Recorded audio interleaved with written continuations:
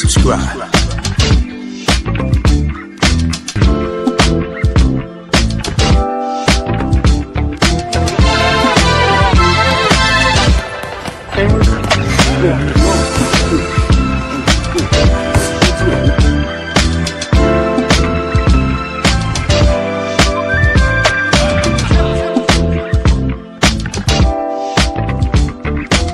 Subscribe to my guy, Uncle D.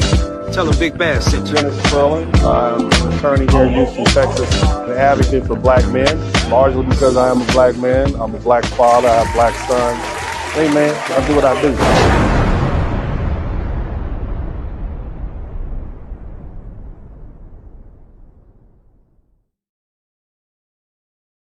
What's up, beautiful people? Welcome to the broadcast. Welcome, welcome, welcome, welcome. Shout out to everybody who's in here. Shout out to all y'all. I'm trying to get this camera together. The camera's not cooperating. Anyway. Big shout out to Mr. 43TX. Brother, it's always good to see you in here. Big shout out to Fresh Always dash small S2X. Why can't y'all just have names like Bob and Tyrone and Larry? Can I get a Larry? How about a Larry or a Bill? I mean, I'll take a Javante. Any Tay will do, okay? Some of these things, too many syllables for me to pronounce. You don't figure that out yet, man? Too many syllables. But anyway, man, shout out to Mr. Passport King 77-R1H. Like y'all, I'm like y'all reading damn combination locks for middle school. Yeah, man, I'm 7 to the left, 14 around, 7685-07. I mean, we doing algebra problems up here. Y'all messing with me. I got low mileage, okay? I got low mileage. I can't speak all night. I'm getting older.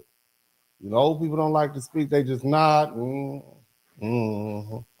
That's why granddaddy used to sit in the car when he would come visit. You ever granddaddy wouldn't get out the car, he'd just be sitting in the car. That's where I'm going. That's where I'm headed. Okay? Like, yeah, that's where I'm going. Y'all making me talk too much. Okay? That's what you're doing anyway. Praise Moses. Shout out to everybody in the chat room. Shout out to Electric Agitator 215. I appreciate you. Anybody in the chat room who's new, make sure you check in. I want to see where everybody's coming in from. Have you all been enjoying the broadcast? I hope you all have. I've been doing my best to give you information. What I like to do on my page is not just throw stuff out there and make commentary. I like to do in-depth research.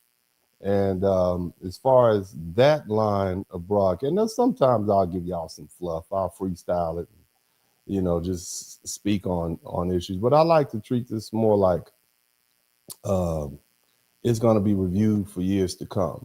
So I'm very concerned with my legacy. I want to give you as much accurate information as I can. I also want to give you information that you can actually use that will help you build and learn, you see. And that's why I always tell you guys, if you learn something, I should earn something.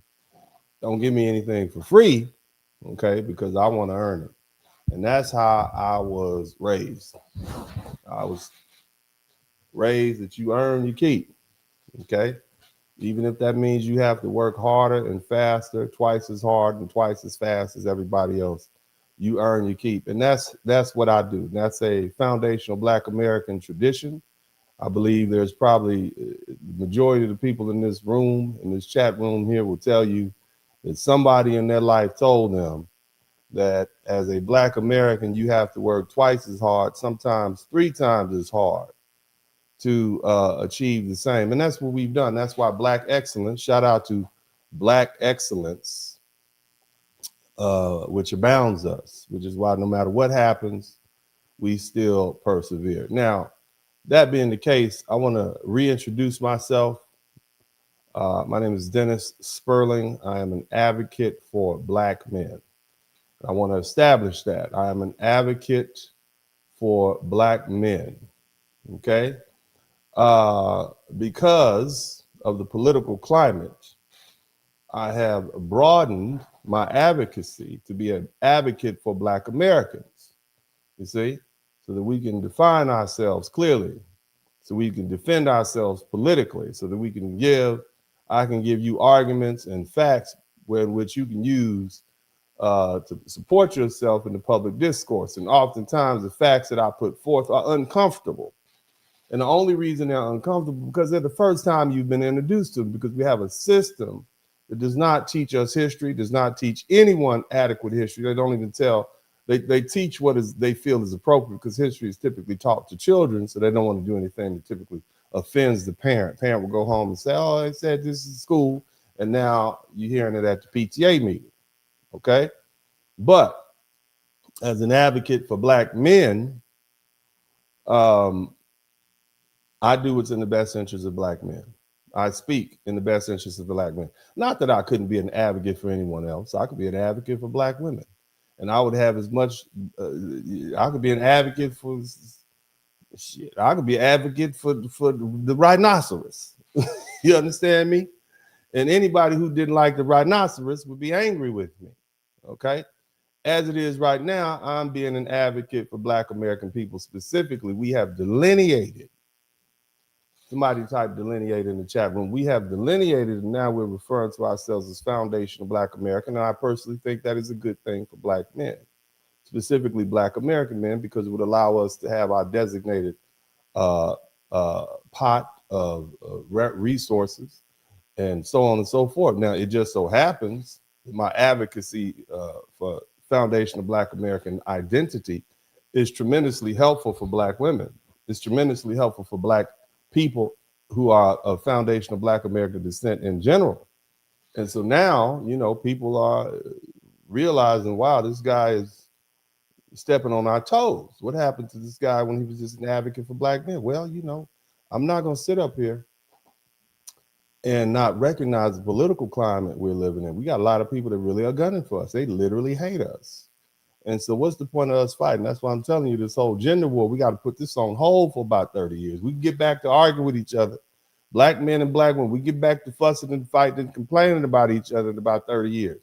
Right now, what we're supposed to do right now is come together and do what we've always done. Now, here's the thing.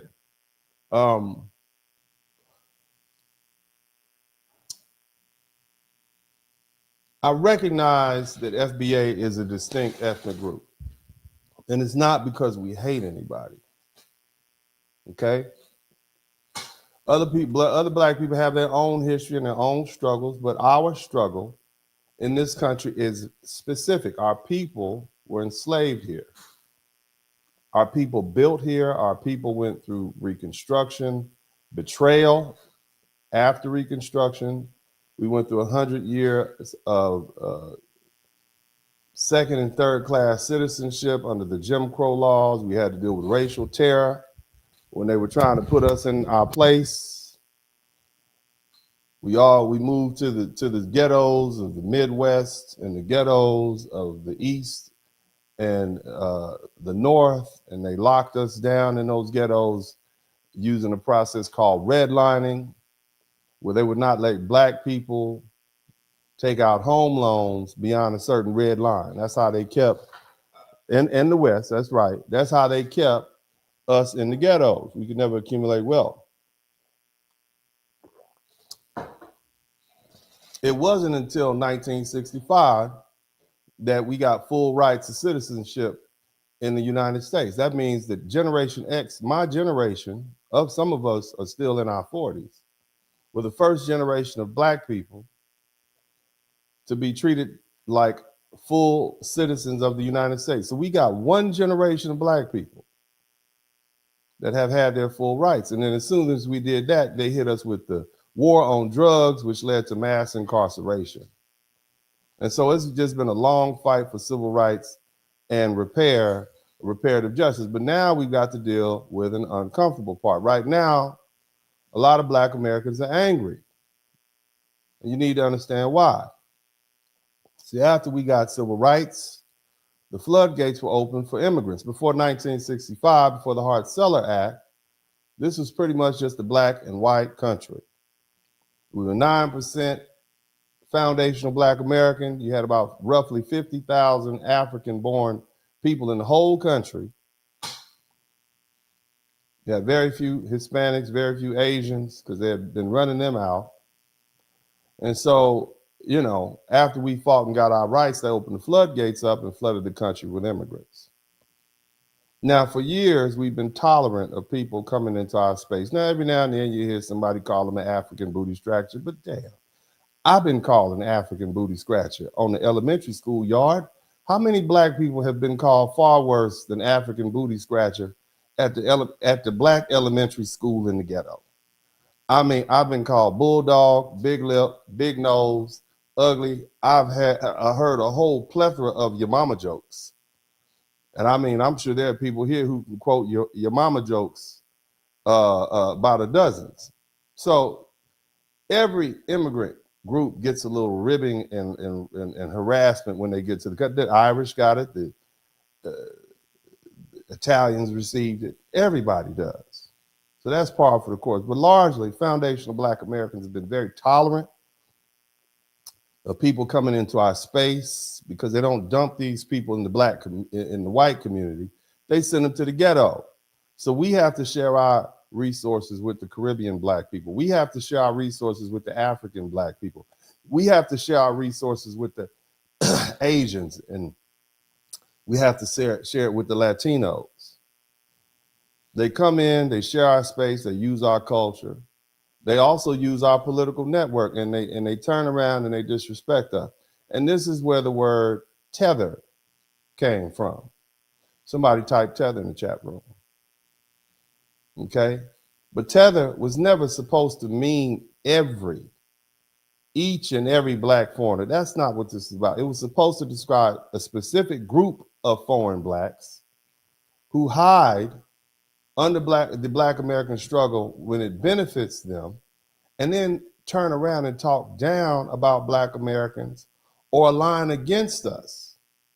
And so we've got to slow down. Here's the inconvenient truth that not everybody with foundational Black American lineage understands, okay, or who lives inside the United States.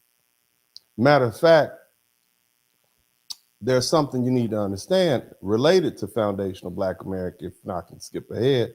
Some of us have FBA lineage and they literally escaped. Some were evacuated, some were carried out, some fought for foreign powers because those powers promised them freedom. Some migrated because America was never safe enough, free enough, or fair enough for them. And some built communities in other places far and wide. And here's another one. Some people of FBA lineage were fathered in foreign countries with foreign women because of American GIs. So what are they? Are they FBA? Are they FBA descendant? Are they part of the Black American diaspora? And see, that's an uncomfortable conversation that we have to have. See, a foundational Black American is generally understood as a Black American whose family lines trace back to Black people enslaved in the United States or in the colonies that became the United States. But that creates a second question. Is FBA only a lineage claim, or is it also a peoplehood claim? The lineage question is simple. Do you descend from Black people enslaved in the United States or in the colonies that became the United States? The peoplehood question goes deeper. Did your family remain part of the Black American community that carried the consequences of that system inside the United States? See, if the answer to both of those is yes, then it's clear that you're FBA. If the answer to the first is yes, but to the second is no, then we're dealing with something more complicated. Black American descendant diaspora. And that's not an insult, that's just precision. So the real question that we're going to ask today is who's foundational Black American and who's not? The better question is who descends from American slavery system and who remained part of the Black American historical or political community that carried the burden of that system instead inside the United States. Now, before we get started, we have a lot of people who are criticizing foundation of Black Americans for delineation. And shout out to all the Pan-Africanists. I don't necessarily have a problem with you. I think you are maybe at this particular juncture behind the times. I think perhaps you want to reconsider your position, but one of the major Pan-Africanists that we all know is Dr. Umar Johnson. So I'm going to share what he has to say. Hit the number 1 button. Issues with groups like FBA and ADOS, because if y'all really got a problem with immigrants, shouldn't you be attacking the biggest immigrant groups? There are twice as many Chinese as there are Black immigrants. There are 5 times as many Latino as there are Black immigrants. You see this? There are 2 times as many East Indian immigrants as there are Black immigrants. So if your problem is immigrants and not just Black immigrants, where the smoke for the Chinese at? Because I ain't seen y'all yet. Because the same people screaming FBA and ADOS is giving their money to the Korean haircare shop. The same people screaming FBA and ADOS is eating at the white restaurant. Now, you hear the rhetoric, you hear it, and I've dealt with this argument before. But the main thing you need to focus on is none of our purchases none of what we purchase have anything to do with our lineage. Lineage is like saying, just because you purchase a German car, you're pro-German, or if a Jewish person purchases a German car, that thereafter undermines his Jewish faith or belief. That's just not exact. A Black woman buying a weave from a Korean hair care salon has nothing to do with whether or not she's foundational Black American or not.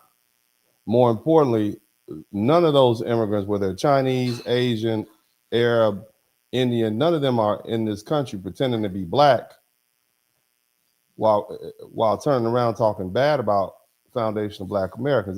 That's not the issue.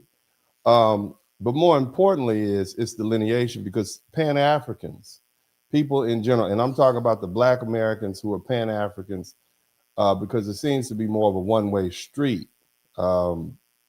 Pan-Africans basically are of the position, if you have a Black face, then you are family and you should reap the benefit and rights that every other Black person in the United States receives. And I just don't think that's accurate. In fact, I don't think it's ever been accurate. And, Africans say that all the time. And let's check out this Nigerian fella. You've probably heard him before. And I'm going to go deeper with the point, but I want you to listen to what he says. Africans never considered themselves all one people. Listen to this. So why should we? Sell their own people to America as slaves? Yes, but Africans at that time didn't really view themselves as one people, right? You heard what he said. Africans at that time did not really view themselves as one people. Now, he speaks as though that has changed, and I'm going to disagree with that, and I have some video footage to prove why. Africans still do not view themselves as the same people. So why is it that foundational Black Americans are required to view other Africans or people of color or people of African descent as the same people? That's not fair to us.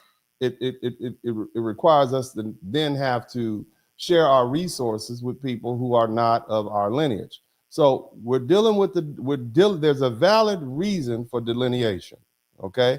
So if Africans never viewed other Africans as the same people, they didn't view us, the people who were captured and sold to white European slave traders on the African coast, as the same people. What has changed? I'm going to let this young man finish his discussion, and we're going to move on. So for the same reasons that Germans and the French don't view themselves as the same people, Africans at that time did not view themselves as the same people. I'm not even sure if they knew there were other races of people. Now, clear, I can look at this young man and tell you he is Nigerian. I can tell in the fact that he has his brim real low. Okay, you got that brim low, and you are trying to hide your true identity. Brother, we can read your forehead through the front of that hat. And we know who you are, but let's keep listening to this young man. So with that being said, right, they were capturing each other, enslaving each other, or capturing each other and selling them to other people for different types of goods. Now, does it make it right? No. They were capturing and selling each other for rum, for umbrellas, for gunpowder. This is what they were selling us. We're not talking about. They're selling them for European baubles. That's what we were traded for. He's trying to soften the blow, but let's keep listening. Is there an excuse for it? No. Do many Black Americans a day want to just nicely gloss over that like that never happened? Yes. And again, so many people in today's society want to act as if white people were the only people to do anything bad ever, and that. Now you can tell by this young man's voice, he's one of these right-wing conservative Black people or blackface folks that are pandering to white people because he wants to get his money up. You see, he wants his money and he wants his views, and he's saying what white people want to hear. This is a hustle. Unfortunately for these folk like Candace Owens and some of the other ones, it's coming to an end because white people are no longer need to hire out their racist talking points. They've taken it over for themselves. Now, at some point, they're going to get rid of Nick Fuentes because he's a Mexican. But, you know, so this is where he's going. But again, he said, oh, Black people want to gloss over the fact that other Black. So I want you to listen to this again. Listen, I'm going to break this down. I want you to hear what he's saying. And he begins to speak out of both sides of his mouth. Many Black Americans a day want to just nicely gloss over that like that never happened. What do we want to gloss over, sir? Tell me again what we're trying to gloss over. Capturing each other, enslaving each other, or capturing each other and selling them to other people for different types of goods. No. Now, does it make it right? No. Is there an excuse for it? No. Do many Black Americans a day want to just nicely gloss over that like that never happened? Let me speak on behalf of Black Americans. Foundational Black Americans absolutely do not want to gloss over that. In fact, I will take this opportunity to share with you all a petition that I prepared because I would like to sue these African countries for their participation in the slave trade. And since this young man happened to bring it up, what I'm going to do at this point, and I'm not fully interrupting the broadcast, we're going to get back to the regularly scheduled program. But since he brought it up, and I want to go ahead and prove the point, foundational Black Americans, not only do we want to bring it up, and not only do we recognize it, but we recognize your people, sir, your Nigerian successor state, as a culprit in our capture. And what we want to do, and what we want to do is, and I'm going to put the link to the petition in the chat room. What we want to do is sue these successor states in federal courts in the United States. See, here's the thing you have to understand. We have a total of 13,301 signatures so far. We are trying to get 100,000 signatures. And basically what we're saying is there were slave ships like the Clotilda and the Wanderer, and Africans were brought directly from the west coast of Africa, Togo, Benin specifically. They were brought directly to the United States, and it happened after 1808. Somebody type 1808. The reason 1808 is significant is because at that time, the transatlantic slave trade had been outlawed by the United States of America and Great Britain. So it was illegal in the United States to transport slaves. This is the only time slave trading became illegal, which means these shipbuilders and captains, and specifically those chiefs who are now occupying what used to be Togo, Benin, Nigeria, Ghana, etc., which means that their successor states are those chiefdoms. They are held responsible. No different than if you take over a house or you take over a business, you don't only inherit the wealth of that business, you also inherit what? The debts. So you all owe a debt to foundational Black Americans, specifically those foundational Black Americans who were brought directly from Africa to the United States after the slave trade became illegal in 1808, all the way up through, I believe the Clotilda was brought here in 1859, and the Wanderer was right before that. I might be the inverse. But the bottom line, there are other ships that came directly because they were smuggling in a place called Lake Charles, Louisiana, which you probably would drive by at 50 miles an hour, 100 miles an hour without even noticing it. Is between Texas and New Orleans, or it should be, I say, between Houston and New Orleans. It's that place where you hit that big bridge. It's scary as hell. And you're going over that big bridge and it looks like a lake. That's Lake Charles. They have something called contraband days. And we were the contraband. Okay. So they were smuggling slaves from Africa, bringing them to the United States. And by my count, there are approximately 800,000 foundational Black Americans who are descended directly from those people who were brought here after, and you owe them something.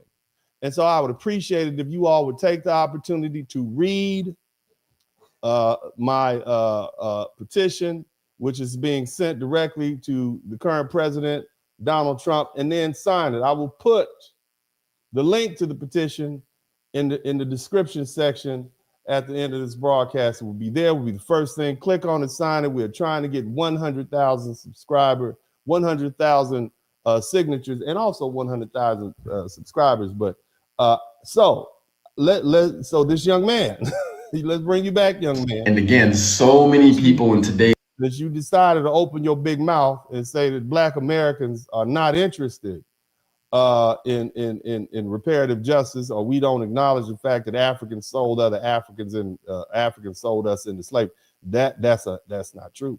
We do know this. We've looked. Okay, somebody type. We've looked at it. Okay, and selling them to other people for different types of goods. Now, does it make it right? No. Is there an excuse for it? No. Do many Black Americans? I'm glad you admitted it didn't make it right, and there's no excuse for it. Thank you, Mr. Nigerian young man. The people that pay for your scholarship to come over here, and your rich relatives who are in the Nigerian government, we will use this against them. Thank you so much. Let's keep going. Today, want to just nicely gloss over that like that never happened. Yes. Not. And again, so many people in today's society want to act as if white people were the only people to do anything bad ever, and that's not the truth. No, I'm going to tell you, dear white people, I want you to come close to the broadcast. I'm probably the only one that's going to tell you this. You white people who participated in the transatlantic slave trade, what you were doing at that time was patronizing a Black business that had been in existence for at least 1,300 years. And when I say 1,300 years, I'm talking about the fact that the transatlantic slave trade was predated by the Sahara slave trade. You understand what I'm saying? The Sahara slave trade, which is where Africans were taken from Africa across the Sahara Desert over to slave pens and slave markets in East Africa and what we call Arabia.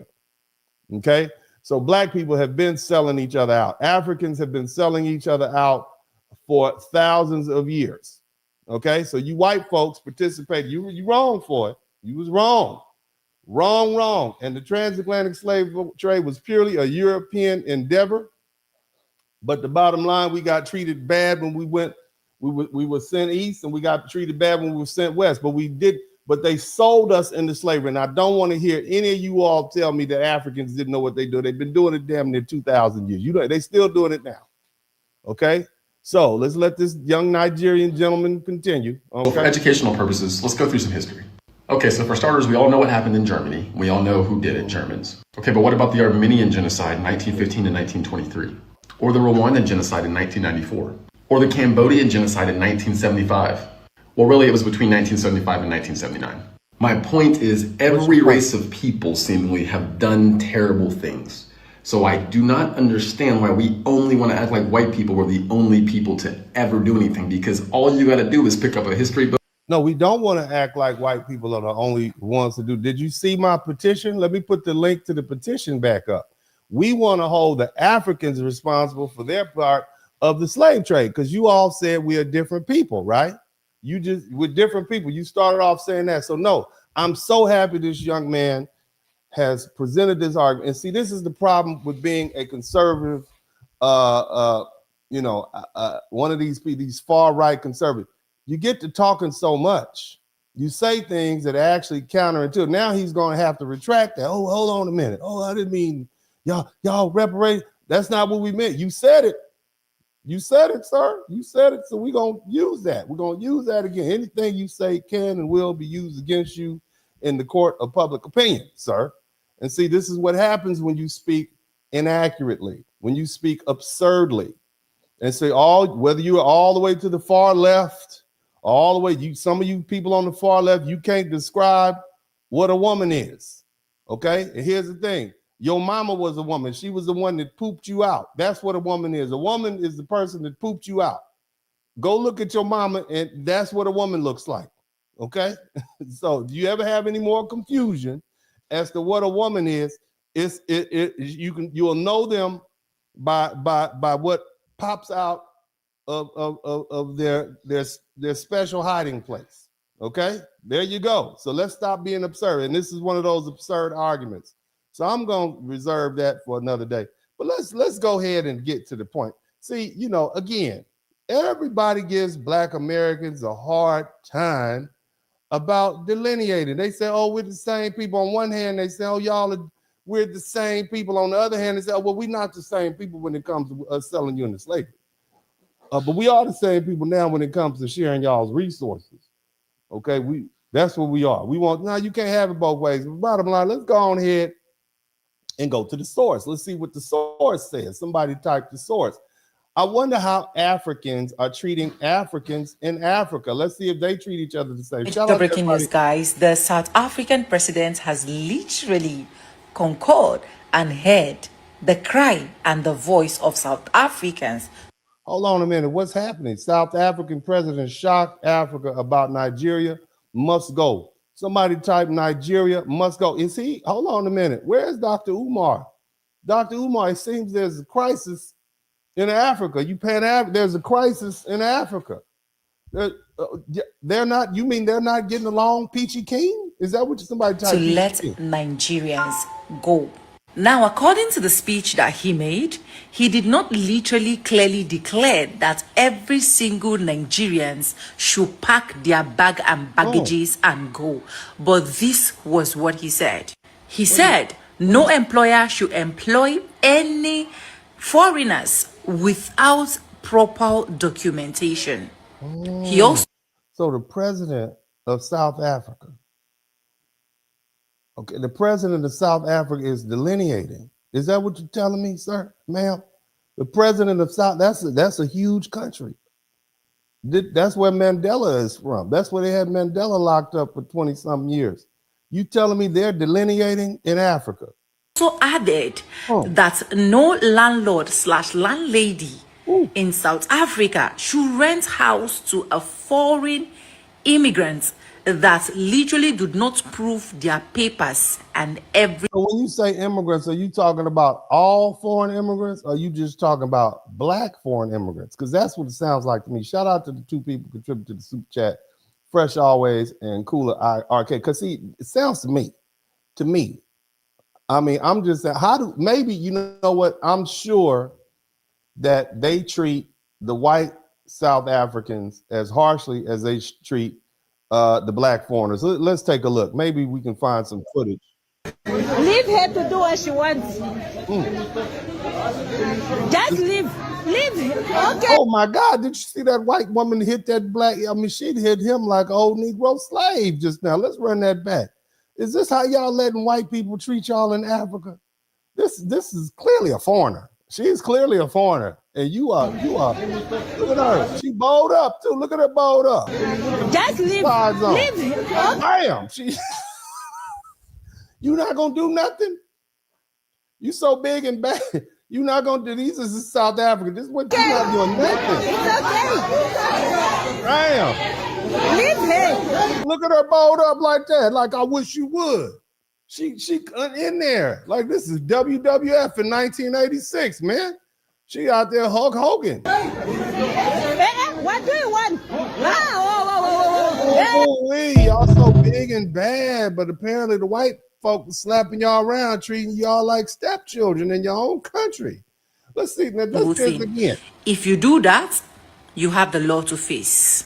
And he also added that it cannot be under his watch that his people will literally be taught bad things from foreigners. Okay. He specifically did not mention Nigeria, but we literally knew. Okay, all right, maybe this is just one video. I'm sure there's other examples of other videos of Africans treating other Africans, like brothers, like they want us to treat. I'm sure there are other videos out there. I'm absolutely sure that we can find some other videos. Let's take a look at this. Was in a hospital. I want y'all to take a look at this and see what's happening. Please stand up. Please stand up. Please don't try and stand up right now. Stand up. Hold on. If you're not a South African, leave the hospital. Y'all putting sick people out? Y'all putting sick people. This is how you African. That is South Africa. That is the Africa that most black people know about. You putting Africans out of South Africa? Isn't that where Shaka Zulu is from, or Shaka Khan or somebody? Is you putting them out? I'm not Shaka Khan. It's Shaka. You know what I meant. Let's keep. Who they putting out? Because we are going to check everybody. Look, let's see. Check them. Please, if you're not South African, come. Get up. Come.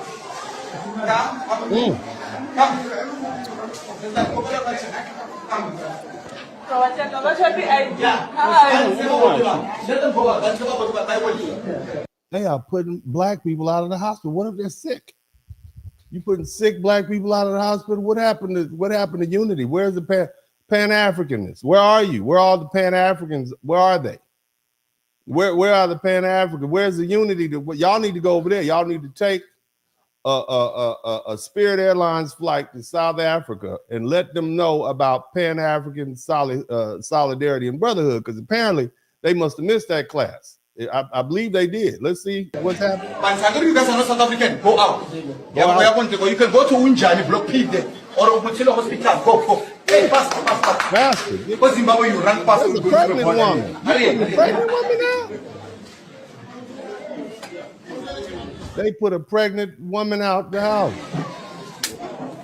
She might be giving birth to T'Challa. That could be, that could be King T'Challa she giving birth to. You putting her out the hospital? Who's gonna cut the little baby's umbilical cord, sir? You can't. Where's she gonna have that baby? She can't. She about to pop. Look at that baby about to come out. She a full 36 weeks. Please stand up. If you know yourself that you're not South African, please be along with Kuto. All these nurses and doctors, they are here for South Africans. Get up South Africa. Please stand up. Don't try us. Shout out to Coolidge. You run past the border and he's aggressive with it. Like he look like he'll put hands on people to get them out. This is how they treat. This is how they treat them, huh? Okay. My goodness. So they, I don't know what their definition of delineation is, but this looks, to me, that looked like delineation to me. That looks like some straight up delineation. But maybe I'm missing some interpretation. It's hard for me to understand the accents. So let's keep listening. Maybe we'll hear some more. Hit the number one. Zimbabwe, Mozambique, Ghana, Nigeria. Last in this year, we saw our South African in Nigeria. They were naked, running on the street. How do we feel? Hold on, let me read the caption for the people who don't have their reading glasses on. This woman is talking to, this is for South African women who are married to Nigerians. So let me get this straight. You saying the South, they got a whole husband that's a Nigerian, another African nation, right? And you're telling me that you're addressing South African women who are married to Nigerians, and this is, let's try to listen and see what she said. South African, we don't do those things to them, but they are doing things that it's painful to us. They are calling us names. How stupid we are. They're calling us names. So the Nigerians have gone to South Africa and they are calling South Africans names. So these are Nigerians who have come down to another group of black people and they're calling them names. Interesting. I wonder what names they're calling them. As South African, we are just lazy. But lazy. So let me get this straight. You Nigerians, and I don't want to pick on the Nigerians, okay? I like my jollof rice sometimes. Your food is very hot, but it's good. It cleans out the palate. You South Africans, have gone, Trinidadians have gone down to Jamaica to disrespect the Jamaicans. What do you think the Jamaicans are going to do? The people from Louisiana have come over to Texas to disrespect the Texans. What do you think the Texans are going to do? So what do you think is going to happen if Nigerians go to South Africa and disrespect other people in their hometown, in their home? You call them lazy. Isn't that the same thing they say about us? They call us lazy. You come to the United States of America that we built, and you call us lazy? And now apparently you're doing the same thing. Maybe this is an immigrant thing. Maybe this is what they do. Let's keep listening. Our own country, can they leave? Can they leave? We don't have a problem with them. They must pack and leave. They must pack and leave. Where's Dr. Umar Johnson at? Umar, brother, all you other pan-Africanists on the internet, y'all losing followers and your idea is not popular. This blackface means family seems not to be very popular in Africa. It seems like these immigrants are coming from these other countries, and these black immigrants, even in Africa, it seems like they don't want them there. So why don't you start? I mean, it would make sense to me to start the Pan-African unity in Africa, to me. Okay, that's what it seems like to me. And I don't want to pick on Dr. Umar. I know he is a great mind of our time, and we all have listened to his speeches and so on and so forth and learned so much. Some things maybe we didn't know, some things we knew. He has a different sense. He's a great leader of minds, okay? And I look forward to when he fully develops his school. I have faith. I have faith of a mustard seed that he will get his school together. And I hope and pray that he will get that school together, because it doesn't look good that you got a black man who makes a promise and is not able to keep it. But as far as Pan-Africanism, it looks like the Nigerians who are now unwanted in South Africa are being put out because they're down there saying things like the South Africans are lazy. I wonder what else they're saying. They occupy the buildings. They do as they wish. But now our government sees that these people, they are overdoing things in us. Because it's years we were complaining as leaders to say we are sick and tired of what is happening. Our children are dying. If a man loves you, he must take you back where he's coming from. We cannot marry a man from Nigeria to be my husband in South Africa. If he loves me, take me to Nigeria, wherever. Ooh, they don't even want to look. They're telling the South African women who married men from Nigeria, both of y'all can go back to his country. Don't stay here. We don't want any of you Nigerians here. This is where y'all trying to relocate. How many of y'all want to go back to Africa? How many of y'all want to? Look like they might put you out. To me, it look like they might put you guys out. To me, let's keep listening to this. Let them go with their wife, with their kids. That will be fine for us. Thank you. She got that deep. She got that deep Shaka Zulu voice popping. Let them go. Unkozi. That's what it sounds like. It sounds like they about to whip out the side spears and stab somebody. But maybe I'm not seeing what I should see. Maybe there's more to it. I'm sure there's some other videos that, where they're welcoming, South Africans. Because I don't watch everything. But let's keep listening. This thing of you guys moving from one country to the other, I suspend it's no longer working. Hold on. Shout out to Understanding 15K. Let's read the caption for you all who are visually impaired. South African influencer confronts Ghanaian man telling him to go home. Meanwhile, wait for second video to see how whites treat them. Okay, so hold on a minute. It's not just the Nigerians catching flack in South. It's also the people from Ghana. So it's not just the one African. They want all the other Africans. That is wild. Why don't we hear about this? Why don't the Pan-Africans talk about this? Where is the unity? How can you expect Black Americans to unify with people all the way across the Atlantic Ocean, and they can't even unify with themselves. I just want to understand that. Let's keep listening. We don't want this as African people anymore. We are tired of seeing African migrants moving all over the world, refusing. She said, we don't want to move in all over the world. Let's see what else she says. To fix your own countries. Oh, refusing to fix your own country. I know y'all hate when I interrupt, so I'm gonna run that back and let it play again. I know you guys don't like when I interrupt, but this is some good, interesting information. Somebody type Black Unity on in the chat room. Of seeing African migrants moving all over the world, refusing to fix your own countries. Now we're making it very clear to you guys. We don't want you here. We want you to fix your countries. Now you came here with a traveling document. You came with a passport. We don't want you here. Visitor, but where now you decided to. We don't want you here. We want you to fix your own country. Damn, that's harsh. Damn. Come and integrate in our communities. You know very well that what you have done is wrong. How many children do you have here? We can come to Ghana and do what you're doing. He said, "You come to Ghana. We don't come to Ghana and do what you do." That's what he said. Eh? Yes, now you are carrying a bucket. It's 11 a.m. You were supposed to be fighting the government of Ghana there to ensure that they are getting things. He said, "You supposed to be in Ghana fighting the government of Ghana, not down here sucking up our oxygen." Damn, that's harsh. That's pretty harsh. Right. No, there's no fight in Ghana. You must fight once a day. Where's your papers? Passport. Passport. Now they sweating for his papers and everything. Damn, they like ICE. I didn't know ICE wore pink hats in South Africa. That's wild. Let's keep listening. Take it out. Let me see your passport. Let me see.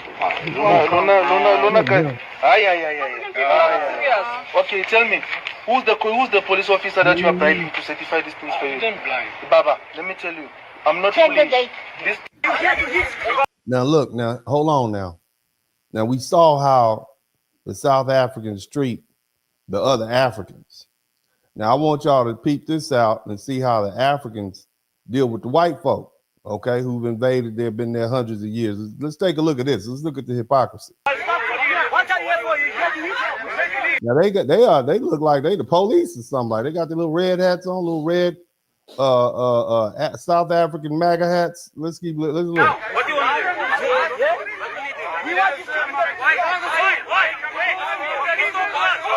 Damn, he just took your hat. You just gonna let him snatch your hat like that, homie? Come on, man. You look how he just snatched his hat off his head. That's disrespectful. South African MAGA hat. Little beret. Little red beret off his head. White boy said, "Don't give me that." Oh no. Oh, those white boys is whooping on him. Damn. What you got that thing? Where your hands? They ran away. These are the people chasing Africans. That's what I'm saying, brother. You see that?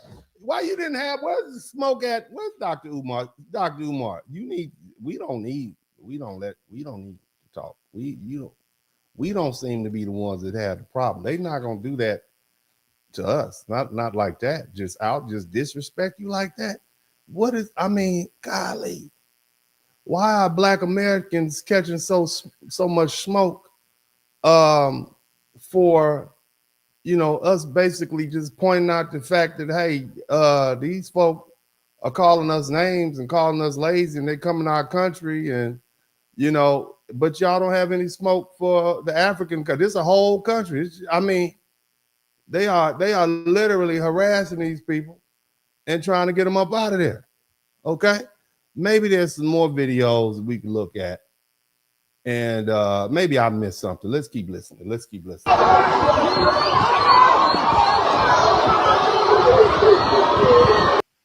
Xenophobic mobs in South Africa are chasing foreigners through the streets, raising chaos and fear. This is what they running. They are literally, we don't hear about this. Is not on CNN.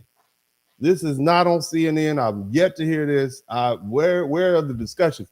Let me tell you what I do notice. And I want to basically at this point, I want to take the time to acknowledge all of the African podcasters who go a long way to paying attention to what's going on in Black America. You all go a long way. You will you are Meg Thee Stallion and Clay Thompson. You over there trying to figure out how you're going to exist, and you are over here worried about what Meg the Stallion and Clay Tom. That man spent $4 million on Meg. Meg is good. We're good over here. Okay. Clay Thompson, worth multimillionaire. We're good. You over here in our business. This is what you need to be focused on right here. This is why why are y'all even focused on what we doing over here? Focus on your own stuff. Every time you look at a video, you can, they just running TikTok video after TikTok video of black people saying whatever. We are black Americans. We are specifically foundational black Americans. You all are all in our business. And you seem to have your own businesses not being dealt with. Let's keep looking at this chaos.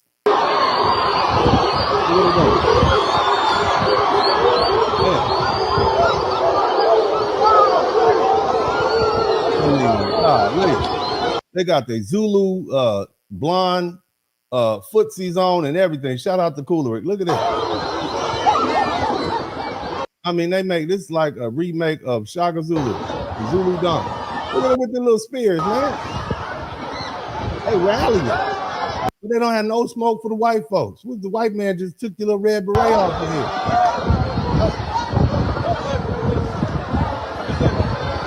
I don't get it. I don't understand it. Maybe somebody can help me.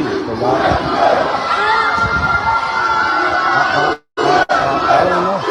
I'm not. Maybe it's another video we can look at. Tell me. Yesterday, the black, vile, disgusting South African protesters have now proceeded to attack the blue-eyed Caucasian South African indigents.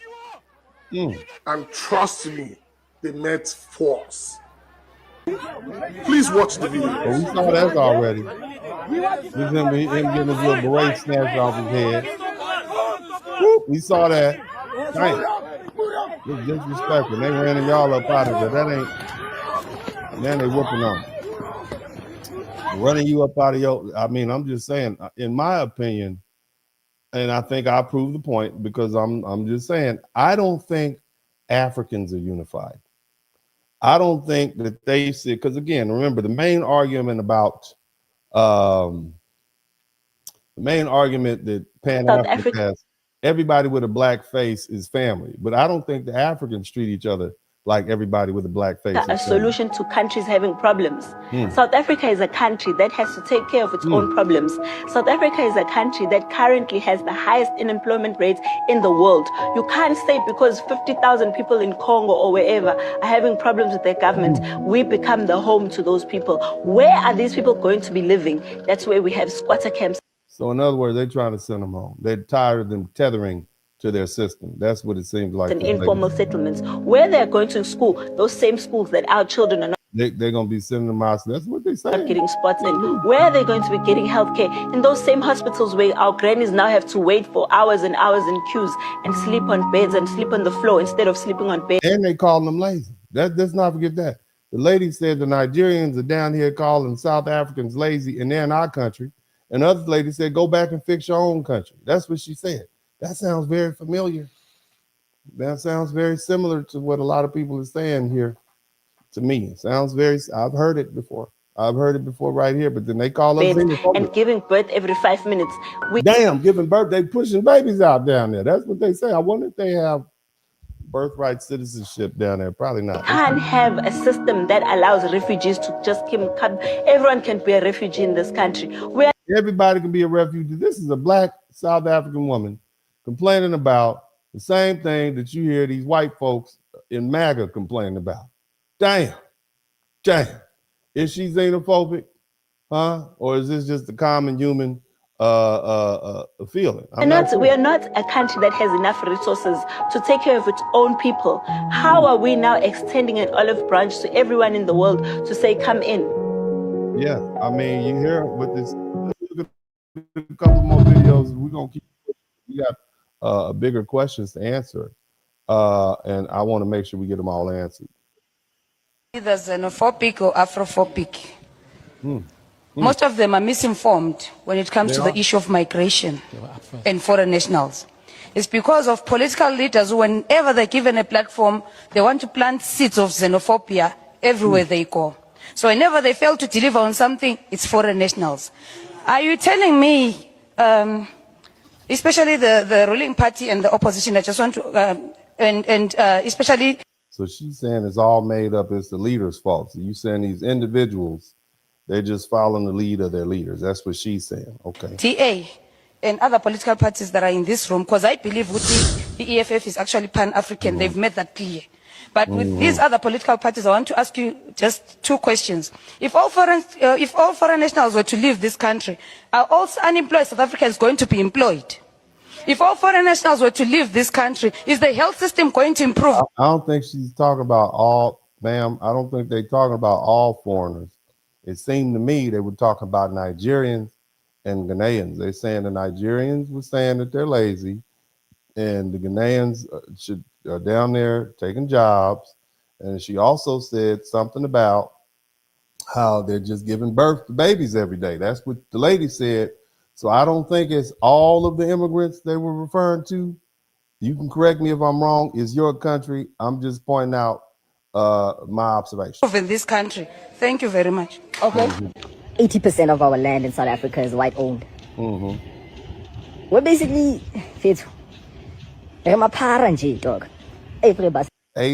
of the land is owned by white people, and they have no smoke for the white people, just the black people.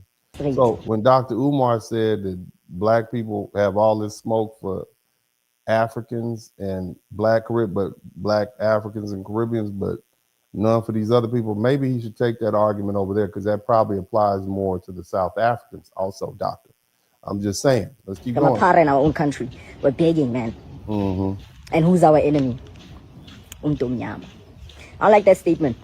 I feel like a white man made that statement. I'm going to go ahead and let him marinate on that for a little bit. But I think, family, I think I've established that this whole notion that all black people around the earth are getting along and they all see each other as brothers and sisters in one family, I think that I can pretty much say that's probably not accurate. I think I can pretty much say that. Now, let's move on, okay? What if we have to begin to, well, let me say it like this. We have to begin to establish who is and who is not foundational Black American, okay? And in order for me to do that, and you all are going to learn something, okay? You're going to learn a lot. I want you to hang in there a little bit. I'm going to try to make this as quick as possible, but I want you all to learn something. And if you learn something, I should earn something. If not, that's fine. The screen, the chat, the Cash App is running across the bottom of the board. The Super Chat is rolling. But what I want to do is let's start off with some inconvenient truths. Okay, the land we now call the United States wasn't always the United States. Okay, the British, the French, the Spanish, and other Europeans control different parts of this land at different times. So when we talk about American slavery, and the reason this is important is because the key nucleus of what is foundational Black American and what is not, and why we're delineating, has to do with our history with the American slavery system here inside the intercontinental United States. Okay, shout out to Drill Sergeant 420. But again, when we talk about American slavery, we have to admit that some of our ancestors were enslaved here before there was even a country called America. See, FBA history didn't start in 1776 when the founders of the country signed the Declaration of Independence. It doesn't begin in 1865 at the end of the Civil War either. It begins in the colonial period when African people and their descendants were brought here and forced into labor and denied legal protection and slowly turned into a permanent racial caste. America didn't invent slavery in 1776. America simply inherited from its predecessor. So what I'm talking about is by 1619, remember Columbus sailed the ocean blue and got here in 1492, he went to Dominican Republic. But the bottom line is by 1619, Africans were being brought to Virginia. That's a big distance between, there's a lot of years between 1619 and 1776. Do we just not count those black people? The ones who got here in 1619, the original African slaves that are our predecessors? But see, over time, the colonies, again, they created these laws and they tied African descent to a permanent slavery. Shout out to, shout out to everybody contributing to the super chat. So here's the thing. One major turning point came in Virginia in 1662 when the law said a child's status followed the mom. And that meant if an enslaved black woman had a child, that child was also enslaved, no matter if the father was white, black, Native American, or whatever, okay? So when we say lineage matters, we aren't making that up. That the slavery system itself was lineage based. So it's only right that we continue forth to determine who is FBA based on lineage. Somebody type lineage in the chat room. You see? So Black America was created before America was created. Y'all can quote me on that. Let me say that again. Black America was created before America was created. So we are indigenous to this land. We are foundational to this land. All right? If your ancestors was enslaved in the colonies that became the United States, that is part of the FBA historical stream. And we can't cut the history off at 1776 just because the flag went up. Can we agree on that? Is that a yes? Can we agree that we are indigenous to this land? We were here before the land was formed, or America. Can we agree with that? If anybody who disagrees that that foundational black, nothing counted before 1776. If you disagree, say I disagree. But if you agree that our lineage started before this country was founded, before 1776, type yes. Okay? So now, here's another inconvenient truth. Black people fought on both sides of the American Revolution. Okay? See, this wasn't the United States we know of today. It was the British colonies. Specifically, there were 13 that were on the East Coast. Okay? At the beginning of the revolution, there was about 500,000 black people that lived in those 13 colonies, and about 450,000 were enslaved. So black people weren't just a footnote. We were over here deep. And we were a major part of the population in the labor system. And the colonialists, they were yelling about liberty. We want liberty from the king, as they drank their beer, because you know they didn't have a way to purify their water. So there was a lot of alcohol being consumed. So they were drunk and sweaty. Somebody type drunk and sweaty. If you look into the history of the first and second Congress, it wasn't water being drunk. There was a bunch of drunk white dudes in a hot room writing out FU letters to the king of England. That's what they were doing. It was beef, you see? Bottom line is, while these white folks was talking about, being free from bondage, they had black people in bondage. So for enslaved black people, the revolution wasn't just America versus Britain. It was, okay, how do we survive this? And who's going to give me what? Somebody type tangibles in the chat room. Tangibles. Okay, tangibles. Black people were looking for tangibles. Who's going to give me my best chance to stop being property? And so here comes a gentleman named Lord Dunmore. In 1775, he offered freedom to enslaved people owned by what they labeled the rebels if they joined the British. Now, let me tell you who this cat was. This dude, Lord Dunmore, it had got so hot on land, he had his people row him out to a ship in the middle of the harbor where he was safe, and then he issued this proclamation and read it from the deck of the ship. It was hot, okay? He was trying not to get shot by the so-called rebels, okay? And here's what happened. After the proclamation, you had black men who joined Lord Dunmore's Ethiopian regiment, okay? They believed in the words, liberty to slaves. He basically outlawed slaves. He said, you know, freedom to anybody who joined the British Army. And they said, I'm coming in. The brothers joined. And that scared the bejesus out of the slaveholders. They did the last look. You think they've been whooping on us, beating us up, right? Do you think they wanted to see a bunch of armed black men who were formerly slaves in uniform and given authority to shoot their former white slave owners? They tell me historians estimate about 5,000 to 8,000 black people served in the Continental Army, and about 15 to 20,000 joined the British and the Hessians and the Loyal. You hear what I'm saying? So it was more black people fighting against America becoming its own country than for. You understand what I'm saying? They weren't waiting around for white men in America to decide their fate. They said, we're going to put some buckshot in you. Okay? Some chose America. Some chose Britain. Some chose whoever gave them the best chance to be free. And that's not betrayal.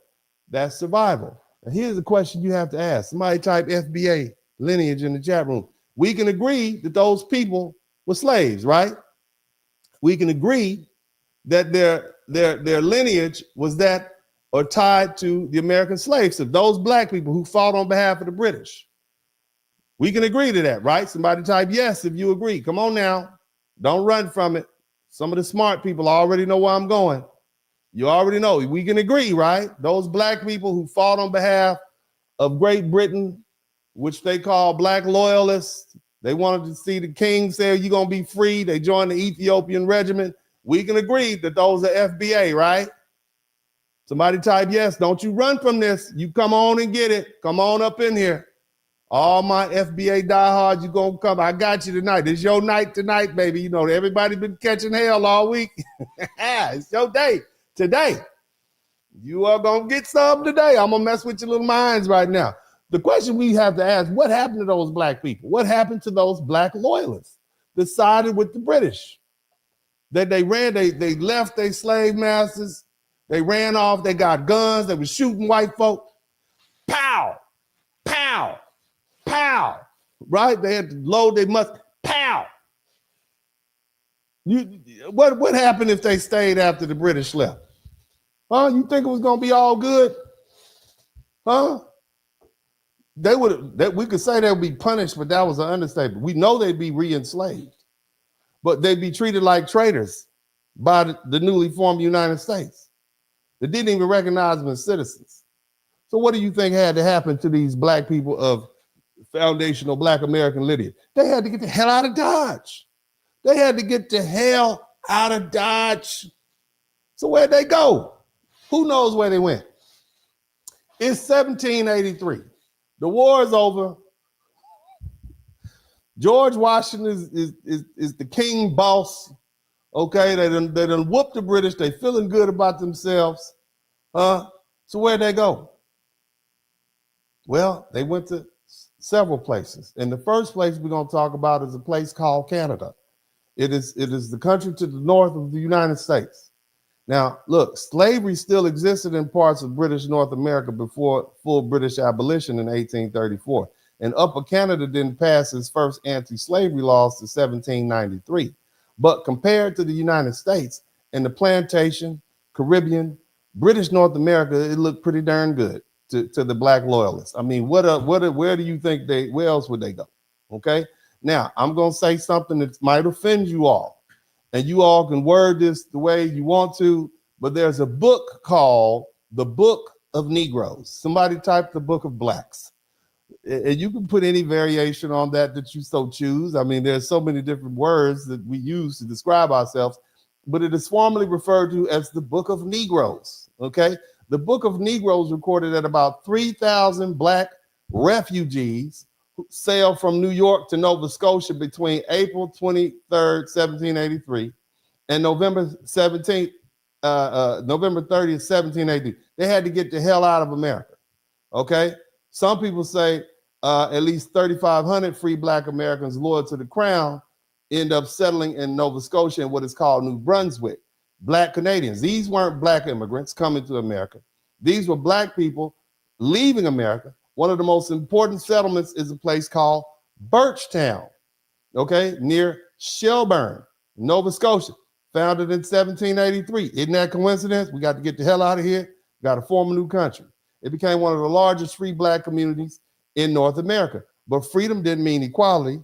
They had these white folk who were up there, okay? They wanted a better land. Now, both of them had fought for the crown, but they wanted better land. They wanted the best supplies. They wanted the best support. And of course, the black loyalists, they got the worst. They got the smaller land grants, or they got no land at all. And then came the Shelburne riots. Okay, so here's what I need you to understand. They got up there in 1783. By 1784, they had riots going on. Matter of fact, this is described as Canada's first race riot. I thought Canada was all good. Nevertheless, the white settlers literally attacked the black loyalists. I mean, they gave them that Tulsa, Oklahoma treatment, right? Over labor competition and resentment about the real issue, which was the broken promises and the failed government. So yes, some black people came, they became Nova Scotia citizens and black Canadians. They didn't become that because they had no connection to us. They became that because America was too damn dangerous to stay as a former slave.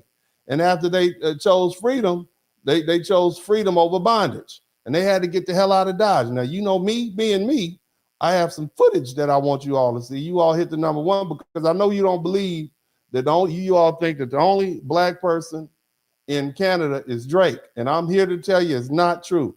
You all hit the number one button if you can hear it clearly. Let's go. Photo was taken in. It wasn't taken in the state at all. It was actually taken in Canada. Africville was a black community in Halifax, Nova Scotia, Canada. It was created by formerly enslaved African Americans and black people that were already in Nova Scotia. And it was created because they were denied fair housing elsewhere. Black families brought land, they built homes, churches, and schools because segregation left them with little to no option. So they had segregation in Canada. Did you hear me? Africville became a self-sustaining, tight-knit community that was rooted in family and mutual aid. But the local government refused to provide them with any basic. The local white government in Canada treated them the same way the black folks were being treated in America. Okay, let's keep listening. Services, no electricity, no sewage, and no running water. No paved roads and no streetlights either. Residents had to. Now, these black people are in Nova Scotia.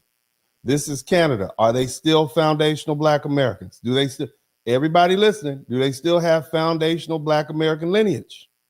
I need to know. It's a yes or no question. Are these people still foundational black Americans? It's a yes or no. They're in Canada. It's right up there. If you ever go to Detroit, you can walk your butt to Canada. You can walk right across. You can see Canada from Detroit. Okay? Shout out to everybody in Detroit. Are they still FBA? Yes or no? Yes or no? Okay, have they stopped being, has their foundational black American lineage stopped? If they were foundational black Americans when they went up there, the ethnogenesis were here in the United States of America before he was even called the United States, do they have foundational black American lineage? Yes or no? I need to know. I need all my FBA diehards. Come on now. Don't run from it. Somebody said the minute they walk to Canada, they become non-FBA. So that means if you ever go on a cruise ship and you get stuck in Jamaica for a couple of weeks because the cruise ship broke, that means you're a Jamaican while you there. I mean, and we just get reparations while you not here. You just missed out. Is that what you're saying? So you're saying that wherever you are determines whether or not you FBA or not. Is that what you're saying? Is that what you're saying? They went up there, they built houses. I have some video of the churches that they had. The churches look like they're down south somewhere. I'm just asking. Let's keep listening. Boil water just to do basic things in Africville. And the Canadian government put the worst facilities near Africville. Garbage dumps, slaughter. They got treated horribly. Shout out to somebody said Canada is basically America, probably because it's so close, right? Houses, infectious disease hospitals, and prisons were all put near or in Africville. This caused people there to have serious health problems. And by the 1960s, they were dealing with environmental toxins and everything. The Canadian government had labeled it a slum and ordered it to be destroyed and the families displaced in the name of urban renewal. They got urban renewed. They got regentrified. Isn't that something? Look at that. Let's keep listening. Maybe there's some more Just listen to this fella. He has a bomb. Of Black Nova Scotians and Black Canadian history, and I don't have anybody to talk about it with, so I'm gonna talk about it with y'all. Y'all who don't know what a Black Nova Scotian is, a Black Nova Scotian is a descendant of a freed African American that went. A freed African. I'm just asking. Lineage, right? Lineage. We talk about FBA lineage. From the U.S. to Canada, specifically to the province of Nova Scotia. Now, there were quite a few waves of these African Americans leaving the U.S. going to Canada, but most of those people have been there for at least 200 years. So you got these people who've been here for 200 years. These people are clearly descendants of the American slave system even before it was called America. All right. So how do we deal with this? If FBA is lineage based, clearly they have clear lineage. They just live in Canada. That's what I'm trying to do is find videos of these Black Nova Scotians talking about being a Black Nova Scotian and their story and their history, whatever, right? Because I feel like I can kind of put a face to the ethnicity in the background, right? From what I've heard, there are conversations of people saying that there is no Black history at all, which is crazy because it erases this group, right? Also, something that's incredibly fascinating to me is that a lot of Canadians do not know about Black Nova Scotians. I remember a while ago, I was watching one of those street. Okay.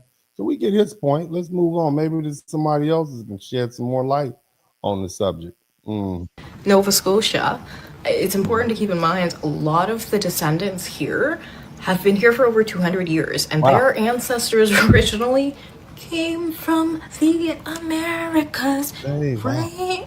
I want to remind people that a lot of our ancestors' records go through Canada, and I want to show y'all. Let's kick this off with the Amherstburg Freedom Museum. I want to digital remind you all that these people are up here because they fought for our freedom. Their ancestors are in Canada because they fought to try to free Black people from slavery during the Revolutionary War. So these are the descendants of freedom fighters that put it all on the line for foundational Black Americans and their ancestors. I want you to keep that in mind now. So you telling me these people don't have these people that and their ethnogenesis was here in what we call the United States. So I need y'all to understand. I need help me understand. I need to know. Okay, I need to know. Berg sits across the river from Detroit, one of the final stops on the Underground Railroad. This museum's digital collection includes oral histories. So all those people who left the United States and went up on the Underground Railroad and went to Canada, some of them are up there too. So you telling me that those people who literally escaped the plantations of the Mid-Atlantic and the South and ended up in Canada, they were on the rail. They were on the railroad, front row seats, first class seats on the Underground Railroad. They got their peanuts and they Bacardi rum and rolled up. Are you telling me that? Y'all let me know. I don't know. I'm just asking questions. Photos and documents from families who crossed that water into freedom. Another source is African Nova Scotians in the age of slavery and abolition. Nova Scotia received thousands of Black loyalists and Black refugees during and after the American Revolution. This archive documents their manumissions, petitions, and community records, proof that freedom seekers built entire towns there. They got documents. Pay attention to locations like Halifax, Shelburne, Birchtown, because those towns are major genealogy clues. Across those names. Somebody, you mad? Y'all mad? I love y'all. You know I love y'all, but Uncle D's gonna hit you in the mouth. I'm gonna hit you in the mouth and make you think about it, because these are the questions that we have to answer. Because the minute you start passing out reparations, people gonna say, well, yeah, my ancestors were slaves in Virginia. We were on a breeding farm. I got my papers. Where you live? I live in Halifax. I live in Nova Scotia. Oh, damn, his paperwork is legit. How we gonna deal with that? I'm just asking questions. Don't be mad at me. You don't be mad at me. I'm just asking you some lawyer questions. This is like a deposition. I'm just asking y'all these questions. Give me the answer you want. What I do? I'm just asking. Y'all brought this to me. I didn't invent FBA.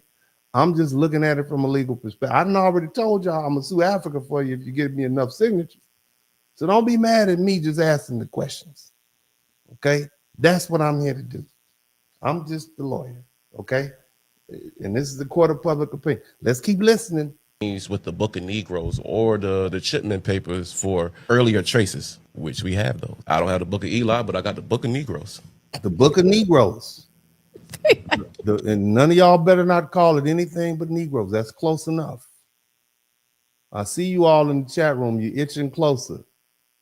And you see them laughing right there? Book of Negroes. That's close enough. We won't have any disrespect about our ancestral records. It's called the Book of Negroes. Go ahead and you see them laughing. I better not see none of y'all laughing. Talking about the book. I'm not gonna say it. I'm gonna keep going. This record lists over 3,000 Black loyalists evacuated from the U.S. to British territories in 1783. Each entry has a name, age, former owner, and destination. Next, we're looking at the library and the archives. They wrote down the white people that own them. You can look at the book. Man, yeah, I'm down here in North Carolina. Is your name Jeffrey Odenbaum? Yeah, man. Your people own my great-great-great-grandmama.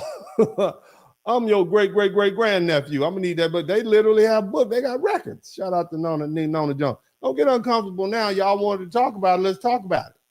This is how things happen. You need to talk about it. In a census index. By the mid-1800s, you start seeing U.S.-born Black families in Canadian censuses. Physical proof of migration. Use this database to search for United States under birthplace. Focus on Ontario, again, Nova Scotia, countries first. Then connect those census to the households back to older records like marriage, church registers in the same region. Yeah. Don't forget. I mean, we've always heard about Black people going to Canada, but we never think about it, do we? This is not something we discuss. Yeah, Black people went to Canada, but you never knew that they actually went up there. And they were apparently up there and still up there and doing a lot. And they have records. And you can find, we never talked about that, did we? The ethnogenesis was here in what we call the United States now. And they left. Okay. And some of y'all might say, well, that was before America came to be America. So that don't really count. I'm okay with that. I'm going to deal with that argument too. This is going to be a very uncomfortable conversation for most of you all who think you got this figured out.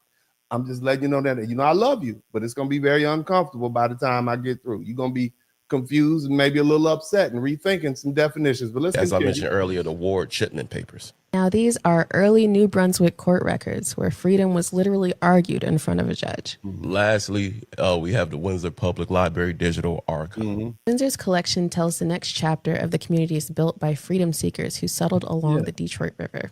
And that's where you're going to trace descendants, right? You're going to use their digitized newspaper. Now, again, these Black people fought for freedom. They wanted Britain to win because Britain was going to free Black people. Okay. So, as you guys may or may not be aware, at that time, slavery had been outlawed. The blacks are a bit more prosperous. And the British jurisprudence had already outlawed slavery. And so the American colonists knew that was coming. And so they knew unless we fight this Revolutionary War and get out from under the thumb of the king, slavery is going to be over, and we're going to have to do our own work. We're going to have to let our Negroes go, okay? And that's probably what the Book of Negroes, probably not the Book of Negroes. They probably call it the Book of Negroes, okay? So, don't say that. I know that's a little closer. The Book of Negroes. All right, that's Old English, but we'll continue. Many of them left as young people, worked in the United States, and then came back with their savings. Mrs. Bell Barnes is a widow who looks after 2 homeless boys. Years ago, she used to work as a domestic for Loretta Young, Paul Newman, Carol Channing. Then she retired and came home to a community that had changed a great deal. Now that looked just like somebody's grandma's house in North Carolina, right? Same customs, same Well, the community in some ways, I think it was better than today because everyone seemed to do things more for themselves. You had to supply your food for the winter, and people worked very hard. And I think the seasons was more. Somebody said the pamphlets of Negroes. I hate all y'all. Let's move on to the next video. The pamphlet of Negroes. Y'all are something else, man. All right, let's look at one more video about the Canadians. The Afro-Canadians. And again, I mean Afro-Nova Scotian, Afro-descendant of slavery in Canada, immigrant cousins from the Caribbean and Africa. Love y'all so much. You're not who I'm looking for right now. Right. Okay, what kind of food do y'all eat? Okay. And specifically those of y'all who are descendants of slavery from the U.S., do y'all still eat soul food? And if you do, what does it taste like? Like if you've been to the U.S. What if you went to Nova Scotia and come to find out they are up there cooking oxtails? They got pig feet on. They are roasting pig feet up there. What would you do? You would be like, hold on a minute. Is this Alabama, Mississippi? What the hell is going on? Or like, you know, and I no disrespect to anybody in North Carolina, but you all have the worst barbecue in America. I don't ever want you to call a pulled pork sandwich barbecue. That is not barbecue.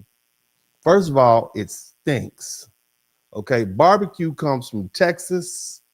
Okay, and I don't ever refer to a pulled pork sandwich as barbecue. That is upsetting to me. It's no different than putting sugar in your grits. I don't know what disgusting individual thought it was a good idea to put sugar in grits. Grits are supposed to have butter, black pepper, and salt. And if you get a little special, you can put a little cheese in there. Don't overdo it, okay? Some people put a little onion powder, but you at no point are to put sugar in your grits. If you ever see somebody putting sugar in their grits, I want you to take the bowl and just flip it over, okay? But back to you people from North Carolina. I would assume that some of these Canadians who are in Nova Scotia who think they have cooking urban Black American cuisine, you up there with these pulled pork sandwiches because the people came from North Carolina in 17 something. That's not barbecue. Just call it something else. Call it something else. And I mean this with every inch. I went to a family reunion in North Carolina and they said we had barbecue. So I had my barbecue finger ready. I'm like, oh man, where's the baby rays? Where's the baby rays? And they, first of all, I don't eat pork, okay? Then they pull out a pulled pork sandwich. That is disgusting. That's the most disgusting thing. That's like putting celery in your gumbo. It's disrespectful to our ancestors. Now we bringing up soul food. But I'm gonna let it go. I'm gonna come down. I'm gonna let it go, and we're gonna move on, okay? But don't do that.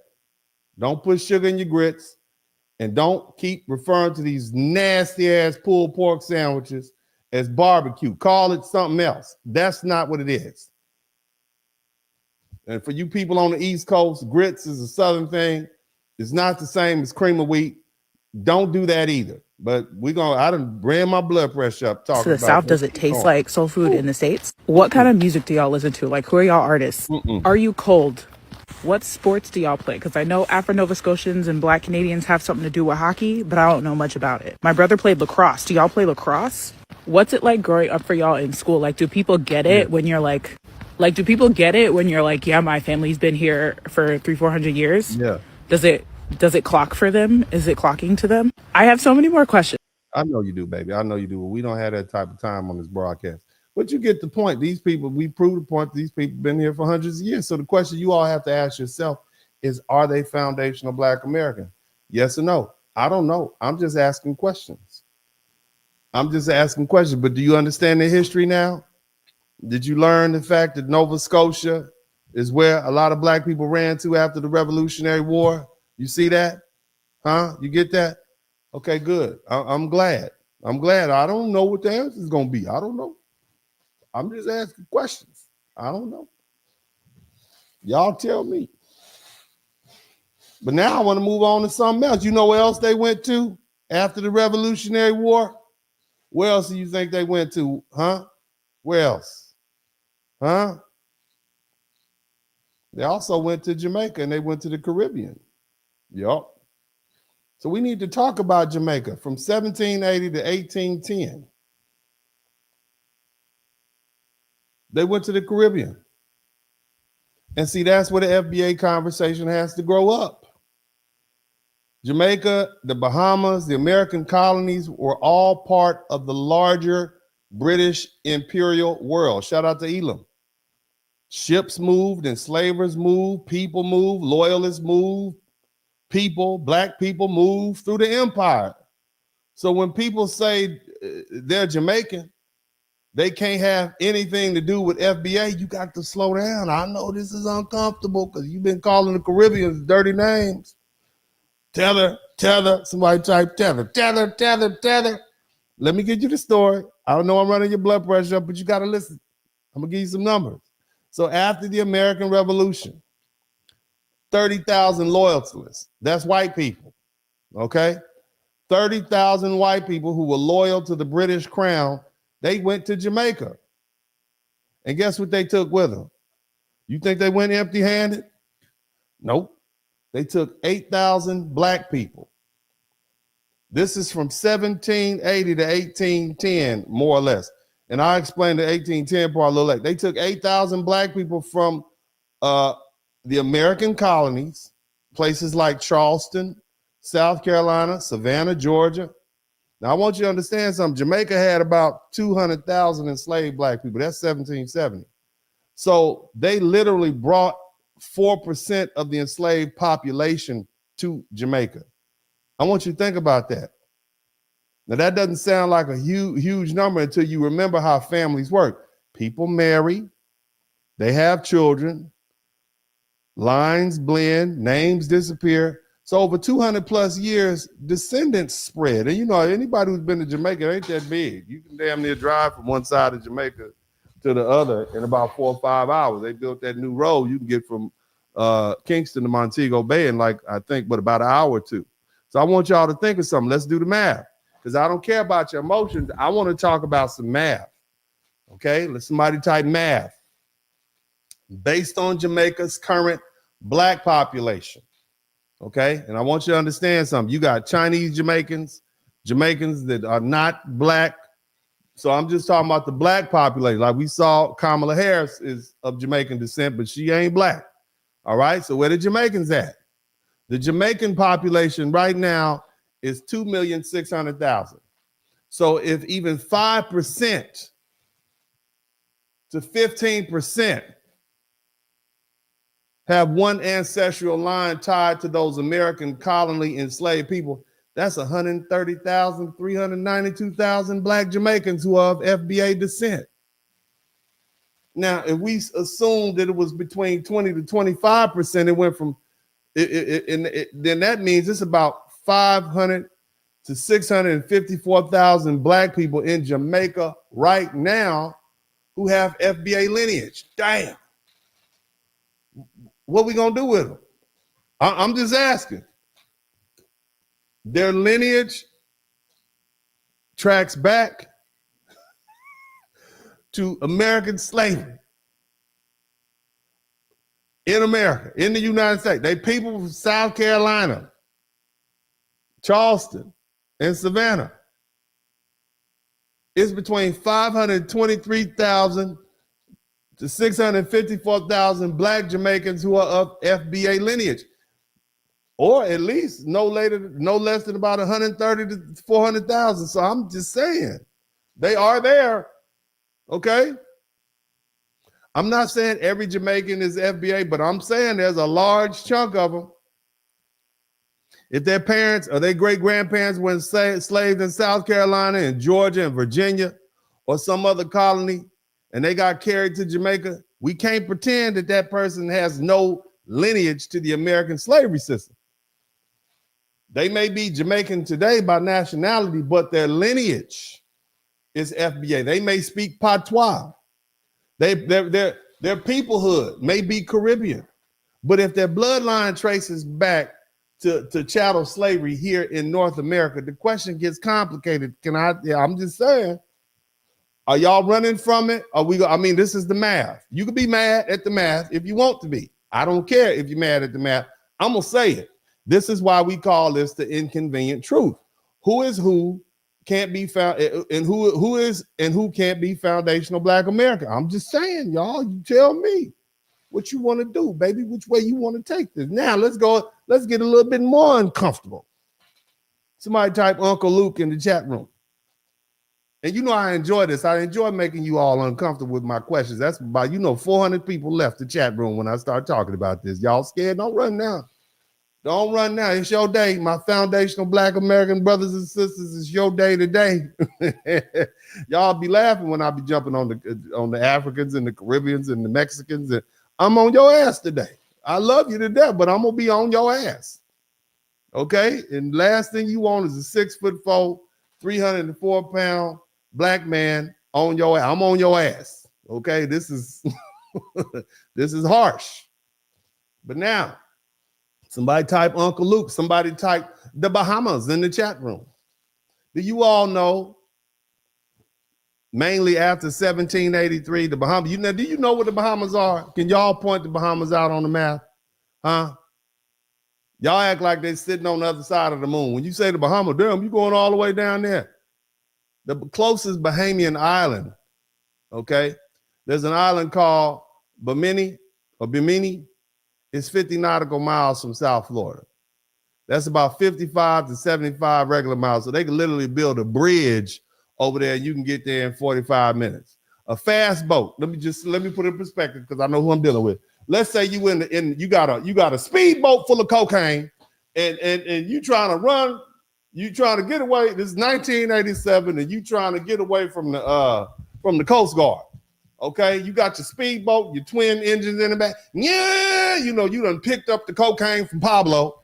It would take you about an hour in a boat to get from the Bahamas to the Florida coast. Okay, that's how close they are. If you're in a helicopter, it's the same distance to get from one side of New York to the other side of New York in a helicopter, about 20 minutes. So in the 1700s or in the early 1800s, what they would consider a fast sailing boat, which would be their equivalent to a speedboat or a helicopter, because that's the perspective of people. And a good wind, you could make it in a few hours. So the Bahamas is very close. It's reachable. It's connected. So after the revolution, the loyalists, they didn't just go to Canada. They didn't just go to Jamaica. They fled. Somebody type flee. They fled to the Bahamas too. And they brought their black people with them. They brought their slaves with them. Let me tell you how many they brought. All the people in the Bahamas. I want you to listen. Listen to me. They brought this when they brought these black people to the Bahamas. Let me tell you how many it was. The Bahamas population tripled. The National Archives says that the Bahamas population tripled when the black folk and the white folk from Charleston and Savannah and British East Florida moved down there. Most of the evacuees came from the Gullah Geechee region of coastal Carolina. You understand that?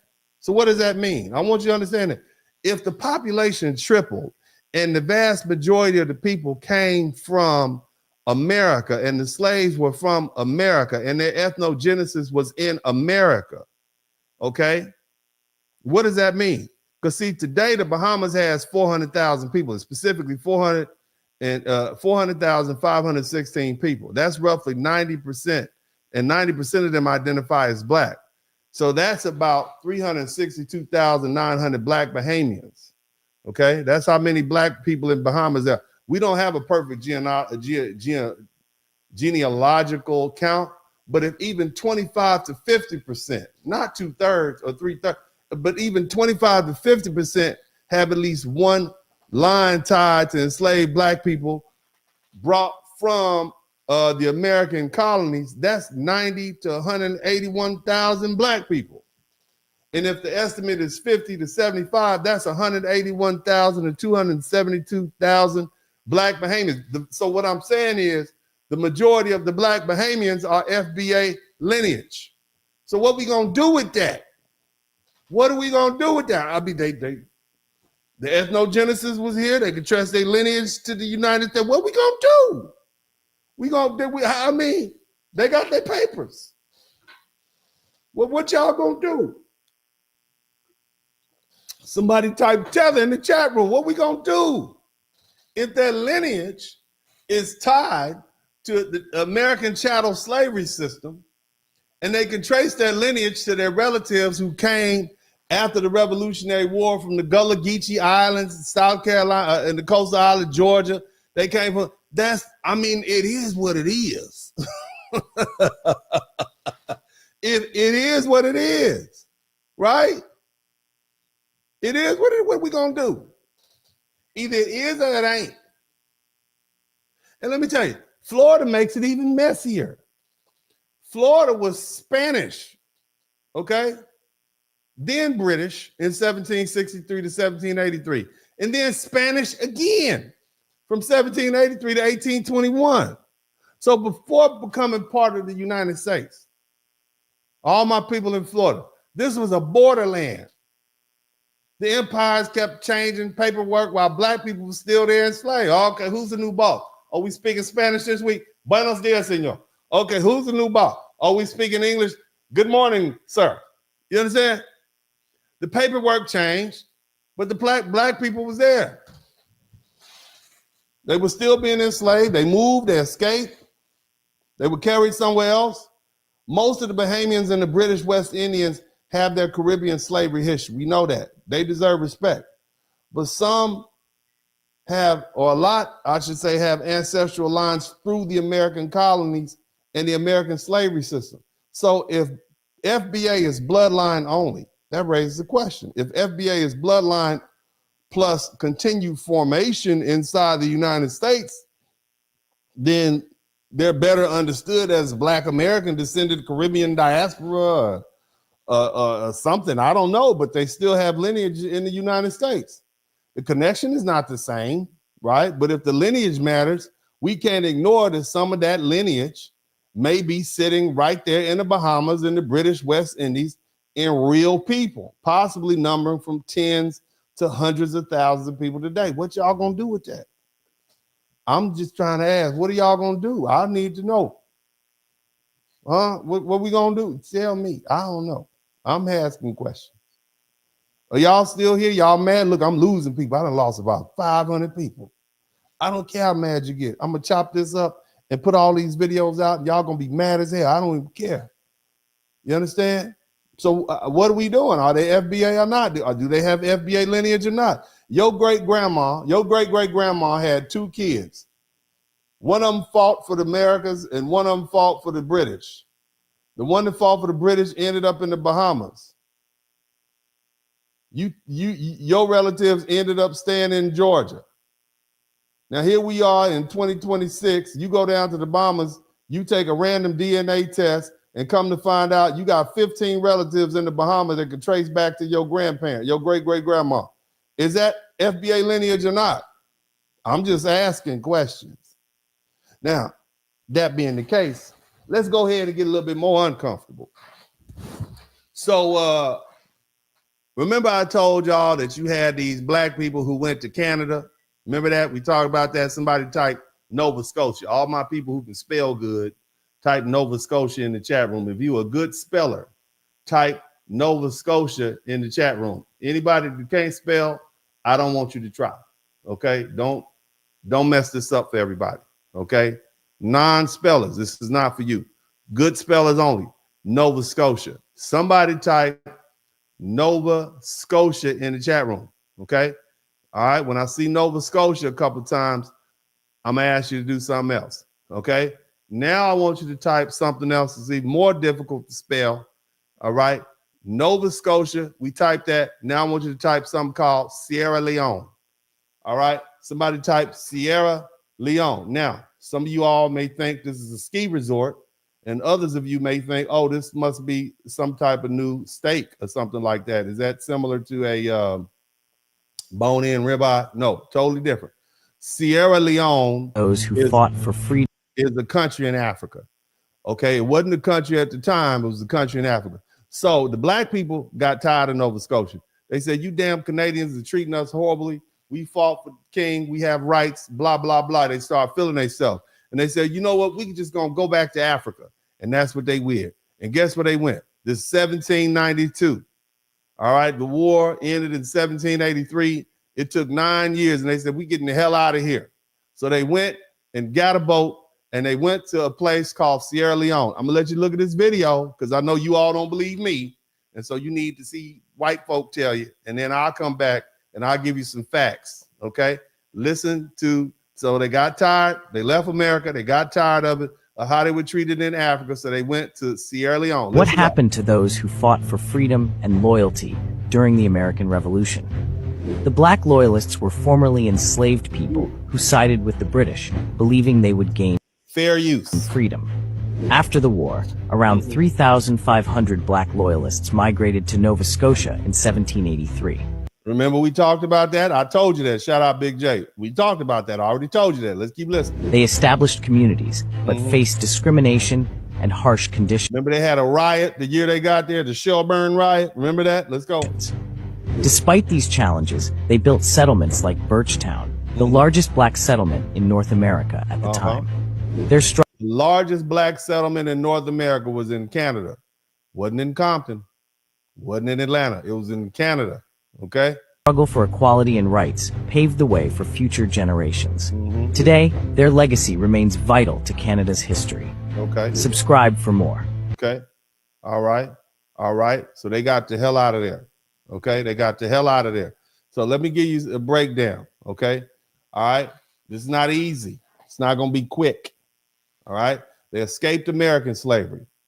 They made it to the British territory, but Nova Scotia wasn't some promised land. It wasn't a plantation slavery style place either, but it was still cold. It was racist and it was poor.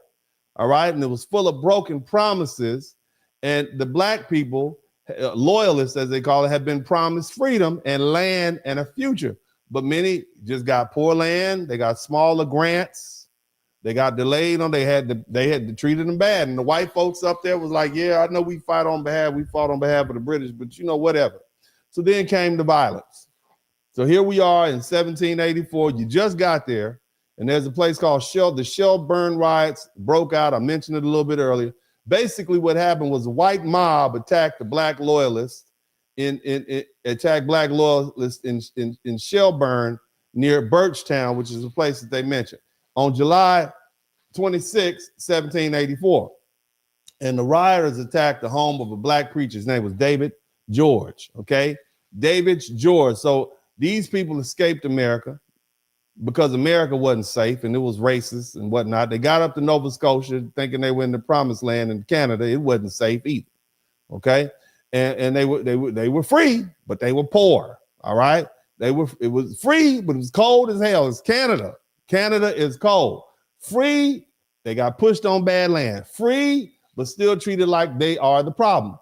And so that's where this fella named Thomas Peters, somebody type Thomas Peters in the chat room. Thomas Peters comes in, and Peters was a formerly enslaved black man from North Carolina who escaped, fought for the British, ended up in Nova Scotia, Canada, and became one of the loudest voices against these brokers. I can't believe these promises got up here, man. They made us all these promises, but I can't. I bet he was cussing. Man, hell with that, man. I'm tired of that. You got to be real mad to get so fired up you want to go to Africa. I'm just saying that. You got to be real hot that you so hot, we gonna run it. We up out of here. Okay. So guess what he did? He went to England and he helped connect black Nova Scotians to the Sierra Leone Company's plan for a new settlement in West Africa. All right. And I need y'all to understand something about Africa. The Africa that we know of today wasn't the Africa in 1792. Okay. 1792. But let me establish this. 1792, about 1,200 black folk left Canada. Right. Keep in mind, about 3,000 got up there. Okay. I'm sure they had some kids. They got there in 1783. It's 8-9 years later. They said, hell with this. We're going to leave up out of here. We're going to Africa. 1,200. That's a lot of people. That's a lot of black folks on some boats. Remember, they was only able to bring us over here a couple of hundred at a time. They got 1,200 in a boat, and they sailed to Sierra Leone, and they established what they call Freetown. And that matters. Somebody type Freetown in the chat room. These were people who escaped slavery in America. They got disrespected in Canada and Nova Scotia. Then they crossed, they got fired up and hot. And they said, we're going to cross the Atlantic and we're going back to Africa. And we're going to build a place where that we could finally live free. But we don't need to romanticize Africa. Okay? Sierra Leone was not empty. It was not empty in 1792. West Africa was made up of kingdoms and chieftains and towns and trading networks and ethnic communities and local rulers. And these modern African borders that we talk about, these 54 states, that didn't happen much later. And a little bit about that, maybe one day I'll talk about that. But during what was called the European Scramble for Africa, they had something called the Berlin Conference.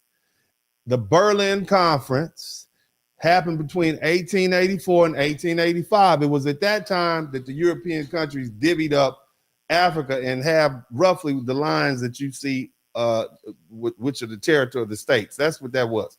So here's the thing. When you got to understand something, when the British-backed Sierra Leone company dropped off 1,200 black folk, formerly enslaved black folk from America, they took them over there to Sierra Leone, or what we call Sierra Leone, dropped them off in Freetown, okay? What they were basically doing was bringing outsiders to a land already people, it already had people and rulers and laws and claims and a social system and conflict. So what was that? Huh? You drop a bunch of people that ain't from here off over here. What is that called? To me, that's called colonization. Yeah, so we got some black colonizers out here. Thank you so much, Empress. No, look, it's not the same as what the white colonizers did, but it's colonization nonetheless.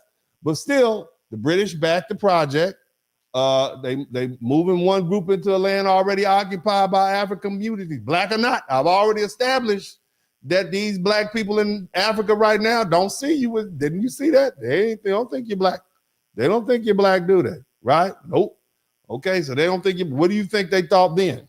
Huh? What do you think that they thought about these Americans come up? Did you think they came over here and just start putting on kente cloth and speaking Yoruba and all that? Absolutely not. So what do you think happened next? What do you think happened next? You already know what happened.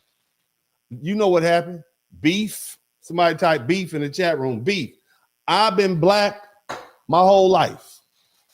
And I know enough to know about black people. Look, I went to a black college. I live in a black neighborhood.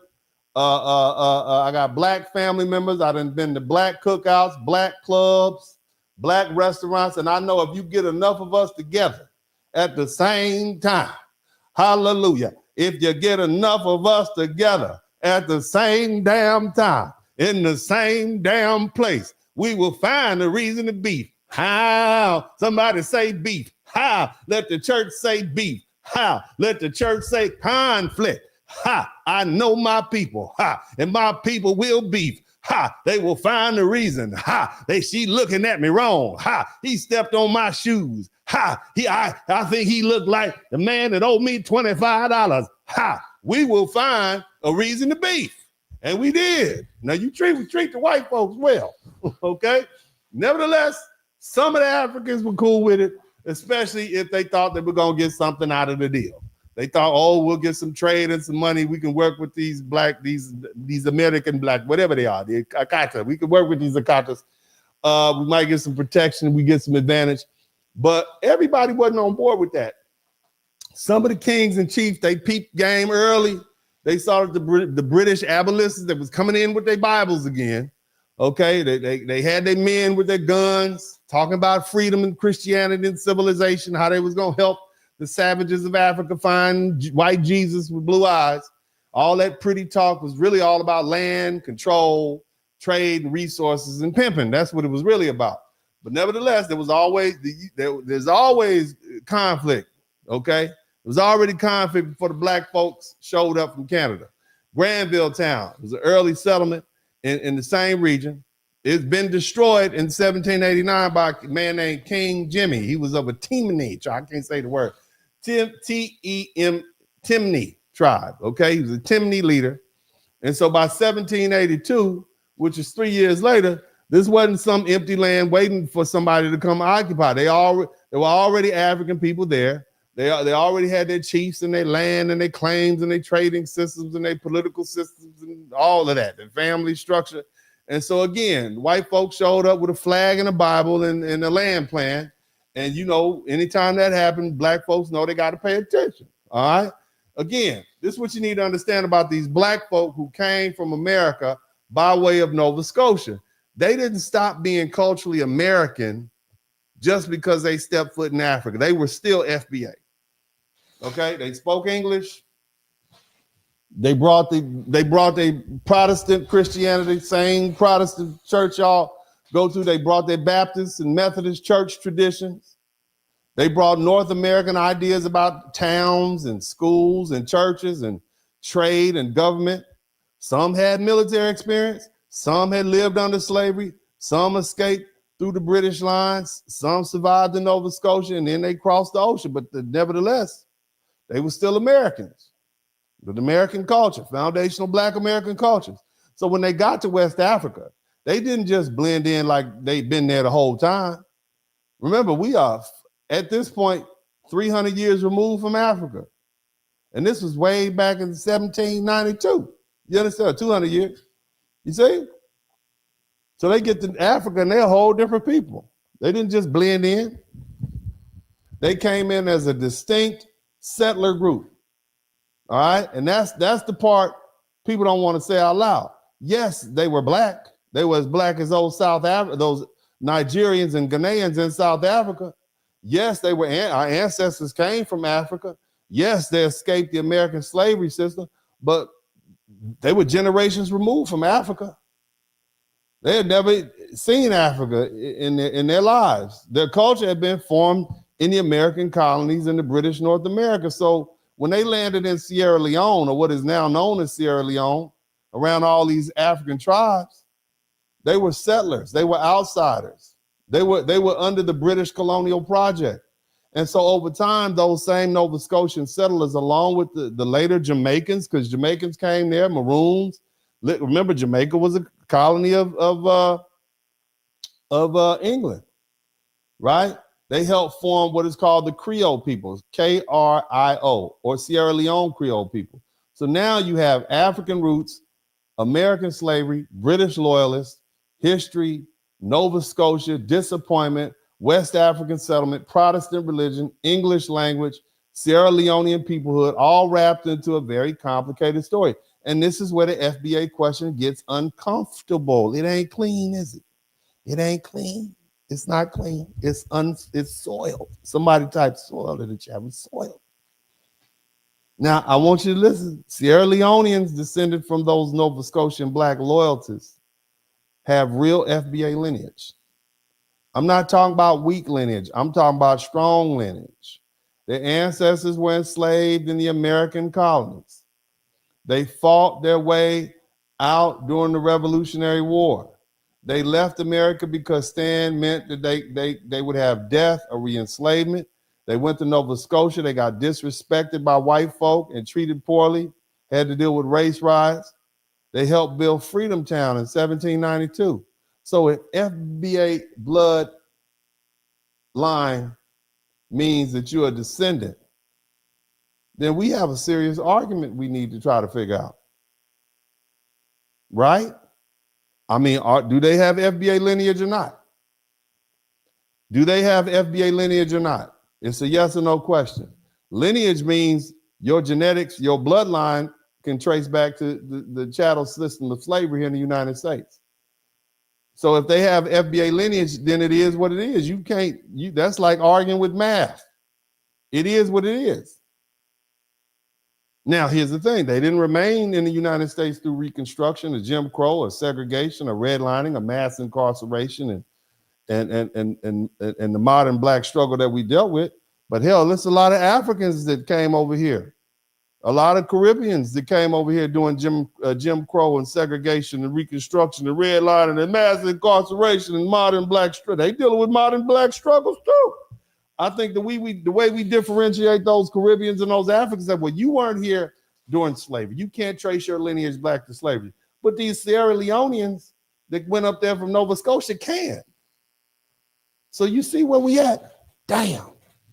Somebody type damn in the chat room. Damn, Uncle D. So what's the conclusion? Huh?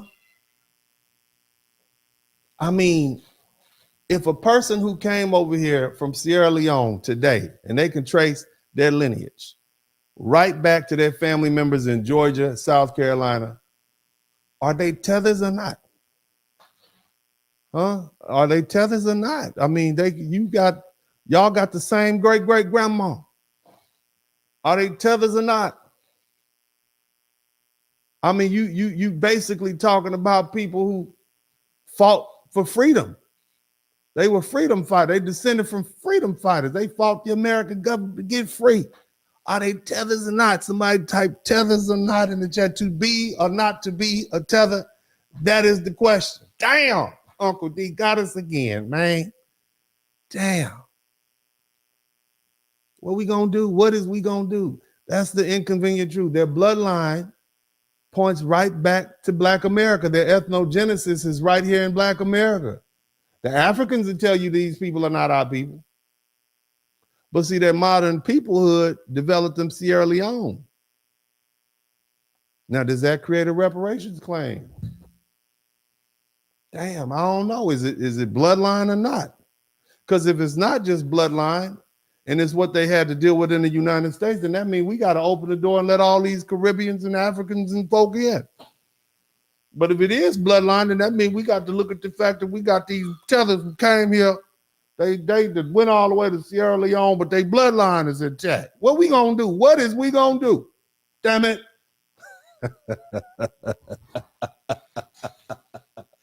Amen, amen, amen. Look. It's something very important I need y'all to do for me right now. I need everybody to pay attention. You know what time it is. I need to try to get to what I'm trying to do. Y'all know what I'm trying to do, don't you? You do know what I'm trying to do, okay? All right, I need y'all to do. I need y'all to make sure y'all subscribe to the channel. Let me see what my subscriptions look like. We ain't taking a break, but you all need to go ahead and, are you learning something? If you hadn't learned anything, you just hard to teach. But if you learn something, I should earn something. But in the meantime, I need y'all to make sure, apparently YouTube took 20 of my subscribers away for whatever reasons. I need you all to make sure you are still subscribed to the channel. Please subscribe to the channel right now. Take the time to subscribe to the channel. I'm checking to see what my subscriptions look like right now. I need you all to take the opportunity to subscribe to the channel. You'll never get another person as bold as me. I need, I need approximately 18 people to subscribe to the channel so I can get to 92,600. I need 18 people to subscribe to the channel so I can get to 92,600. Okay, so take the time and hit your little button and subscribe to the channel right now. I know you hear me. I know you hear me. I know. I'm looking at you. You right there. You with your phone like this on the side of your face. I'm looking you in the pickup, you in the truck with your phone down there listening to me in your truck. You riding across the country. Yeah, you. I need you to subscribe to the channel right now. Don't play. All right, go ahead. Go ahead. You sitting in there ignoring your girlfriend, listening to me, go ahead and do it. Go ahead. Everybody who have something else to do and you sat up here and decide to listen to me with your earphones on, subscribe to the channel right now. Talking to you.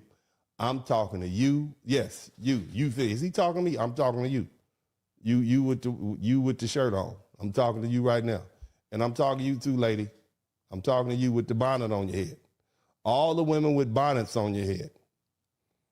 Every woman with a bonnet on her head. I need you to subscribe to the channel right now. All right, fellas. All the fellas with crusty feet.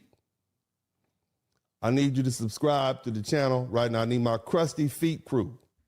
All the brothers that have not put lotion on their feet and they got ashy ankles, I need you to subscribe to the channel. All the white supremacists who are waiting around for me to get the Black committee to issue an official apology, I need y'all to hit the subscribe button now. Go ahead and do it. All the angry Muslims. All the angry Black Muslims, I need you to come in here. I need you to subscribe. You need to hear this. You need to come on up in and hear this. I need 6 more people to subscribe to the channel right now. All you angry, come on. Come on now. Don't run from it. Don't just be happy it's not your day. Just be happy it's not your day. I'll be on them. When people die, I give them their day. Haitians, they caught hands last week. They caught hands last week. The poor Haitians, they was like, what are you doing to me? We are doing. Yeah, I caught hands. It's not your day today, baby. Subscribe to the channel today. Go ahead. We need 5 more people to subscribe to the channel, and I'll get back to work. I need 5 people. Out of 600-700 of y'all, I need 5 folk. You send this to a friend. Send this to your Muslim friend. He's about to do his hadith. He over there, you know, talking about don't eat pork, don't eat pork. I send him this. Next time you say, that's why I've been eating them pork rinds in front of you right now. I didn't know. Yeah. I need 5 people. All I need is 5 people to subscribe to the channel, and we will be at 92,000. Okay, I need 4 people. Don't hate watch. You're not gonna sit up here and hate watch me. You're gonna subscribe to this channel. 3 people. I need 3 people to subscribe to the channel. I need 3 more people. Look where we at. I want y'all to see where we at. Okay? See that? See, you can't see. It's almost, I need 3 people to subscribe to the channel, and I get back to work. I got more to say. I'll talk to you. 2 people. I need 2 people. I got 92,598 people. Subscribe to the channel now. 1 person. I need 1 person to give me the 92,600. And I get back to work. I'm going to get back to work as soon as y'all give me my 92,600 people. There we go. Praise God. See, that wasn't so hard, was it? Now let's get back. Let's get back to where we at. I'd like to thank all the crusty feet people, all the ladies with bonnets on. Okay. I'd like to thank all the angry Muslims, all the white supremacists. Everybody's welcome here with Uncle D, baby. Everybody welcome to get this work. Uncle D is passing out the truth over here. I'm here to hurt your ears, make you feel bad. Yeah. Next time they tell you don't eat that pork sandwich, brother. You know you worshiping the damn racist ass religion. You got that brother-in-law trying to, yeah, man, when you gonna come down to the mob? You know you're racist, man. But anyway. Yes, welcome back. And my man Mark the Freelancer says, if you're frustrated with your bunions and you got gout, go ahead and subscribe. I want all y'all to come in. Anybody who's took an Epsom salt bath in the last year and a half, go ahead and chime in. Ladies, if you got hair on your nipples, I know some of y'all had that problem. Go get that electrolysis. Go ahead and subscribe to the channel. This is help out. Fellas, hey, fellas, look, man, if you got earwax in your ear, and is dripping out when you're on your date, go ahead and subscribe to the channel. All of this that I'm doing will help all those ailments. Okay, that's what I do, baby. This is an all-inclusive place of healing. Okay, so I appreciate y'all. You know, if you got an awkward birthmark somewhere, okay, I knew a dude elementary school, he had that white birthmark on his face. It's strange. If you got one of those, go ahead and subscribe to the channel. This place is for you. We welcome everyone here. Okay, we welcome all y'all. Come on in and subscribe to the channel. I'm here for you. I'm here for you. I'm here to help you learn how to make your life better. Now, let's get back to the business at hand. Who's FBA and who's not? We're talking about some inconvenient truths. You know, it's very inconvenient what I'm talking about, man. It makes people wonder. And look, let's go. Look, where do we leave off? We left off at 1783. We moved forward. 1792, black people went to Africa. They went to a place called Sierra Leone. No, it's not a soft drink. It is a country in Africa. Okay, y'all confusing Sierra Leone with Sierra Mist. Okay, there's 2 different things. One is a frosty beverage that is good with rum. Another one is a location in West Africa.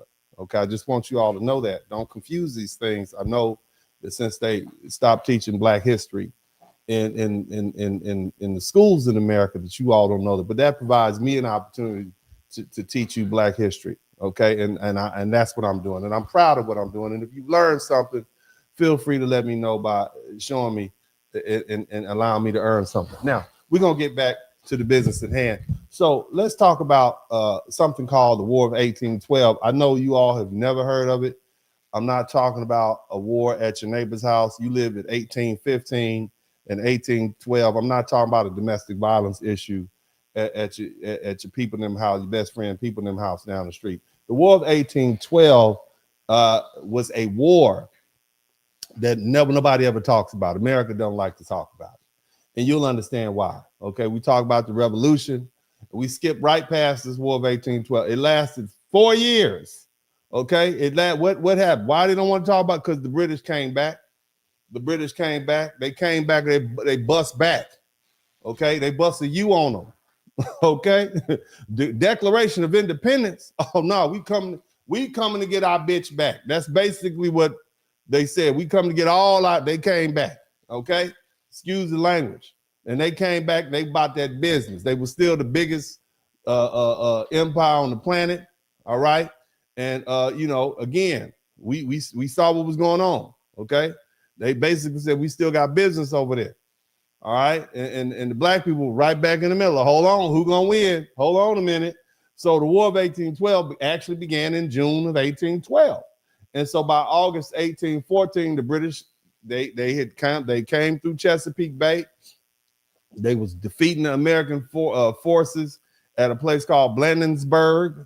They marched into Washington, D.C. They burnt down the Capitol. You know what Congress said? They burnt down the U.S. Capitol. They burnt down the White House, man. You know, the White House used to have a dome on the top. They burnt it down. They never even built it back. You know what the Secret Service sit on top? They looking at CNN. That was a dome up there. They burnt it down. Okay. You see, they burnt the presidents out. They was very disrespectful when they came back through. They were very disrespectful. They were very, very humiliating with this particular war. They did not see America as an equal. Okay. Now, while America was getting embarrassed and black people, they were watching. We was like, hold on, where's the door? Okay, we know what our people did and slid up to Jamaica and to Canada and down to the Caribbean. So we were trying to say, are we going to be able to get an opening too? All right, who's going to give us our way out? And so in places like Maryland, Virginia, Chesapeake Bay, or the Chesapeake region, the coastal Georgia, black people saw a chance to escape. Some waited for the British raids. They like, as soon as the British come, we out. They gathered up Martha Lynn, we are out of here. Okay, they used small boats. They paddled to the British ships. They weren't sitting around waiting to be rescued. They was getting up out of there. They were watching, planning, and moving. So here's what happened. In 1814, you know how these British officers are with their proclamations. We talked about Lord Dunmore. There was a British admiral. His name was Sir Alexander Cochrane. Okay. Not to be confused with Johnny Cochrane, okay? But 1814, he issued a proclamation allowing people in the United States to leave and either serve the British or settle as free people in the British colonies, okay? To enslave people in Chesapeake, the message was clear. British lines mean you got a road to freedom, all right? And one place they went was a place called Tangier Island, where the British built the Fort Albion in 1814. Hundreds of African Americans who escaped. Hundreds of black folk they got out of there. Okay, they had black men join their corps of colonial Marines. They weren't just runaways; they were freedom fighters. They escaped slavery. They came back in uniform with the blicky. Okay, think about that. You ran over there. They came back with the blicky. You know what I'm saying? You gonna give us a chance to shoot? These white dudes have been whipping on us and raping our women and selling them. Oh, hell no. They came back. They wouldn't miss that for the world. And they were dangerous because, see, they knew the land. They knew the roads. They knew the rivers. They were used to the climate. They knew the plantations. They knew the people. They knew the people's habit. He's gonna be on church on Sunday. Old Master Jenkins, he got a yellow slave girl down by the creek. His wife don't know about it. He'll be down there by noon. You go down there every Tuesday. You understand what I'm saying? So they knew where they were. So they were catching them slipping. So you can imagine the British saw this as very valuable. All right. And the Americans saw this as horrible. This is horrible. Now, keep in mind, it's 1814. The United States has been a country for almost at that point 35 years. You understand? So this is America now. So these people are Americans. These are real life Americans at this point. They have the history of chattel slavery. They have the lineage in chattel slavery. But again, the British lost. I don't know how they lost, but they lost. All right. And guess what? When they did lose, you have to ask you, where did the black people go this time? Huh? Where did they go? With the American slave owners, they wanted their people back. And I need you to understand something. By 1814, all right, the transatlantic slave trade had been outlawed by Britain and the United States. They passed something called the Slave Trade Act of 1807. And the United States passed an act prohibiting the importation of slaves in 1807, and it became of 1807, and it became effective on January 1st, 1808. So the American slave owners couldn't legally get more Africans from Africa anymore. So we're looking at a shortage. And this is where those slave farms came into place. You understand? Now, I want you to understand, this is why when I talk about my reparations plan, it's based solely on the fact of a time period of slave trade after slavery, the importation of slavery became illegal. Shout out to my man, Lock Profits. I appreciate you guys. So and that's why my reparation plans work when all these other people's don't, because they're going to just, when slavery was legal, listen to what they told the people in Ghana, who would, the people from Ghana, the president of Ghana, oh, slavery was legal. Your whole argument is invalidated. So you have to show that it was illegal at the time. And that's what I've done with my reparations plan, which I've been dealing with it for 4 or 5 years. They've been mad at me for a long time, but now you see how the Lord works. If you need something, the gifts that you need will come from in your people. All the miracles that are talked about in the Bible, they always come from the people. And that's why it's important, ladies, that you shouldn't have baby deletions. The reason you shouldn't have baby deletions because the freedom fighters and the Jesuses and the people that we need are going to come from your womb. When our people need something, God sends that person through a womb. And so when you having all these baby deletions, what that does is it stops our progress. I want you to think about that. I don't want to get in your business.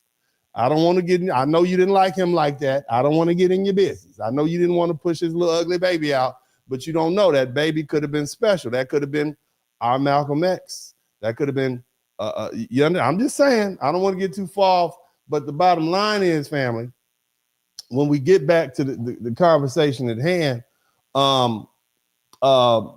these black folks were leaving, and these American slave owners were saying, no, we want these black bodies back. You need to send them back. We're going to put them to work in the field. We're going to use them for breeding purposes. Okay. It made it the prohibition on the transatlantic slave trade made things, it was a shortage. You had to buy slaves from the breeding farm. And so that made the black bodies already inside the United States even more valuable for labor, for reproduction, and for control. So when enslaved black people ran to the British, and slave owners weren't just mad about it, they were stressed out. They wanted those black bodies back in the fields. They wanted them back in the slave quarters. They wanted back for labor. They back for breeding, back under the control. And so to the enslavers, these weren't human beings making a freedom choice. They were stolen property. That's how they saw us. They were lost labor. They were lost future children, lost money, and lost power. But to the black people who escaped, they were free. And the British didn't give a damn about helping American slave owners get their property back. You see how disrespectful they were? They didn't give a damn about America. They still disrespectful to America now. But what ended up happening, they end up signing a treaty called the Treaty of Ghent. It was signed, and I mean, it's spelled G-H-E-N-T. I don't know, I guess that's Ghent.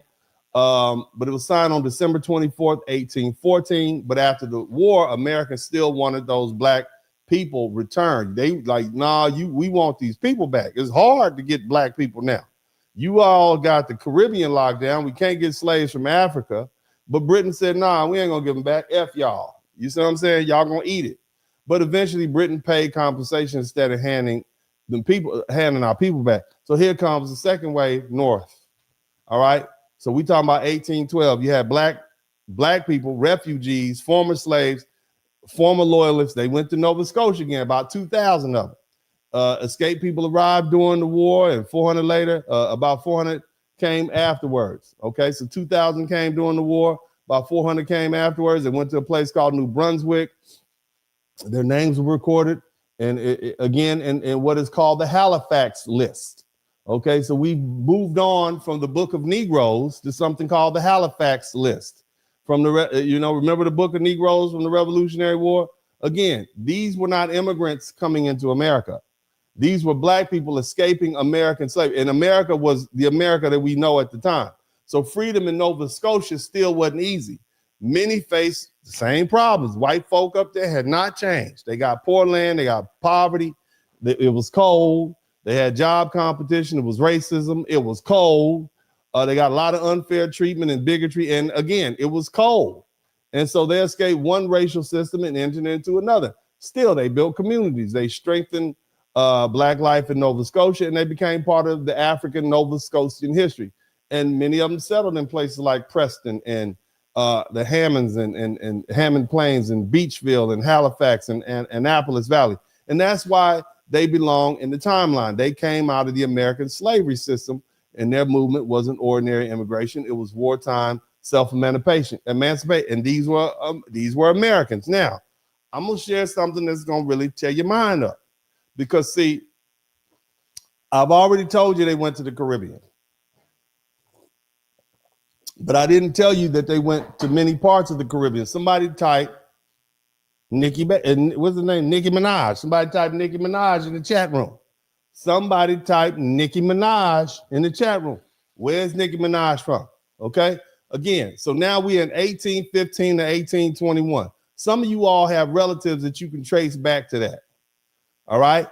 We talk about Black people who escaped American slavery and went to British North America and ended up in places like Nova Scotia and New Brunswick. And then later they went back to Africa to Sierra Leone, about 1200. But we don't always talk about where some of the rest went. They went to Trinidad. Somebody type Trinidad in the chat room. A lot of you know Trinidad because that's where Nicki Minaj is from. That's where Carnival is. But what you don't know is that Trinidad has a pocket of people whose ancestors trace directly back to the formerly enslaved Black Americans who escaped during the War of 1812. And guess what they call them?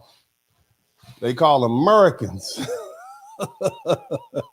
They call them Americans, and the name is generally understood to come from the word American. In Trinidad, American became Merkins, or Merkins. And that name matters because it tells you who these people were or were understood to be. They weren't originally Trinidadians. They weren't ordinary Caribbean migrants. They were known as Americans because that's where their story came from. This is 1814. This is not, relatively speaking, this is not that long ago. So Trinidad's National Archives described Americans as descendants of formerly enslaved African Americans from the southern states who fought for the British as colonial Marines during the War of 1812 and were later settled in Trinidad. So here's the thing. I got some video because that's what I do, because I know y'all don't believe me. You know, I'm Black. Of course you wouldn't believe me. I mean, why would you believe me? If I'd have to be white for you all to just take my word for it. I know how this goes. I know my people. But I got some videos I'm going to share with you. Y'all hit the number. Well, actually, the United States government asked to be compensated because these are property. At the end of the war, the United States government asked to be compensated because these are property. And the British don't pay. They don't give a damn. They don't give the slaves back. They don't pay up. Fair use. They're already moving towards the abolition of slavery, and they're not interested in the property rights of American planters. Again, I want you to hear what he just said. The British were already moving towards abolition. So what I'm trying to explain to you is that the Revolutionary War, we know that the Civil War was fought over slavery.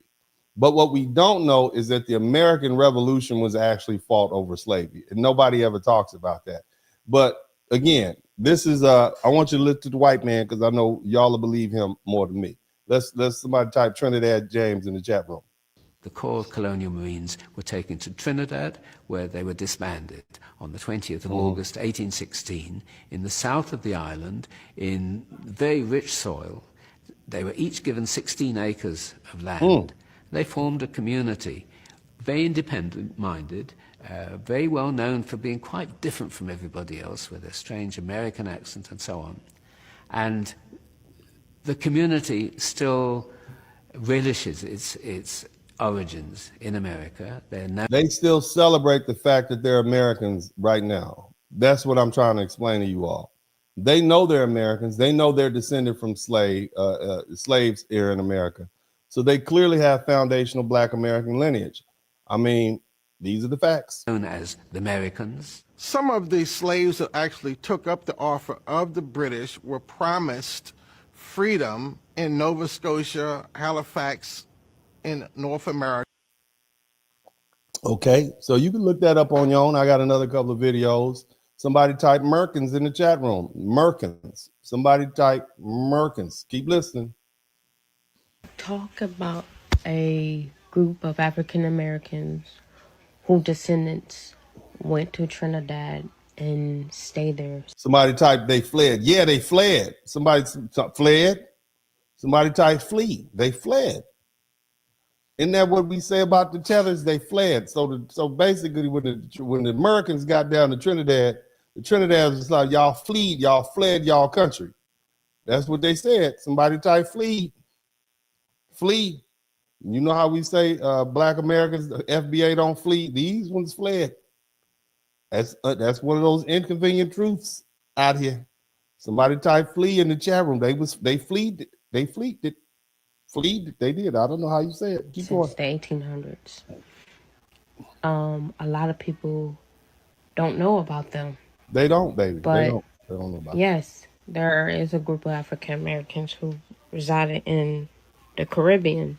Not only are they African Americans, but they know they're African Americans. They refer to themselves as African Americans, and they know that they are descended from the slaves in African America. Are they FBA?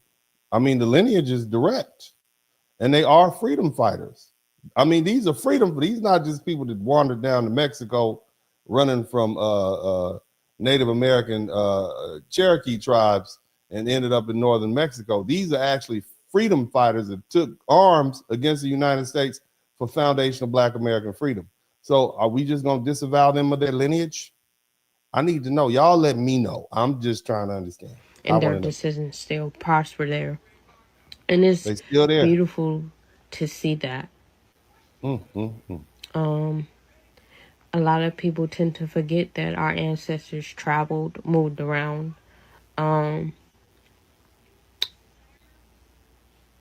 due to maybe wars and other things, or making personal decisions for their family.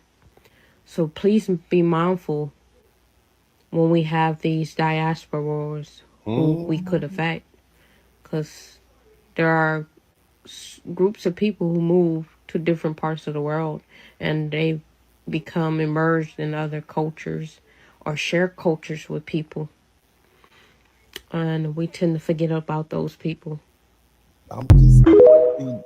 Y'all mad at me? Don't be mad at me. I'm just, these videos on the internet. I didn't make these videos up. I mean, it's right there on TikTok. Here's another video that you guys wanted me to do, and in this video, we'll be talking about the Americans. Who are the Americans? The Americans are the descendant of African American Colonel Marines. Now he said it right, Americans. That's the way the Americans. That's probably how the Trinidadians said Americans. Who ended up leaving the United States and then settling in Trinidad and Tobago. No, brother, they got ran up out the United States. They had to flee. Okay, our people had to flee. Remember, they had fought. They took them guns, were shooting white people. They were formerly slaves. They joined up with the British in 1812. They burnt down the White House. They was gonna have a lynching here. If they had caught any one of them, boy, they were gonna tear them up. They had to flee. Somebody type fled. We fled in the chat room. We had to flee. I would have fled too. You get me? I'd have shot the white man. I'd have shot all the slave masters. They coming for your butt. You killed me. Shit. They had to get up. They had to raise up out of here. Let's keep listening. Especially the southern part. So if we look at a map, the Americans settled in an area close to where Guaguayere is. So you see this right here, this little area right there, that long word, I can't say it, whatever that means. So this is Trinidad and Tobago. This is Port-au-Prince right here in the upper left-hand side. Arima, you got, I don't know, Rio Claro, Point, whatever. I can't see this other word. So way down here in the lower, that long word Guaguayarea. That's where the Americans are. That's where they said, I'm sure they've dispersed since then all around the island, but that's where they are. That's where you can go right there, and they will tell you, yeah, we are descended from slaves. So you gonna tell them that they don't have foundational Black American lineage? That's what you're saying. Let's keep listening. It's in Moruga and the Naparima Plain. So how did these African Americans who would later become known as Americans get there? Well, it all goes back to the War of 1812. So background information, as I always like to use so that people can have context. during the War of 1812, it was a war between the United States and Great Britain. And in order for African Americans to want to side with the British, or basically for them to get their freedom, one of the things they could do was join the British military. And that was example would be the Colonial Marines. There was about 6 company of them, of black men who fought for the British, and that was given by one of the commanders. After the War of 1812 was over, with the Treaty of Ghent being signed, these African Americans will leave with that British commander, and at first they were stationed in Bermuda, and they were about to be transmitted to the West India Regiment, but they refused to do that, so they ended up getting transferred to Trinidad and Tobago. And the governor there, by the name of Sir, he said, all right, y'all good. Y'all good. That's what he said. You got them down there to Trinidad. All right, y'all good. Ralph Woodford wanted to increase the amount of small farmers in the region, so therefore he wanted those Americans to come in. Now, they, like I said, they would settle in the south of the island. Now, there was a huge gender ratio, so it was about 400 to as much as 800 of them, particularly black men, that would go there, 200 women and children. So in order to balance out the ratio, they basically got black women from slave ships, or they tried to encourage black women from other areas to balance out the sex ratio. Yeah, what he said it was about 800 black dudes down there on the farm. Like, now we need to get some bras down here. So you hear what they was doing? They was bringing in bras. So let me get this straight. They went down to Trinidad. They got free land, and they got an all-you-can-eat buffet of fine women. Oh, you kidding me? That sounds like a pretty good deal. That sounds like a pretty good deal to me. It sounds like the Americans stayed for a reason. They got everything they want. They got freedom, and they got that WAP. That's not my word. I didn't invent it, but that's what they got. They got that freedom and that WAP. And so they were down there, 800 dudes down there. Damn. So, I mean, clearly they have FBA lineage. What are we going to do about this, y'all? What are we going to do? Now, the area was kind of very difficult because there was not that many roads connected there. Most of the population wasn't Baptist, as the American population was. They were Baptists. That's what you said. They did ended up getting 16 acres of land for each of them. They were able to establish a community in that area, and they became self-sufficient. Many of them chose to stay there, and their descendants still live today. For example, there's a woman by the name of Hazel Manning. She was a Trinidadian senator and an educational minister.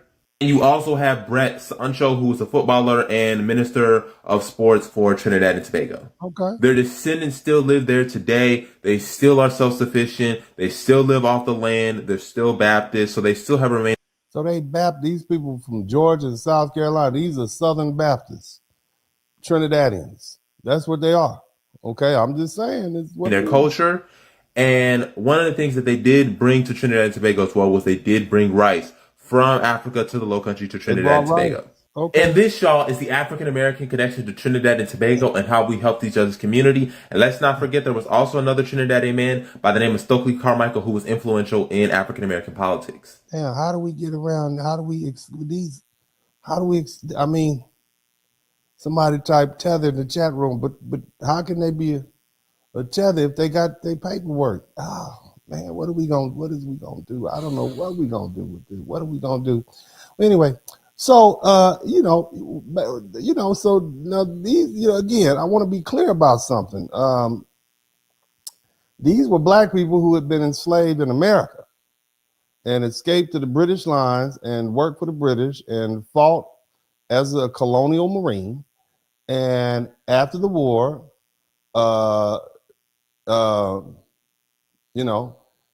they understood that going back to the United States meant that they would be going back to slavery.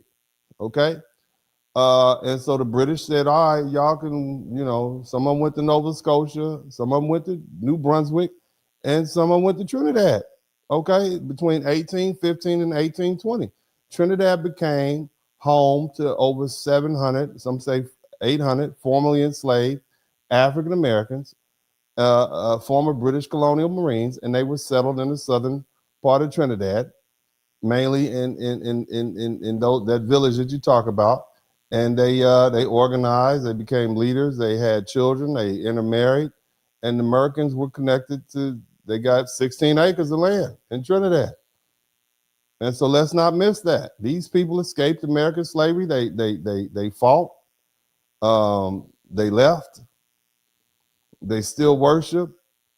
They're Protestants, they're Baptists. They had their own moral code, the burial practice, the music, preaching, leadership, discipline. It mimics what they learned here in the United States. I mean, these people have been shaped by American slavery for generations. They were Americans when they left.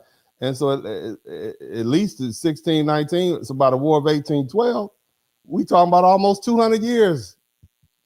They've had their ethnogenesis here. So black people had already been formed by nearly 2 centuries. Now keep in mind, if they left in 1814, 1815, the Civil War ended in 1865. And so really, the Civil War ended when Lincoln signed the Emancipation Proclamation. So the Civil War really ended less than 50 years. So we're going to discount that 200 years of slavery ancestry that they had? That's what you're telling me? Is that what y'all telling me? So just because they weren't here for the last 200 years of slavery, what if your ancestors got here in 1845 and they only had to endure 15 years of slavery? Does that make you more FBA than these people who have been here for 200 years and then ended up in Trinidad? I don't know. But, we can't say, well, they left America. Can we say that? They left America so they have no FBA lineage? That doesn't make sense. They came directly out of the American slavery system. Matter of fact, they were in the South and they escaped it. They fought their way out of it. They were relocated because of it. So should we punish them for fighting their way out of slavery? Is that what y'all want to do? We are punishing foundational Black American lineage, those who, because they fought their way out of slavery or they went the Underground Railroad and made it to Canada. Is that what we're doing? We're punishing the freedom fighters? What kind of precedent is that setting? Huh? But the bottom line is their descendants became Trinidadian. Their American roots mixed with their Trinidadian life. They became part of Trinidadian history, culture, religion, and rural community life, but their origin still matters. The key point is this: the Americans began as Black Americans, but their descendants became a part of Trinidadian history. If FBA history means bloodline only, then Americans have one of the strongest overseas FBA lineage claims you can find. Their ancestors were formerly enslaved Africans, Americans who escaped when America was America during the War of 1812, fought for the British, were settled outside the United States because they had to escape. They would have killed them otherwise. But if FBA means bloodline plus continued life inside the United States, then that analysis changes. Americans descended didn't remain here through Reconstruction. They didn't stay here in Jim Crow, segregation, redlining, civil rights, mass incarceration, modern American racial system. So their later peoplehood became Trinidadian. That doesn't erase their American ancestry. It definitely doesn't erase their FBA lineage. It just means ancestry and modern political status aren't always the same. So some of these people in Trinidad aren't foreign Blacks. Some descend from Black Americans who escaped slavery before the Civil War. That's an inconvenient truth. Some went north, some went across the Atlantic, some went to Trinidad.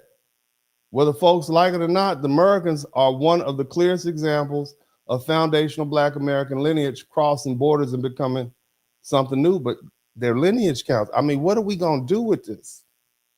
Huh? What are we doing? Somebody type, what is we gonna do in the chat room? What are we gonna do? It gets worse. I got a couple more that's gonna really bust your head wide open. Now, where are my people where are my passport bros at? I am still a passport bro, except I can't go nowhere without my wife because that would be inappropriate. But the bottom line is I loved traveling when I was traveling. It was great. I had a good time. I learned a lot. I would frequent the Dominican Republic a lot.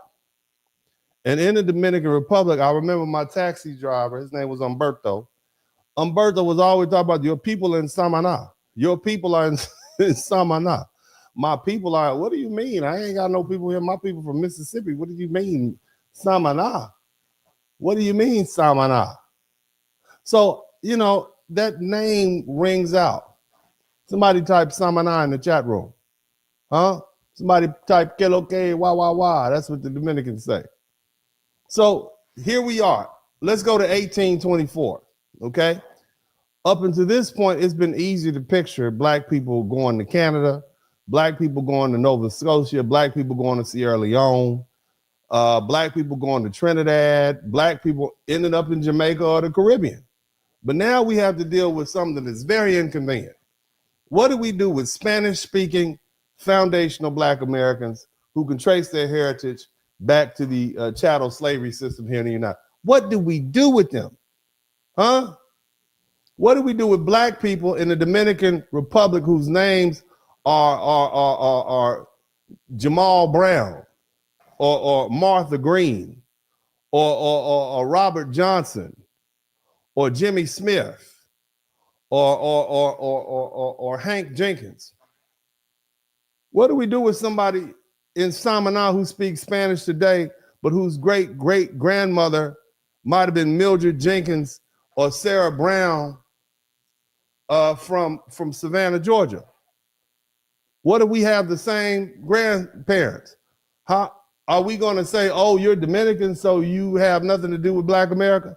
That's lazy, and it's kind of cowardice. So let me give you the story. In 1824, free African Americans began migrating to the United States to Hispaniola under the Haitian president, John Pierre Boyer. Now, I want you to understand the Haitian Revolution had happened. Somebody typed 1804, and the Haitians said, man, F them white folk, y'all can come down here and hang out with us. And so at the time, Haiti controlled the whole island, including the land that is now called the Dominican Republic, because you all may not understand that, but there are two countries on the island called Hispaniola. Hispaniola is that island. And then on Haiti is one side, and then it's like a little false border, and then the Dominican Republic is on the other side, and the whole thing is called Hispaniola. Okay, now the Taino called it something else. I believe they call it golly. I know that they call Cuba. They called Puerto Rico Boricua, and they call Hispaniola, which is they call it the Isqueya. Okay, so either way,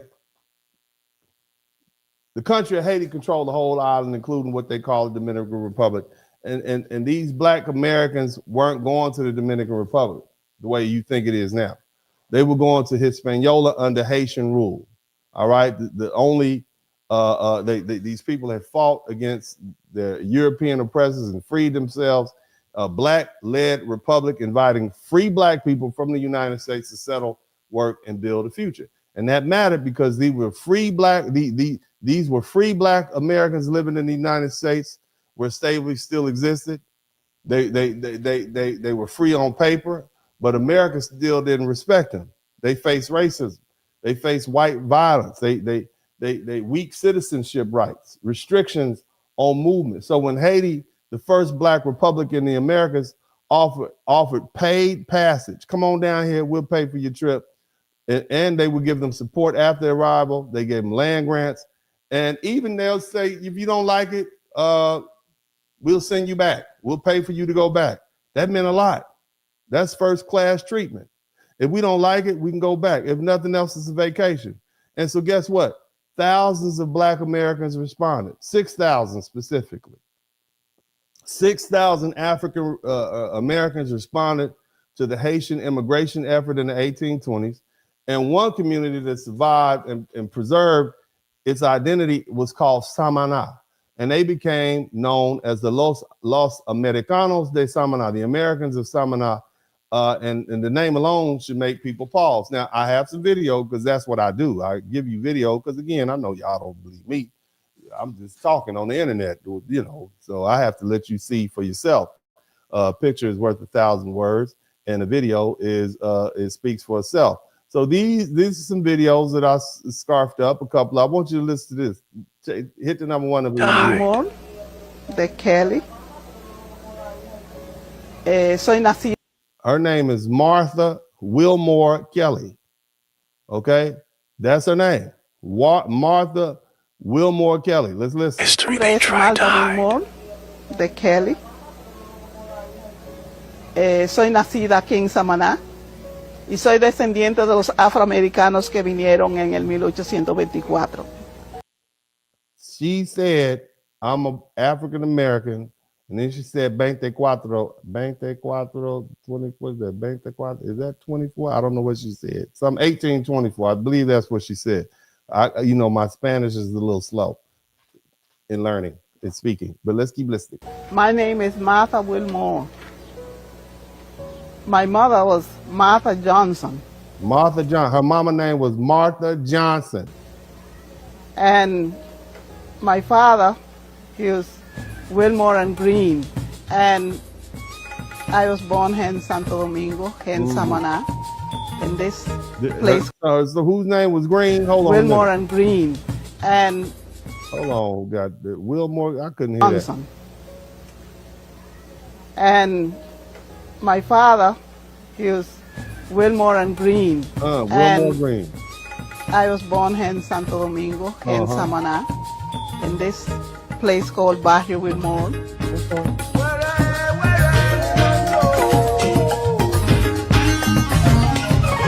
I'm just saying, what we gonna do with this? This is just the truth. I'm just saying, are y'all learning something? I know you're learning something.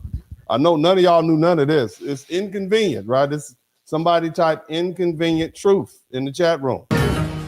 I am of the fourth generation of the Afro-Americans that came in the 1824 to Samaná. I am the fourth generation of African Americans that came in 1824. She knows her lineage. She knows her bloodline. Are we just going to ignore this? You going to do like the white people do? Is that what we're going to do? Keep listening. They came from different parts of the United States, but they all left out from Philadelphia in different groups. Some landed in the capital. A group landed in Port au Prince. And some landed in the capital. When they say the capital, it means Santo Domingo. Some landed in Puerto Plata. All you fellas hanging out in Puerto Plata, I know what you're doing down there. Those are Black Americans. Some of those women are FBA women down there. I know that you can't tell, but that's what she said. They landed in Puerto Plata. Okay? Go on. More than one group came to Samaná. More than one group came to Samaná. Let's listen to another video. Y'all might not believe her. Here's another one. There have been many groups of people that have lived here in Samaná, such as the Taino Indians, the French, the Spanish, the Portuguese, but the group that may have had the biggest... Somebody type flee. They fled now. They flee. Remember we said Black Americans don't flee, we fight? I guess we was wrong. Damn, they fled. Somebody type flee in the chat room. Somebody, come on, don't run from it. Somebody type flee in the chat room. We was fleeing. They fled to Trinidad. They fled to Canada. They fled to Sierra Leone. They fled to Jamaica. They fled, a bunch of them fled to the Bahamas. And now you see they fled to the Dominican Republic. Damn. Biggest influence are the freed slaves that came from Philadelphia in 1824. I am Martha Wilmore Johnson. I am descendant of the Afro-Americans that came down to this island in 1824. They all left from Philadelphia. And they came because... Philly. Shout out to Philly. Son, Philly's in the house. Yo, hey, yo, where them Jones at? Hey, boys. Hey, these your people. Look at them Jones down there. Y'all fled from Philly. Philly, these your people down here. Come on, Philly, stand up. I need Philly to stand. Everybody from Philadelphia, if you pass through Philadelphia, I need you to stand up. This is your people down here. They were invited to this island. When the Haitians governed the whole island, they made the invitation. They sent to the United States and made contact with the president in 1823. When they made the invitation to them, they said that they would have gave them here, they would have gave them land. But their contribution from the United States was to give them of their culture and civilization. The lives of free blacks living in Philadelphia during the 1820s were in constant jeopardy. On one hand, they faced the threat of being kidnapped. Okay, so when she say kidnap, pay attention. And so back into slavery. All right, that was the Fugitive Slave Act. They were literally capturing free black people or black people who didn't have their papers, and they would take them back down south. They would end up in Georgia somewhere. They'd end up in Mississippi. You understand what I'm saying? So there's a movie that came out called The 12 Years a Slave. Have you all seen The 12 Years a Slave? That's a free black man who's been free his whole life.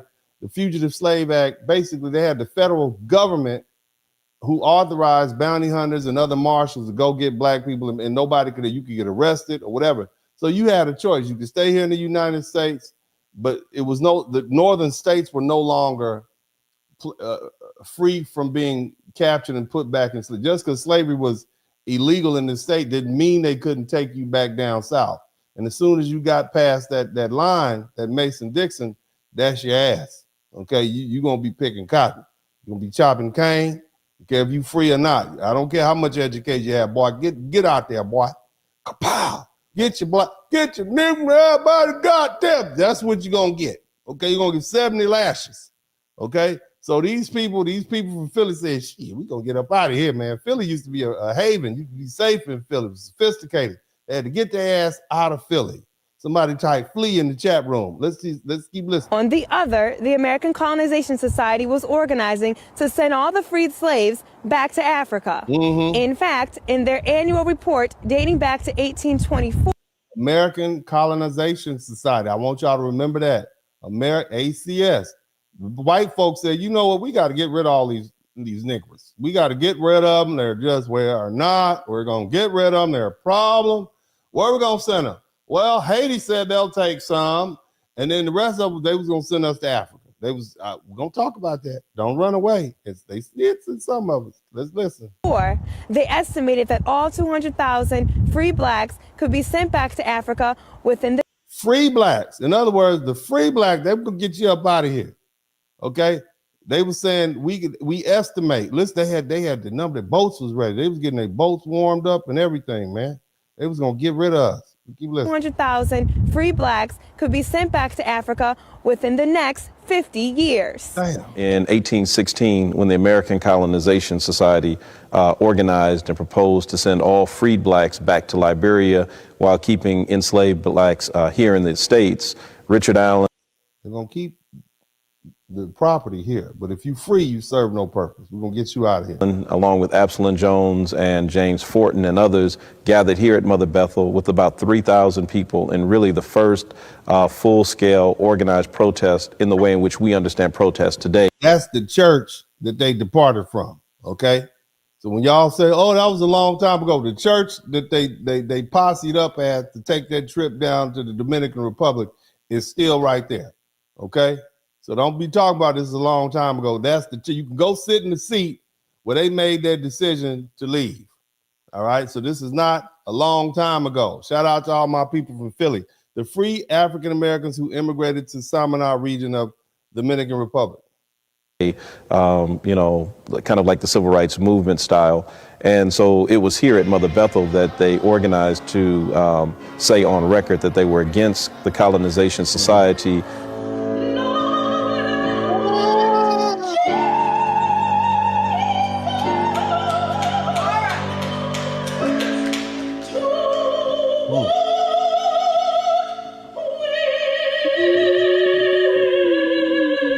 As a free black person in America, up until the end of the Civil War, you know, your position was always precarious. And so it just didn't matter. I mean, so you could be an established person in the community like Richard Allen. I mean, Richard Allen was the most well-known black person of his era. I mean, he was like Martin Luther King of his time, Frederick Douglass of his time, Barack Obama of our time. And what happened to him? So if a person like Richard Allen could almost be taken away and, you know, taken back into slavery, that literally said to, you know, everyday black people that nobody was safe. They about to take Martin Luther King back into slavery. Can you imagine that?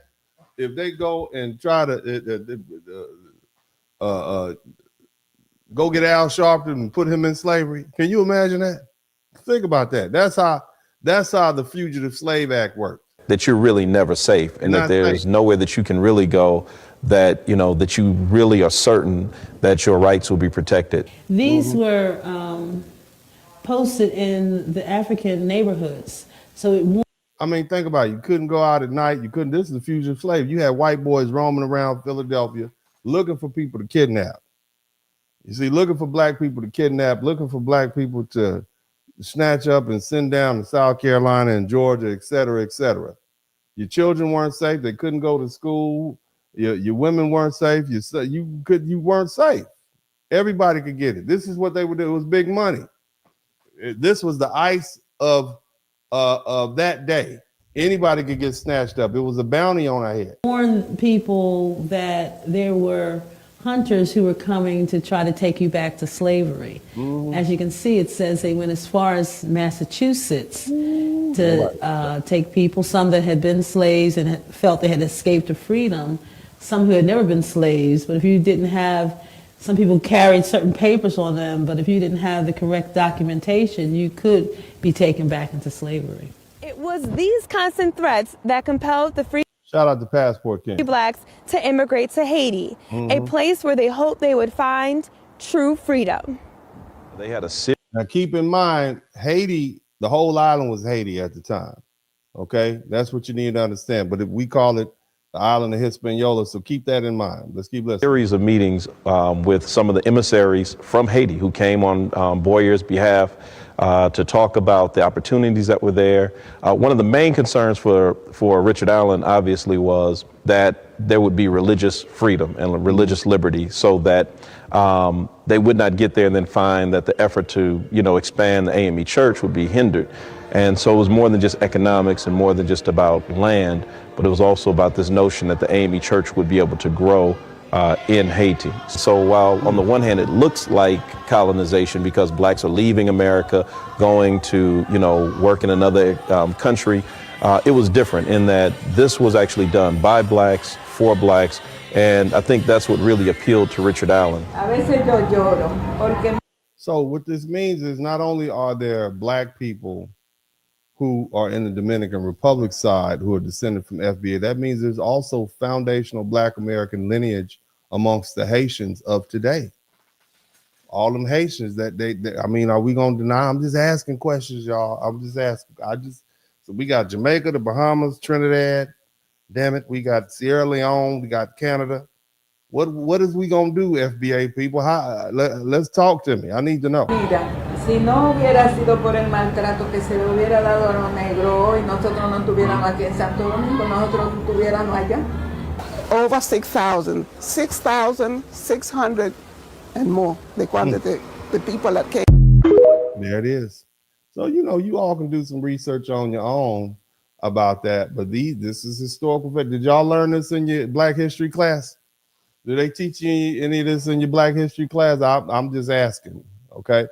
But again, as I said before, they're in the Dominican Republic, but they're remembered as the Americans because their origin was African American. They brought English, they brought Protestant Christianity, they brought the Methodist and African Methodist Episcopal traditions. They have American surnames, they have a family memory, okay? They have church, they have culture, they have foodways into a Spanish-speaking Caribbean country. So yes, today, many of their descendants are Dominican. They speak Spanish. They're part of Dominican history and Dominican culture. Shout out to Mark the Freelance. But their origin story runs through free Black America. And that doesn't mean those people who were free at the time weren't slaves at some time. You understand? So I want you to be mindful of that. And see, that's the part people don't want to wrestle with. It's convenient to say all these foreigners are tethers. Somebody type tether in the chat room. All these black foreigners are tethers, okay? They're not FBA. But what do you do with Samaná? What do you do with Black Dominicans whose ancestors left the United States in the 1820s? What do you do with Spanish-speaking Black people whose families preserved the English-speaking traditions for generations? I mean, they have photographs of their relatives. You see, that's when the slogan stops. Don't work no more. If FBA means bloodline, somebody type bloodline. okay, then some, what do we do with these people? Huh? Clearly their bloodline is FBA. Clearly they can trace their roots back to the American slave system. It's not that hard, right? I mean, their families have direct ties to enslaved people and free people in the United States, just like many of you all. So we have to ask ourselves, is FBA bloodline plus continued formation inside the United States? See, then that analysis changes. Samaná descendants didn't stay here through Reconstruction and Jim Crow and segregation and redlining. Their modern identity became Dominican. Their daily language became Spanish. Their political life developed in the Dominican Republic. But that still doesn't erase their FBA lineage. It complicates this claim. So when you meet a Black Dominican with an English surname, a Protestant church tradition, and a family story going back to African Americans who migrated in 1824, don't be so quick to throw them in that same category that we do with these Black immigrants with different kind of names. Because some of them at their core have FBA lineage, but some absolutely may be Black American descended diaspora. And if we're going to keep the same lineage, if lineage matters, then we have to be honest when lineage shows up in places that doesn't neatly fit within our argument. Now, family, we've been here for a minute and we're about to hit it hard and get on up out of here. I want you to hold tight, but I need you all to make sure if you have not subscribed to the channel, to subscribe to the channel. Go ahead and do that now. That's very important for me because at this particular point, this is, I know you ain't got your check yet. That's fine, but subscribing is free. So everybody who's watching this broadcast on the rebroadcast, I want you to take the opportunity right now and get your little thumb, and I want you to push subscribe and push the bell notification. Okay, doesn't take much to do that. Okay, this is not rocket science. We know what we trying to do over here. We trying to get me. Okay, somebody type me in the chat room. We trying to get me 100,000 subscribers, and we shout. Somebody type shout. We coming up shout. So I need some more people to hit that subscribe button right now. I need you to go ahead and do it. Don't hate watch. Don't hate watch, Uncle D. Why would you do that? Why would you disrespect the channel like that? Nobody else is getting you this mad and upset and messing with your mind like this. Is something you're going to think about tomorrow. You're going to be like, damn, I know. That's why I do that. I spend a lot of time trying to figure out what can I make them say, damn, I want you to figure out something about me. If they go right, I'm going to go left. Whichever way the crowd is going, I'm going to go the opposite way because I'm not going to follow the herd. All right? Everybody is trying to make you feel good about FBA, and we got this thing figured out. And now all of a sudden, damn, no, we don't. No, we don't. Somebody type, no, we don't. We thought we had it. And then Uncle D started talking about these Jamaicans and Trinidad. He said all the damn Bahamians is FBA. Damn, how we going to exclude all of them? I don't even understand what they're saying. Shoot. I done messed it up for you. I know I done threw some salt in the game. That's what I do. That's what I do. And I enjoy it. Now, somebody type back to Africa. Let's type back to Africa again. Somebody type back to Africa again. We're going back to Africa part 2. Okay? So I'm going to tell you who you really are. I'm going to explain to you all why these Africans don't like your black behind right now. All the foundation of Black Americans die hard. I'm going to make y'all mad. This is why they salty with you. Okay? This is why they call you a Katas. Okay? We love to talk about going back to Africa. Like it's just simple. Okay? But here's the thing. Black Americans actually went back to Africa. Okay, we went back to Africa in the Sierra Leone, then we went back again. Okay, for the second time. Okay, it didn't go well either. See, by the 1800s, Black Americans had already developed real culture in America. We had our own food, we had our own language patterns, our own way of dancing, we had our churches, we had our own worship, our own way of burying our dead. Our own way of teaching our children, our own way of dressing, organizing, surviving, and thinking. We were enslaved Americans, but we were Americans nonetheless. And that means when some of our people went back to another place in Africa called Liberia, okay? Liberia, okay, that's not to be confused with a place where you go and check books out, okay? That's not what I'm saying. Liberia is different from the library. I know what I said. I know, but I know my people. Library is not actually the word. It's called library. But I know my people. Somebody type library in the chat room. Liberia and library are two different things. And so is library and Liberia. Okay? Liberia is a country in Africa. Okay? And again, at that time, and we're talking about around about 1820. Okay, so we still around that time. We trying to get the hell out of here because we got this Fugitive Slave Act. All right, it's an ugly story. It's real ugly. Remember we talked about this American Colonization Society? A bunch of white boys got together and said, we got to get rid of all these free Negroes. They're causing trouble. Right? We got to get them out of here. All right. Well, the ACS was founded in 1816, right after that War of 1812. We never talk about the War of 1812, but they like, man, we got to get these guys. They keep siding with the British. We got to get them out of here. The War of 1812 had just ended in 1814, December 1814. It's a new year. We got to get rid of these free Negroes. And so they formed this American Colonization Society. And the purpose was to get free black people up out of the United States and send their black behinds back to Africa. Somebody type back to Africa. Now, some of the people supported the colonization because they thought black people would never be treated fairly in America. So the brothers and sisters was like, let's get out of here. Tired of dealing with this.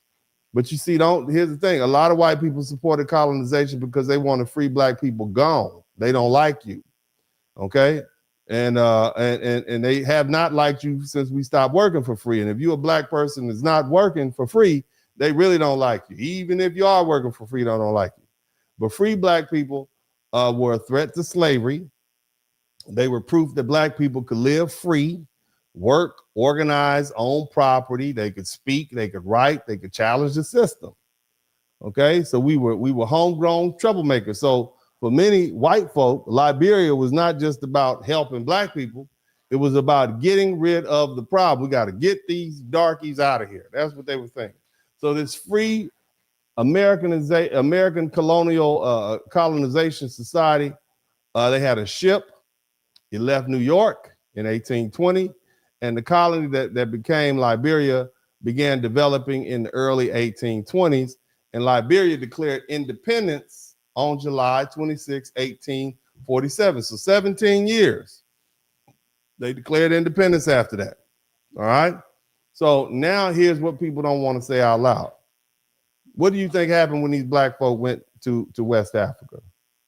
You think they simply blended in with the Africans who were already there? Because remember what I told you, what was going on in Africa.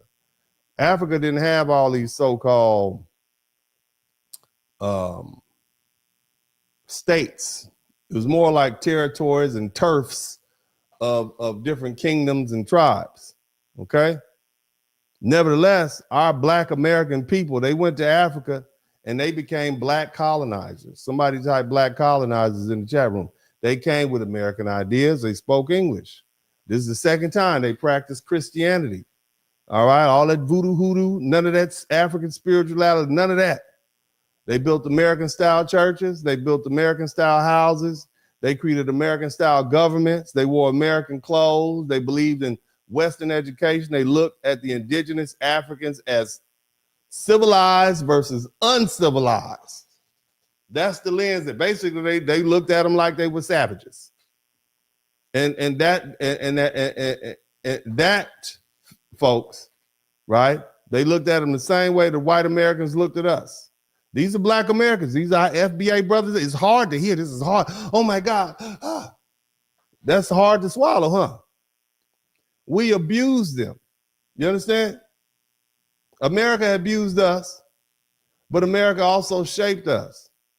And when we got power, many of us used that power over those Africans.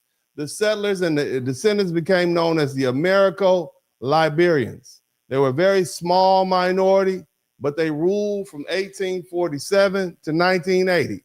They dominated Liberia's politics, economy, land, trade, and social order. We're talking 133 years we ruled these people.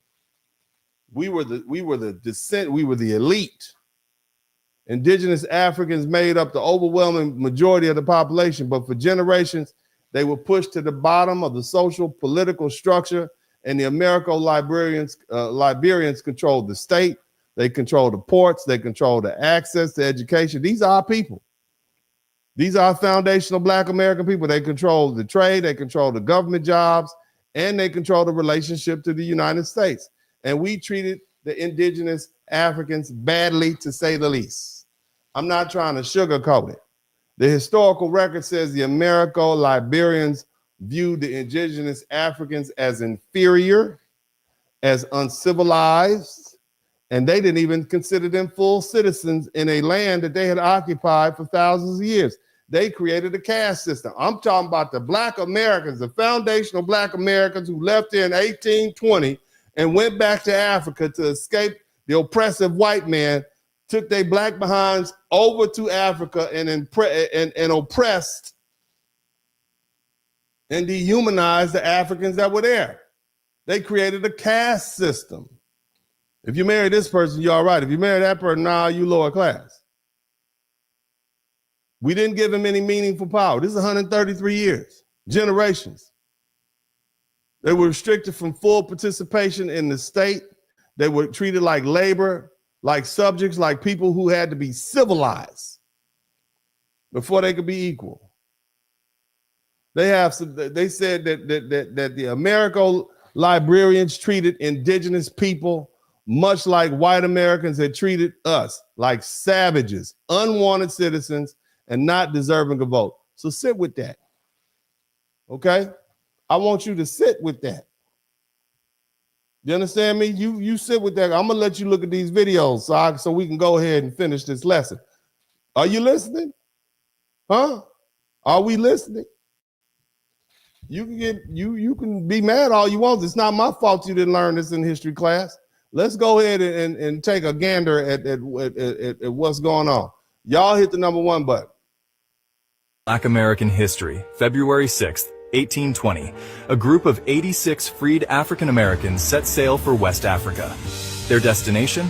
A new colony, Liberia. Organized by the American Colonization Society, these men, women, and children boarded the Elizabeth from New York, seeking a future free from oppression in the United States. But their journey was harsh. Many fell ill upon arrival at Sherbro Island, off Sierra Leone, where disease took a heavy toll. Still, survivors pressed on. By 1822, they secured land on the Grain Coast, founding what would be. On this day in Black American history, February 6, 1820, a group of 86 freed African Americans set sail for West Africa. Their destination? A new colony, Liberia. Organized by the American Colonization Society, these men, women, and children boarded the Elizabeth from New York, seeking a future free from oppression in the United States. But their journey was harsh. Many fell ill upon arrival at Sherbro Island, off Sierra Leone, where disease took a heavy toll. Still, survivors pressed on. Y'all, do you understand? So this is known history. Just because you didn't learn it doesn't mean it's not known, okay? By 1822, they secured land on the Grain Coast, founding what would become Monrovia, named after U.S. President James Monroe. Liberia was born, a beacon of Black self-governance and resilience. Though challenges remain, conflict with indigenous groups and American influence. The settlers laid the foundation for Africa's first republic, officially declared in 1847. From struggle to sovereignty. Now I'm playing the cartoon because, I know this gets people's attention. Their legacy endures. This is Black history. This is American history. Now let's go ahead and get the real story from some people on the ground. Y'all let me know if you can hear that. That's the warm-up act. Let's keep it pushing. I was the president of the US, Donald Trump.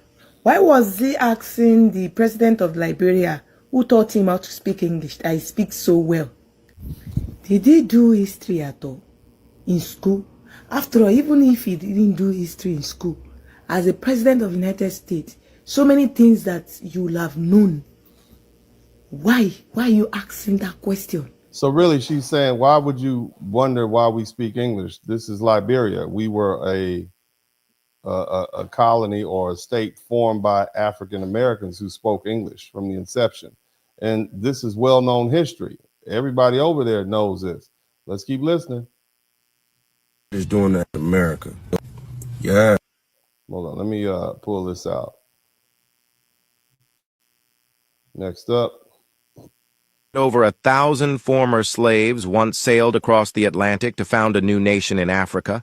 In 1792, 1,200 black loyalists left Halifax, Nova Scotia, bound for Sierra Leone. All right, that's the one about Sierra Leone. Let me move on to the ones about, let me see if I can pull this up, Liberia. For Liberia, I actually had this conversation with somebody a few days ago. They're American, and they were asking just about Liberia and things like that in Liberian history. And I told them, I told them that Liberia has many tribes, and they were like, well, what was Liberia called before settling and things like that? And I was like, you know what? I don't know. I think it was just the tribes had their boundaries, and that was it. The tribes knew where they were, and that was it. And I think the same way. Like, I'm Liberian because that's what. So what he's explaining to you is that what we know today as Africa and the 54 countries of Africa didn't exist. They were just territorial, kind of like how the Native Americans have it set up.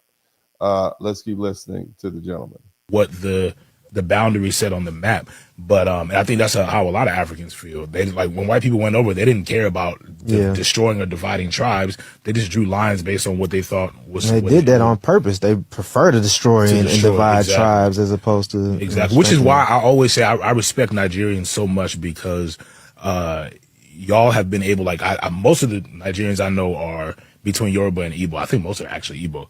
And y'all have been able to, those tribes have been able to really stick together regardless of what, colonization did and to separate. So I have a high.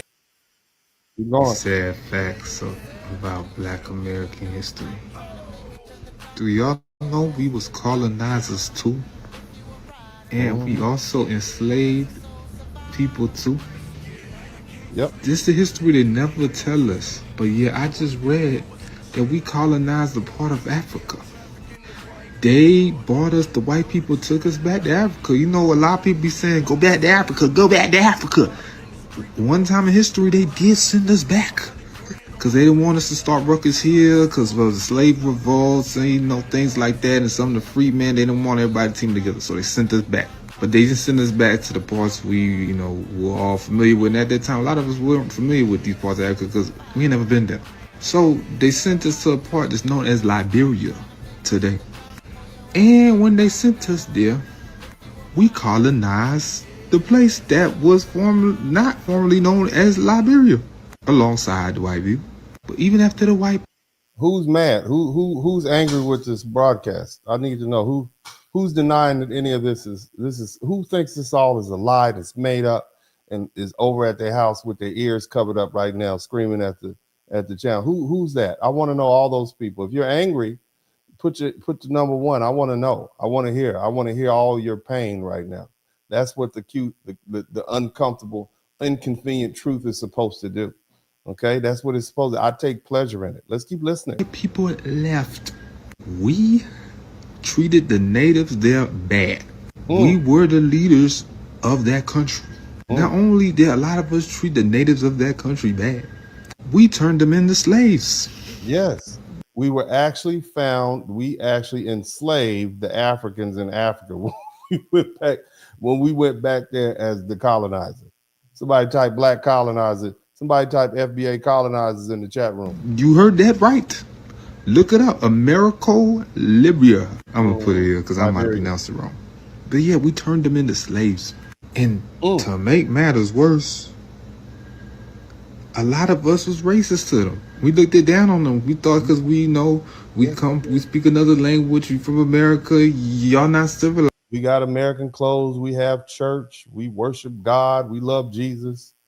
We have education, and we have the United States backing us. Now, Liberia is still this country today, and they still got American descendants over there. And it's not like foundational Black American descendants over there who were running from slavery, who fled America because we didn't want to get caught up with that Fugitive Slave Act, and we got the hell out of there. We went to Haiti. We went to Liberia. Are you listening? Are you listening? Keep going. how it used to be. You can't tell who's who no more. I'm sure all that stuff went down. But at one time, it was pretty bad at the start of that country. And this just goes to show me nobody is good. Some of us like to vilify white people because their history with us. But we got to read about our own history. Everybody enslaved somebody. It seems like anytime somebody get a chance, they're going to slave somebody else too. Nobody's hands are clean. Anytime you present a group of people with the opportunity to oppress other people, they seem to take it. Now, unfortunately, foundational Black Americans, we've been trained to see ourselves as victims, and we see victims as the automatic good guy. But when presented with the opportunity to be the bad guy, we've done so. Okay? So let's not, we like to look at the pretty, but we got to look at the ugly. I commend this young man for reading that. And let's continue. Let's listen to some more people telling us about what our ancestors did when we got some power. I want to make sure y'all are here. Okay, let's keep listening.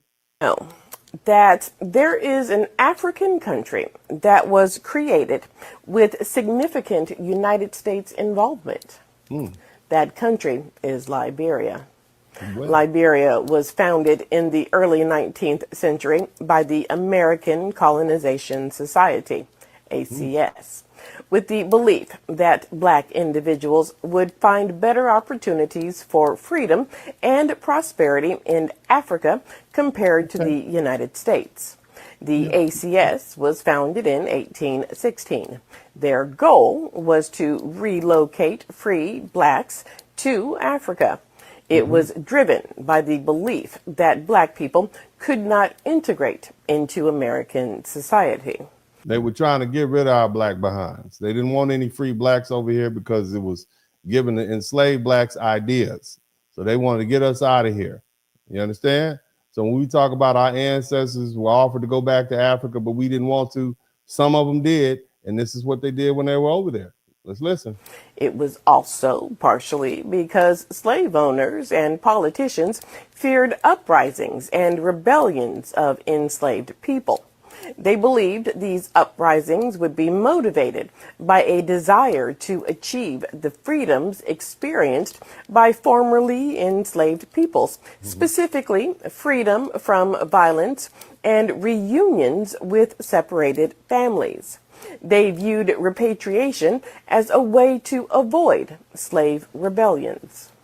By 1867, the ACS and state-related chapters had assisted the migration of more than 13,000 Black people from the United States and the Caribbean to Liberia. Between 1822 and the outbreak of the Civil War in 1861, more than 15,000 freed and free-born Black Americans, along with 3,198 Afro-Caribbeans, relocated to Liberia. These free... You hear, you Afro-Caribbeans? You hear me? So y'all was over there too oppressing these Africans. Big up to the motherland. Right? All that. Back to Africa. You went back. You went back to Africa. You and Bob Marley and your Bob Marley CDs, and you went over there as Black colonizers. It literally took a revolution of the indigenous Black people in Africa and what we know the liberty to get us up out of power after being in charge for 133 years. Let's keep listening. Somebody type inconvenient truth in the chat room. Blacks and their descendants married within the community and came to identify as Americo-Liberians. The settlers carried their culture and tradition with them while colonizing the indigenous population. Liberia is the first African republic to declare its independence. The United Kingdom was the first country to recognize Liberia's independence. The United States did not recognize Liberia's independence until 1862, after the southern states, which had strong political power in the American government, declared their secession and the formation of the Confederacy. Along with Ethiopia, Liberia was one of the 2 African countries to maintain its sovereignty and independence during the European colonial. So basically what she's saying was the southern states, you have to take a vote to recognize the states, a country's independence. They weren't going to do it until they seceded to the southern states and their congressmen got out of there, because they were never going to want to recognize a sovereign African state, especially one colonized by their former enslaved. Why would they ever do that? That goes against everything that they believe. And so it was a lot of, but after they seceded, they left Congress, the abolitionists in the free North supporting congressmen were there. So that's when they recognized Liberia as its own state in 1862. Scramble for Africa. The scramble for Africa was the invasion, conquest, and colonization of most of Africa by 7 Western European powers. Yeah, but see, baby, we got to talk about what the foundational Black Americans did and the Caribbean homeboys did after getting sent back to Africa. We can't say we can't. I don't believe in. I don't believe in pussyfooting around. Did you know Liberia, okay, a country in Africa, was founded by freed slaves from the United States of America, so-called blacks? Did you know that? Yes, I did. Yes, yes. The American Colonization Society was formed in 1817, and this colonization society in the Americas was designed to send free African Americans to Africa as an alternative to emancipation in the United States. In 1822, the society established on the west coast of Africa a colony in 1847 that became the independent nation of Liberia. Now, this American Colonization Society says that they wanted to return so-called African. They wanted to get our black ass up out of here. That's what they were tired of looking at us like they are now. They had black fatigue. Somebody type black fatigue in the chat room. The War of 1812, it just ended. They wanted to get all the free blacks out of there. They had to fight. They got the White House burned down. They got disrespected. They got the Congress, the house is burnt down. You understand what I'm saying? This is what was going on in America. This was black fatigue. All right? Keep listening. Americans to Africa in the Caribbean. Maybe to the Caribbean, but you can't return us to Africa because we didn't come from over there. We come from over here. So you got to dodge the hijack when you're researching this material, y'all.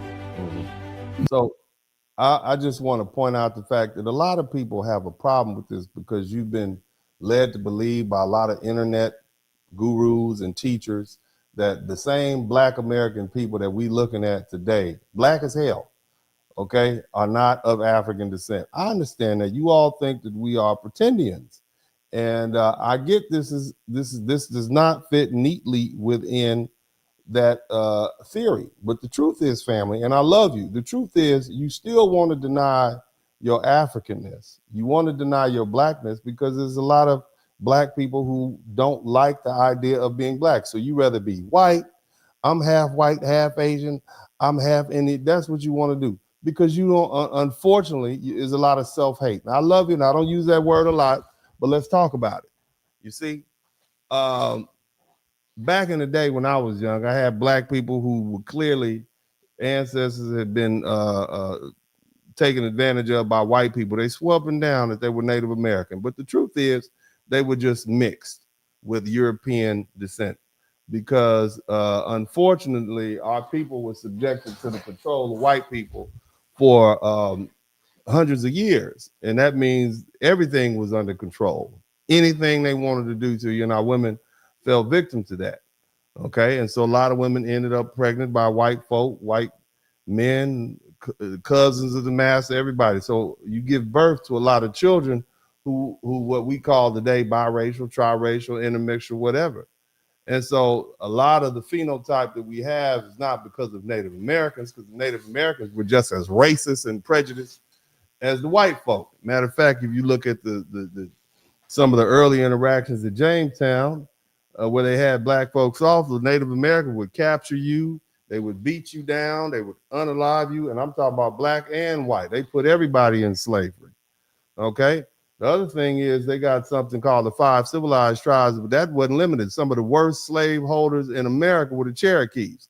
And you can say whatever you want. The Choctaw was right behind them. It was written into their constitution that we were substandard. We were not allowed to marry within the tribe. If you did so, you were punished. The Nazis came to the United States of America, and they studied the Indian slave codes. And they studied the white Jim Crow slave codes, and they took that back and they came up with the Nuremberg rules, which is how they were able to divide. They said, this is what they studied. Okay, I know you don't like this, but the bottom line is, family, this is what we did. And a lot of black people don't want to deal with. So you got this brother right here saying, oh, no, none of this is true. It's well documented. It's well, they can't run from it, baby. We don't run from things over here. We hit it head on. I don't care what anybody else said on the internet. If you believe them, you're just stupid. You believe in people who don't show you accurate documents. That's not intelligent. You purposely being misled because you want to be. That's like a woman wanting to believe that, you know, her man who has 4 other baby mamas and is going to take care of her more so than he did them other kids. You just stupid at that point. And there's really nothing I can do with stupid. This conversation is not for stupid people. Stupid doesn't mean you unintelligent. Stupid means you refuse to learn. This is not that conversation. But see, the bottom line is when reality hits the real world and you really want to push this FBA argument, you're going to have real assholes. I'm being nice to you. But you're going to have real assholes who are lawyers in Congress. But you see how they shot that president of Ghana down? He brought his black ass over there to the UN. And they said, motherfucker, get your black ass up out of here. Get on up, get up out of here. So you participated in slavery. You still got slaves going on right now. You see how they disrespected that black man? That president of a country treated him like he was dog shit. That's what they did. Donald Trump said, I'm surprised you darks can even speak English when those African presidents came over there for a photo op. This is what this is how you want to be treated. So you better come up with your arguments and you better get out of fictitious land. Stop listening to these idiots on the internet. Do your own research. And I don't mean, oh, I listened to some, see, at least back in my day in Generation X, we didn't actually have video on YouTube. We actually had to read books. We had to go to libraries. We had to go to listen to speakers in person. I mean, we had to get up. We had to go outside. You understand what I'm saying? We had to go outside. We had to go listen to these great minds, these ones that you all are getting the clips from and you taking and run with. We actually have to go listen to John Henry Clark and Shaka Musa Barashango and the Honorable Minister Louis Farrakhan. We had to listen to, we had to go there. We had to read their books. We had book. Sometimes us real conscious community, not these clowns that you have now. We would actually sit around and we had book readings and we would read and we would dissect. So these are things that we were aware of. Okay. We actually read. Okay. Read. They have a professor over at Thurgood Marshall School of Law. And his saying is, his name is Whedon, Professor Whedon. Anybody who's been attended Thurgood Marshall School of Law, Texas Southern will tell you, his saying is real lawyers read. And you would be surprised how many lawyers don't read. Nobody likes to read. Reading is arduous. But as long as you don't read, any fool on the internet can get on the internet and show you something and tell you something and it just be unsubstantiated. That's why I go a long way to give you not just my opinion. I give you all these other firsthand experiences, accounts, and I also give you written work that you can look up. And I give you citations and I explain what this thing is. And so that you can look at my description section and take what's said and look it up for yourself. Don't be an idiot. Don't be so easily misled. You may not like me, but clearly I've studied. Clearly, I'm not on the fact that I can sit on here and make this boring shit interesting enough for 500 to 1,000 people to listen to this shit on a Wednesday night when there's so much other stuff to do means I know what I'm talking about and I mastered these subjects, or at least the art of communicating. But I invite you all to read for yourself, okay? But since we're gonna go ahead and beat a dead horse, I'm gonna let y'all listen to some more videos. Let's get some more happy time. Y'all hit the #1 button. Let's keep it popping, baby. Yeah. Ivory Coast and the British in settlers or Americo-Liberia plot to relocate African Americans, both freeborn and those freed from slavery. Several thousand made the voyage and lands were acquired from local chiefs, and thus a colony was formed, which came to be known as Liberia, meaning free place. The capital, Monrovia, was named after US President James Monroe, who had been a strong supporter of the ACS. These settlers, or James Monroe, was a strong supporter of getting these N-words up out of here. That's what he was a strong supporter of. Americo-Liberians had very little in common with the natives and did not integrate with them, but rather kept to themselves, and clashes and fighting flared up every now. You hear what they said?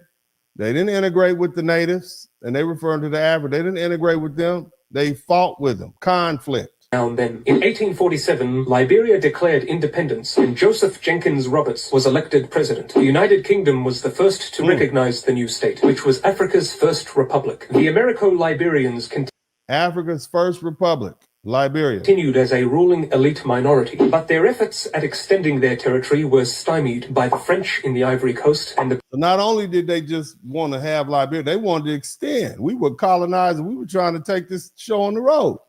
You understand what I'm saying? And they were only stymied by the French and the British.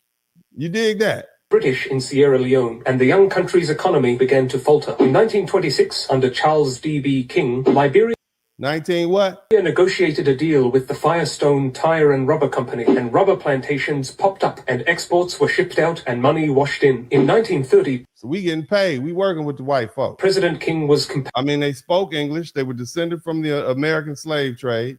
They had American customs, American church, American religion.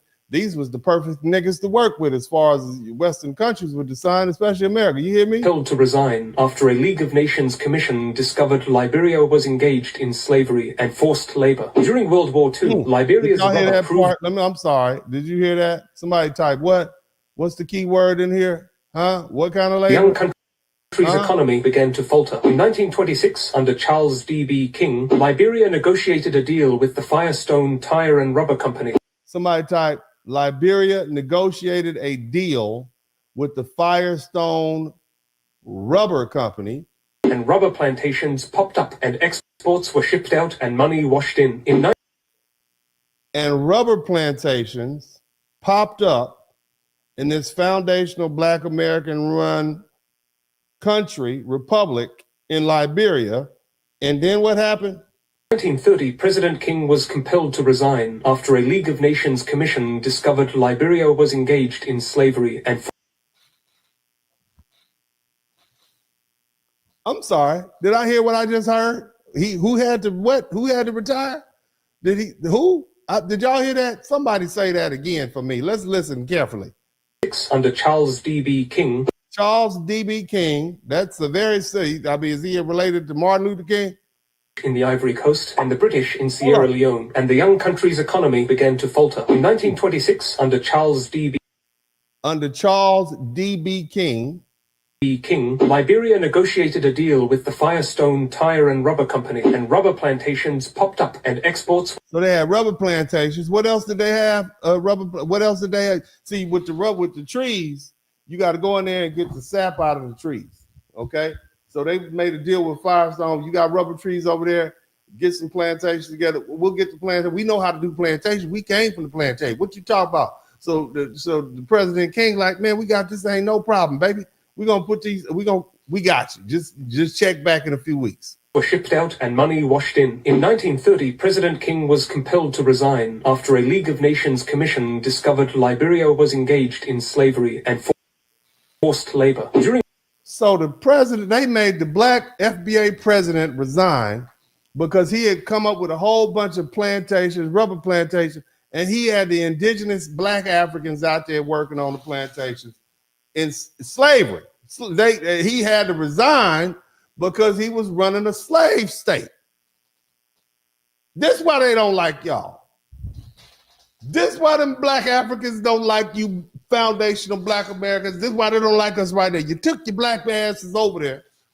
First you went to Sierra Leone, was talking shit, talking bad about them people. And now you done went back over there and started some goddamn plantations, damn rubber plantations. You got these Africans out here working hard. You don't let them vote, nothing. And you got them out there on the plantation. And you getting all the money. That's why they don't like y'all. That's why they don't like you now. I see now. Damn it. We gonna have, damn. In World War II, Liberia's rubber proved highly beneficial to the Allies, and the United States built up Liberian infrastructure, and the country prospered under the long regime of William Tubman. Now, since the Republic's foundation, the country had been ruled by members of the colonizing Americo-Liberian... Colonizing black people. Found that, this is what you did. This, black people sit down and, FBA, sit down and take your talking to. This is what you did when you took your black behind back to Africa the second time. You went over there and colonized. You act just like the white man. That's what you did. You act just like the white man. You just like white zaddy. That's what you did. That's what you did. Don't run from it now. Don't you run away now. Don't you? No, you bet not. You bet not. You learn about Harriet Tubman and Booker T. Washington and black history. This is what your black ass should have been learning about. This is what you've been doing. Over there colonizing like the white man, enslaved. And I know you was banging some of them broads too. I know what you do. I know what you do. Or Congo class, and the indigenous inhabitants of the land were growing more and more frustrated. In 1980, Master Sergeant Samuel Doe led a military coup and seized power, and the president and his cabinet were shot dead. Doe... Ooh, them boy, you see what y'all didn't hear that part. Y'all didn't hear that part. You said they got tired of your black asses over there. You went over there, you colonized them. 133 years went by. You know, they said, forget that. Forget, we're going to kill them all. This body don't like your black butts over there now.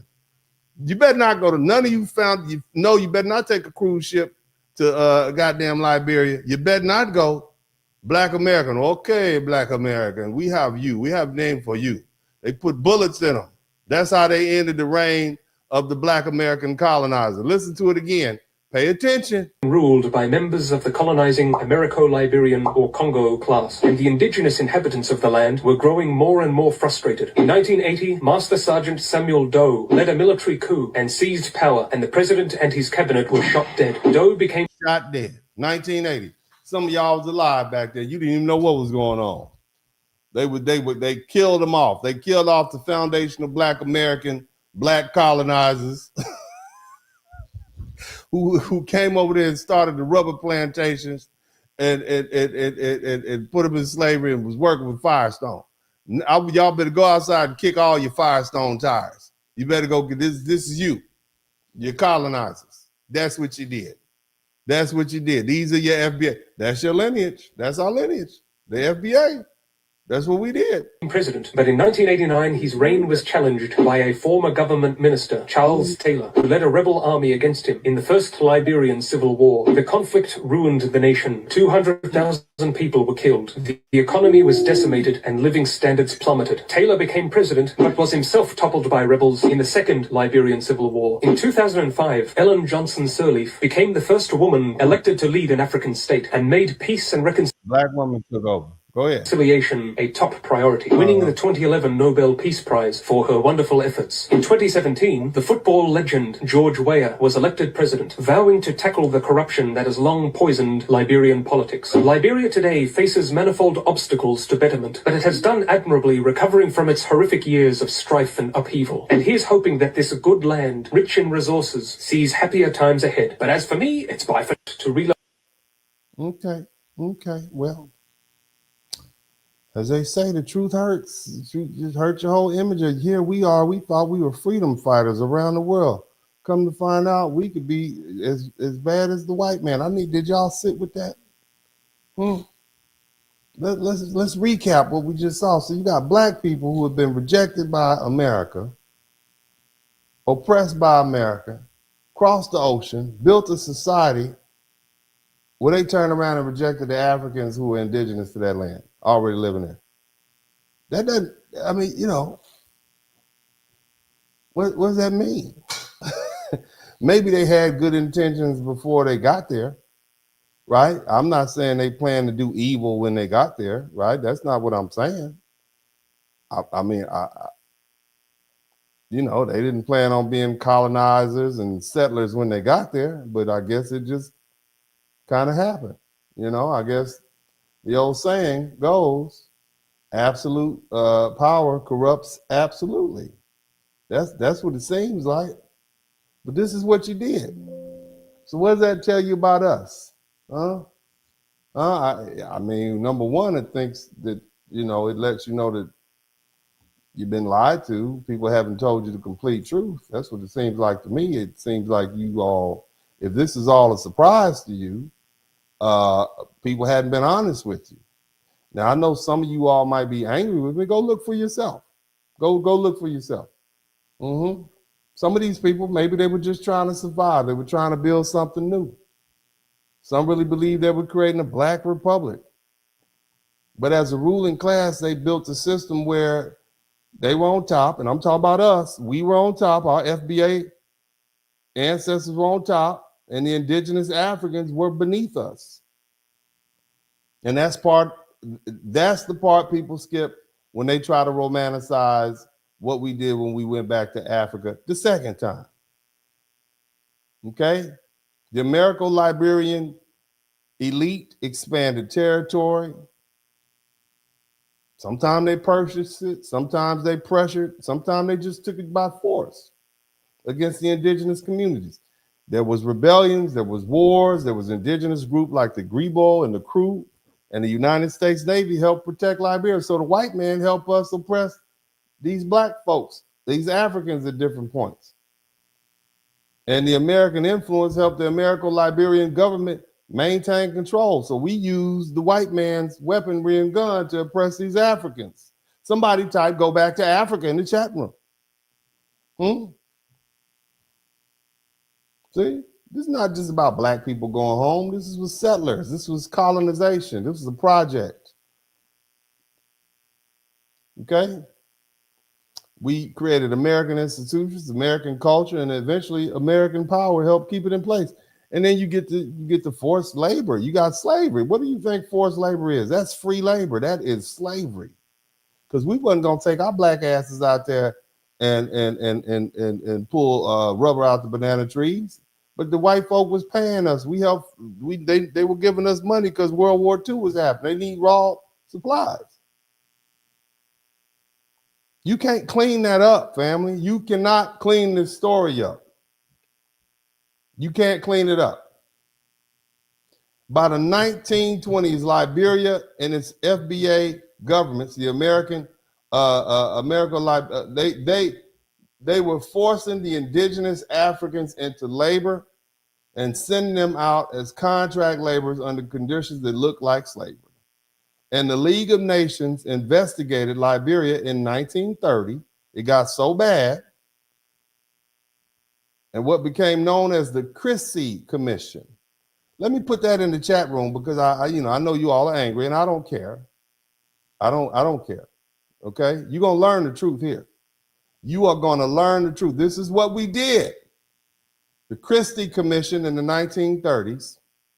And that investigation looked into the claims that Liberian officials, our people, were involved in forced labor, including sending indigenous laborers to what is called Fernando Po, or now Bioko, a Spanish-controlled island. And the Liberian government denied slavery. Why would they admit it? And forced labor existed, but the investigation implicated a lot of high officials, including the Vice President, Alan Yancey, and the scandal forced the President, Charles D.B. King, to resign. It was so bad. Think about the irony of that. You got black people who are descended from chattel slavery in the United States implementing slavery. So let me say this plainly. A country founded by free black Americans, FBA, and formerly enslaved black people ended up being investigated for slavery and forced labor against indigenous Africans. That's not comfortable, is it? That's not. Where do you put that? Where do you put that? And see, if we're going to tell the truth, then we have to say the truth even when it makes our people look bad. Grow up. Grow up. This is horrible shit. This is no different than what's going on in some parts of our country. Us killing each other, shooting each other, unaliving our women, and our women unaliving our men, and our women having baby deletion. This is all bad. It's a bad look. You can't run from it. So you all have been brainwashed to believe that black suffering automatically makes us a righteous people. Poverty and suffering don't make you righteous. Being oppressed doesn't mean you can't oppress somebody else. You got a lot of abusers that turn out to be abusers themselves when they get power. Having slave ancestry doesn't mean you can't reproduce the same plantation logic that shaped you. Some of those same foundational black Americans that escaped slavery here in America, when they got the chance, they built a hierarchy for themselves just like the master class. And then came the fall. But for over a century, these people that they call the Americo-Liberian elite held power. They dominated Liberian politics from the 1800s all up into the 20th century. The indigenous Liberians were excluded from any real power.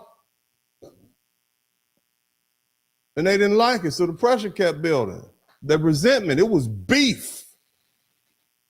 The country had a black ruling class, but the majority of the black people in the country were still treated like outsiders on their own land that they had inhabited for thousands of years. And guess what happened on April 12, 1980?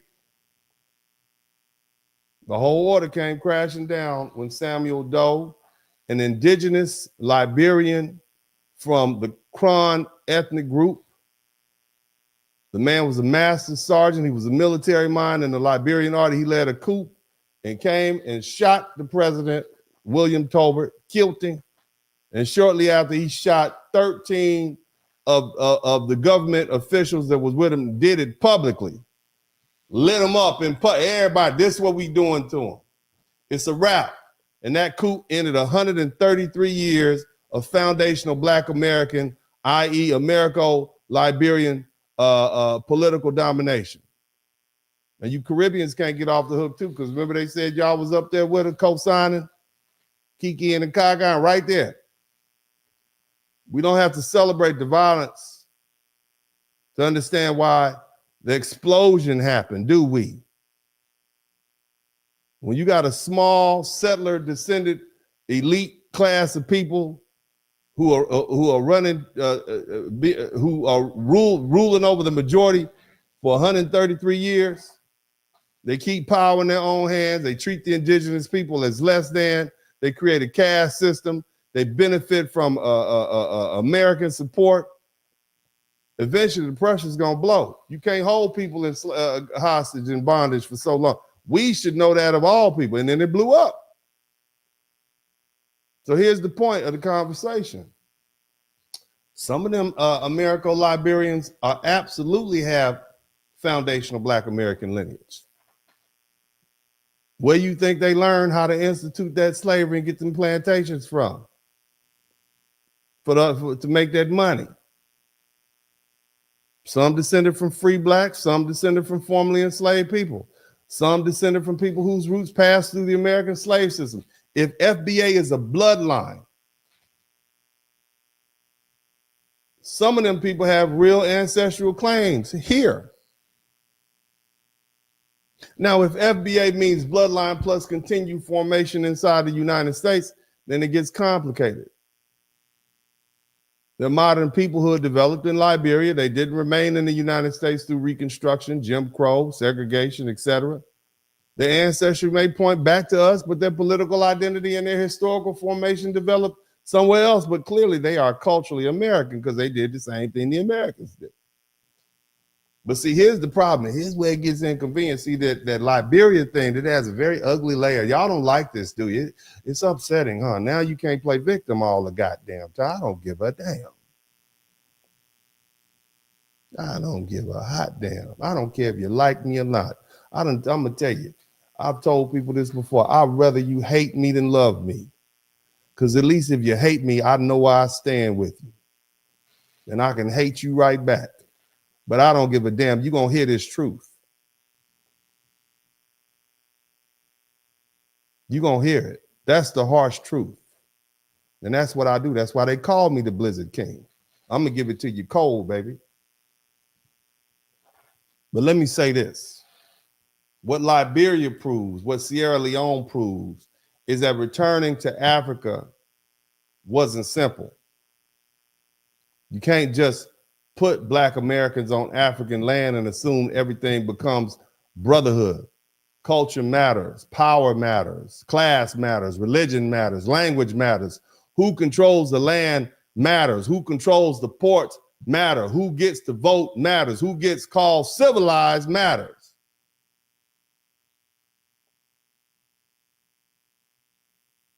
I used to tell these brothers all the time when they were going overseas, I said, there's no geographical solution for an emotional problem. Let me run that back to you again. If you're a buster here, if you're a simp here, you're going to be a simp in Colombia. You're going to be a simp in the DR. You're going to be a simp in Thailand. That's why you got niggas over in Thailand fighting over prostitutes. I ain't got no problem with brothers hanging out, have a good time, pay for the pussy. I don't give a goddamn. I'm just telling you, there's no emotional solution or there's no geographical solution for an emotional problem. Period. You got people moving down to different parts of the United States from the big cities that they lived in, and they bringing the same crime and drama that they brought from those big cities. Nothing's different. You come from a country where you're oppressed and you part of the slave owning class or part of the slave class. You take that over to Africa, you ain't changed who you are. You still who you are. Wherever you go, there you are. And that's why Liberia belongs in this discussion, because it forces us to admit that Black American lineage can cross the ocean and become something else. And sometimes what it becomes, it's not pretty. But they still FBA bloodline, aren't they?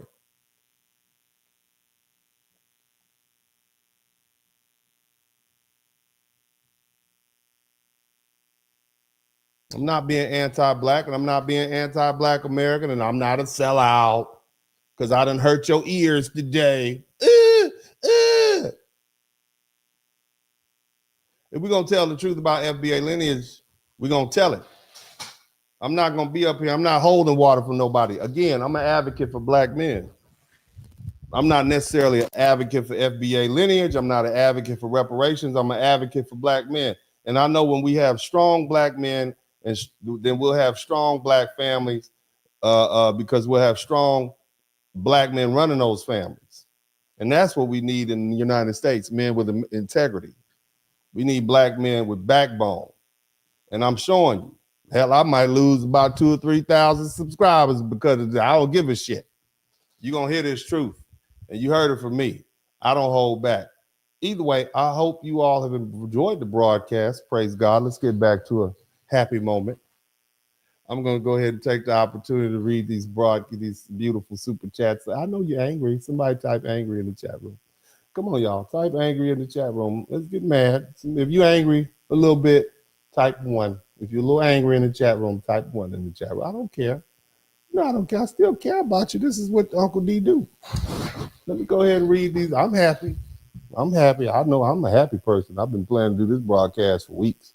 I'm happy. I look good, got that fresh haircut. You know what I'm saying? Let me go ahead and read my Cash Apps. If you learn something, I should earn something. I know y'all learned something. Whether you like what you learn or not, I know you learned something. I don't care what you say. Let's go ahead and read the Cash Apps. See how I made my voice lighter because I'm being more pleasant?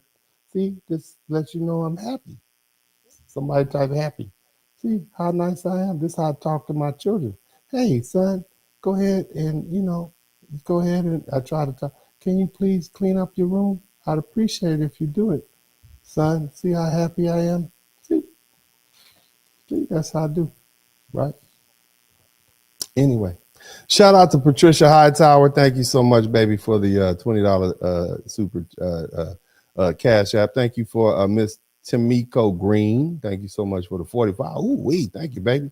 Sean Irwin, thank you for the $10. Thanks for the FBA history. This is some real FBA history. Nobody's gonna teach you. Nobody's bold enough to do it. They don't want to make you mad. They some punks. They scary. They don't want to make you upset. That's why the pan-Africanists aren't gonna do it, because they don't want this type of information out there. The pro-blacks damn sure ain't gonna do it. The back to Africans aren't gonna do it. The FBA, pro-FBA, they not gonna do it. Why would they put something like this? Hell, they're not gonna sit here and look at it. You see?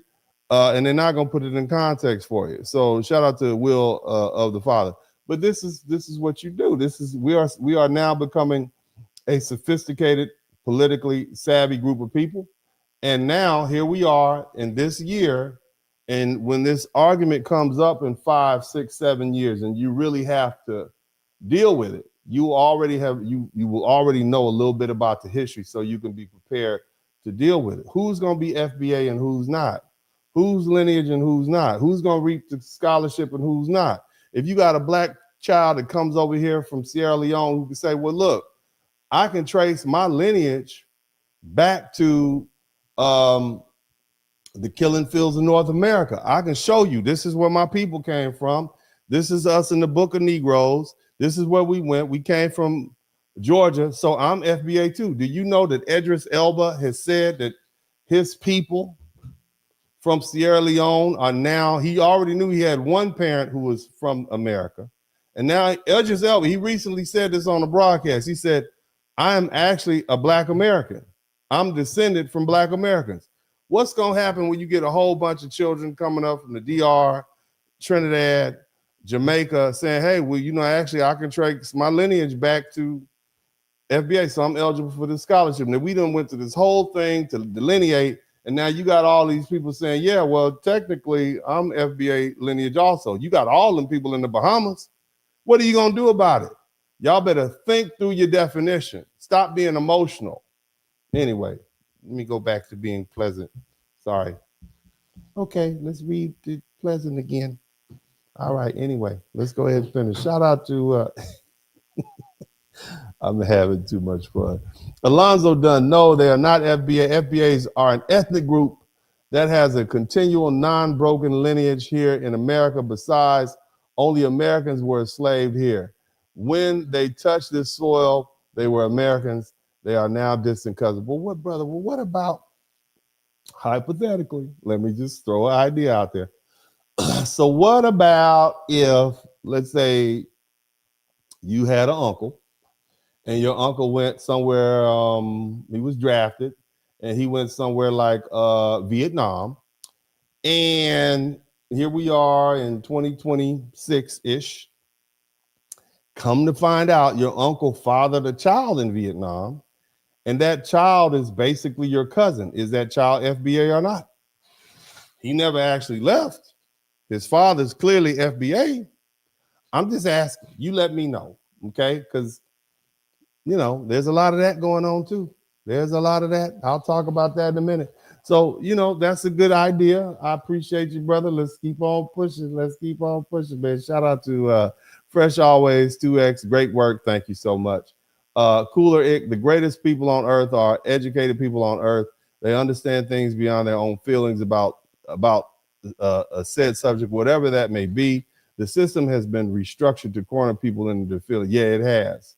You can't be in your feelings around here. Okay. I don't care about your feelings. You're gonna get these facts. That's the most important. You will remember what I told you. Okay. And that's the most important thing. You've learned something. I've made you angry, and you've learned something. I've done my job. The average American lives in a bubble and is totally ignorant to what the rest of the world is about, no matter how many trips abroad they take. Yeah, because the educational system trains us to ignore things that we should not ignore. But thank you so much, family. I appreciate you. Passport King. That's not delineation, that's ethnic cleansing. Thank you so much, Passport King. Understanding, $2, appreciate you so much. The code is the leader, FBA. Thank you so much, Understanding. I appreciate that. $50, man. Cooler, Dr. Umar is trash. I'm not gonna say that. The brother's an educator. We listen to him. He says great things. He just is in a corner right now, I believe, because you know he's been talking about pan-Africanists for so long, and now he's in a situation where he can't really pivot. That whole notion is dying, and you know he's kind of boxed himself in the corner. I get what's up. You know, when people's livelihood is on the line, their popularity and their status, you know, they'll say things that may not sound fully accurate or thought out as they otherwise would. But, you know, we don't want to take anything for Dr. Umar. How much money did Obama give to HBCUs? I forget. Thank you so much, Coolerick. Drill Sergeant, go ahead, G. I sure will. Drill Sergeant, you better tell him. I'm going to keep telling him, man. Blizzard Talk, what? G30, thank you for the $4.99. Super Sticker, our people stayed and the others cut out to Canada when it got rough. To me, that's the major delineation, no offense. But here's the thing, brother. What about the black people that left the South and moved to places like California, Oakland, Los Angeles? They moved to places like Illinois, Chicago, Kewanee. They moved to New York.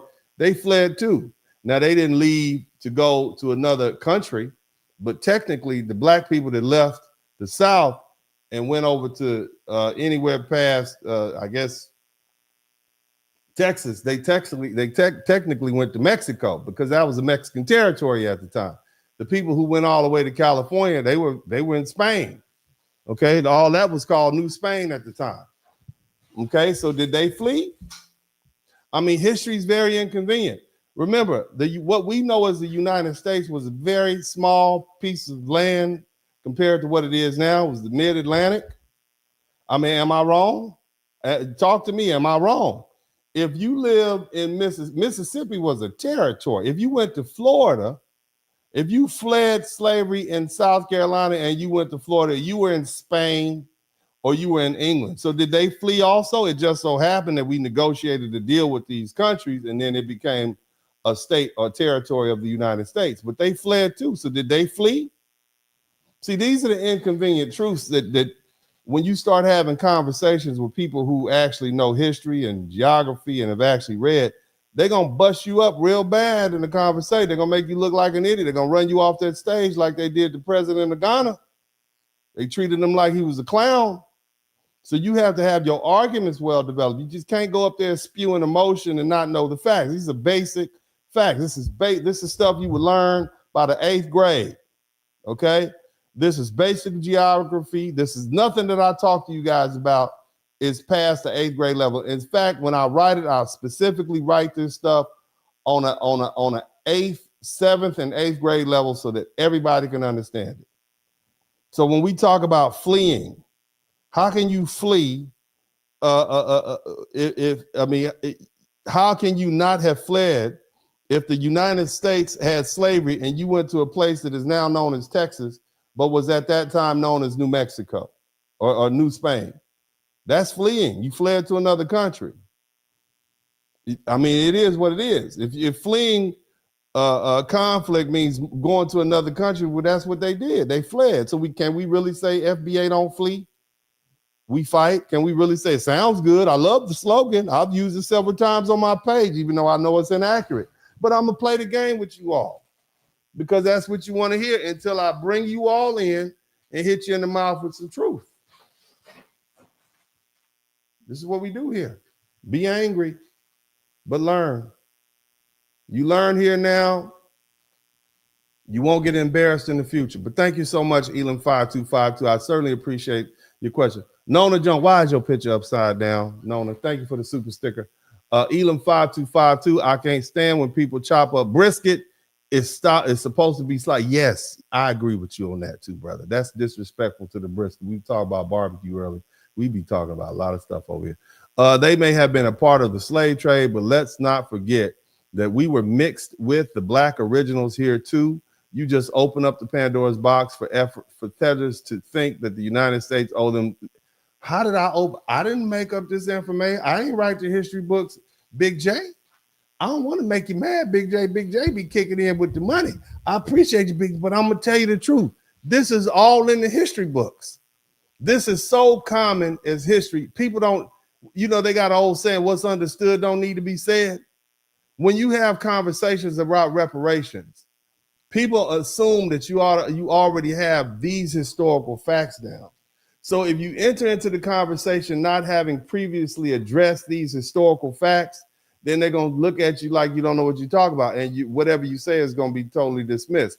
That's why I have the reparations plan that I have.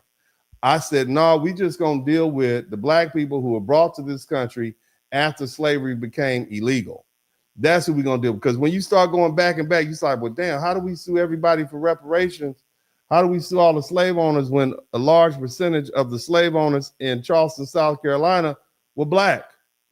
Yeah, some of them owned their own relatives, but they were still slave owners and it's on paper. How do you get around that?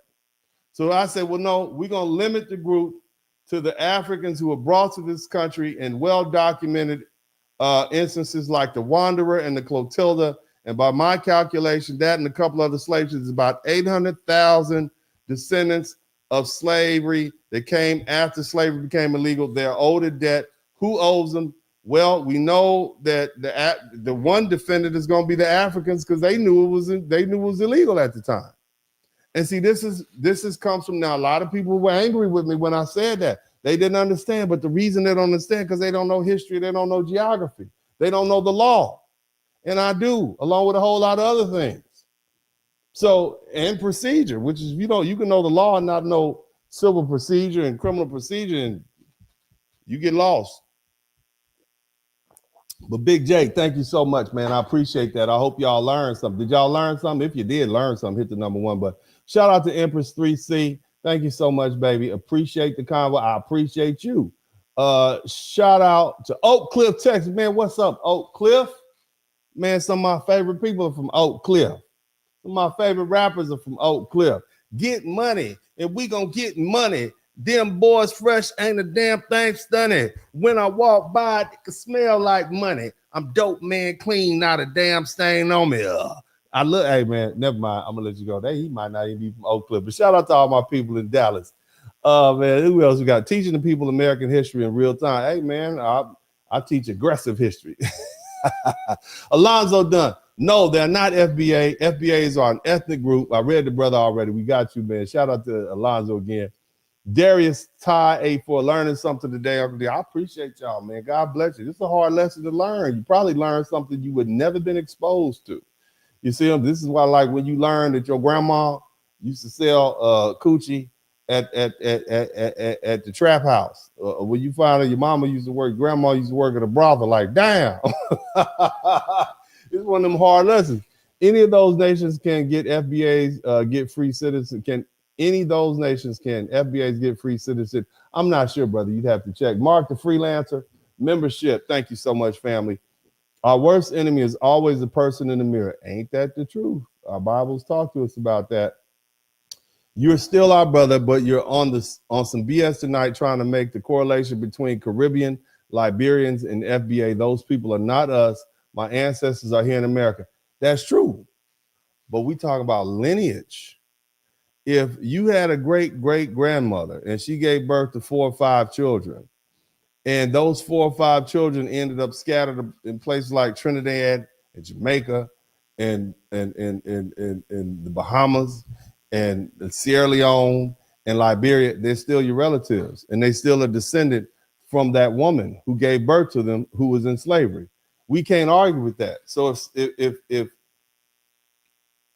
FBA is solely lineage based, right? Because that's what they say. They keep saying it's a lineage based.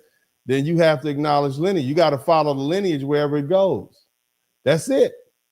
And that's just the fact that we can't get around. What do you do with that? How do you get around that fact? Anyway, shout out and thank you so much, Big J. Numbers 118 shows lineage is passed down from father's house. If your paternal line doesn't trace back to a male slave, that's not your lineage. Okay, brother, that's a very, very interesting statement that you made, and I appreciate you making it up. Very Very interesting. So I'm going to take the opportunity to talk to you about something. So during slavery, a lot of our black, or what we call black people or enslaved people, were fathered by white men.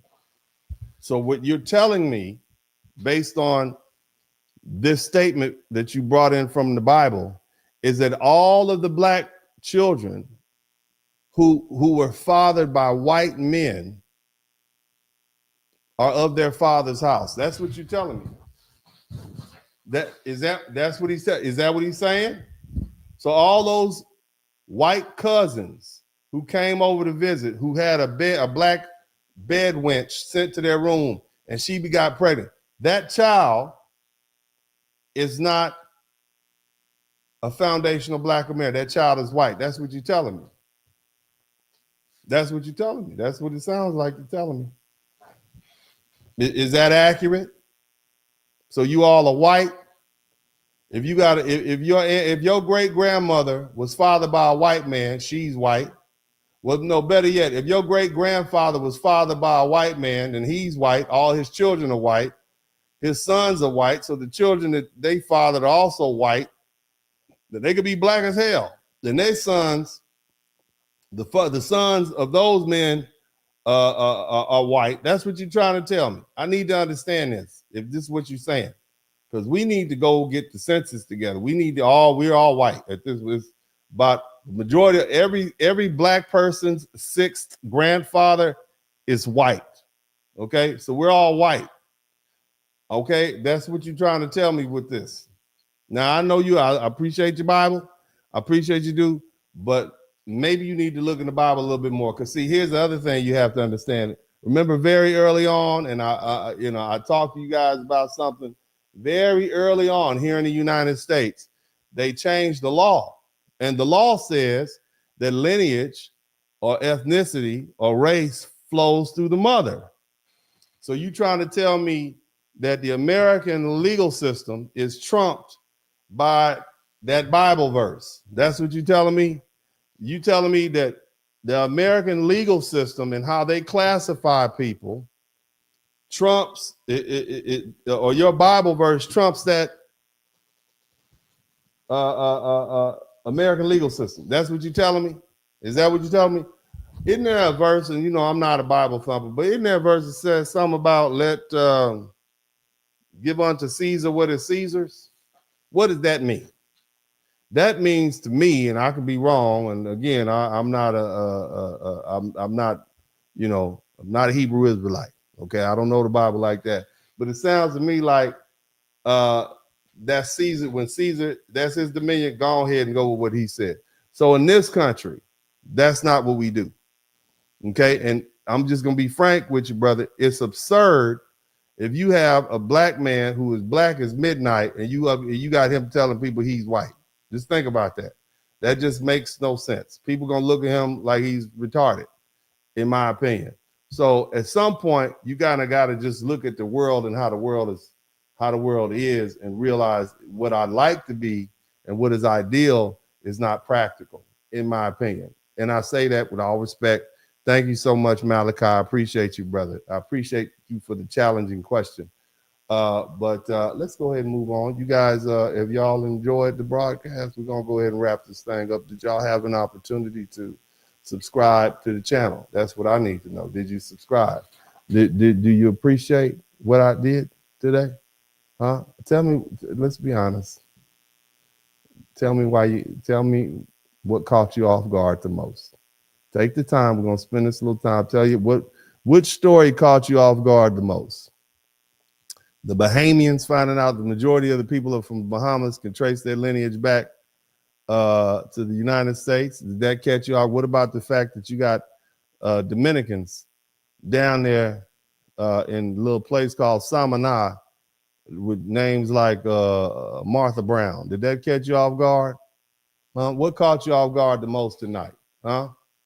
What caught you off guard? The Liberians? They catch you off guard. We talking about lineage. This is the door that opened. What caught you off guard tonight the most? What threw you off the most? What made you say, damn, I didn't know that? Which one of these stories? What about the Trinidadians, the Americans? They went down there 800 deep. They sent them a bunch of women, gave them land, and they had a blast. They haven't been back since. What caught you off guard? Huh? Martha caught you off guard. Okay. Huh? Well, look, we're going to end this. I'm going to let you know where I think the Liberians caught people off guard. That was a tough one. That's hard to swallow, huh? The fact that we went over there and became slave masters. Damn. And we exploited our African brothers. That's why they don't like us. That's why them Africans don't like us now. That's why they're hesitant, huh? It makes sense. You don't think they talk? You came over here with the Sierra Leoneans. You did them wrong. And you came back with the Liberians. And now y'all trying to take over Ghana. Y'all trying to take over Ghana. Ghana like, hell no, you would not do it like this. We know what you did to the Liberia. You would not rule over that. So yeah. Hey man, it is what it is, baby. This is some serious stuff. I like what I did. I like what I did. But anyway, let's go ahead and see if we can bring some closure to this. Somebody type closure in the chat room. Who's angry? Let's see who's angry. Now, hopefully what you all would do is stop referring to FBA as lineage only. I think that's what somebody type lineage only opens the door. Okay. Somebody type, you wouldn't have thought about that, would you? Hopefully I've taught you a harsh lesson in the past 4 hours, because we've been running with this FBA for about 4 or 5 years. Hopefully you realize that, hold on, we need to rethink lineage only, don't we? You can thank me for that lesson. Go on, take this to your think tank. But again, before we close out, we're going to deal with one of the last inconvenient truths about Black American lineage, okay?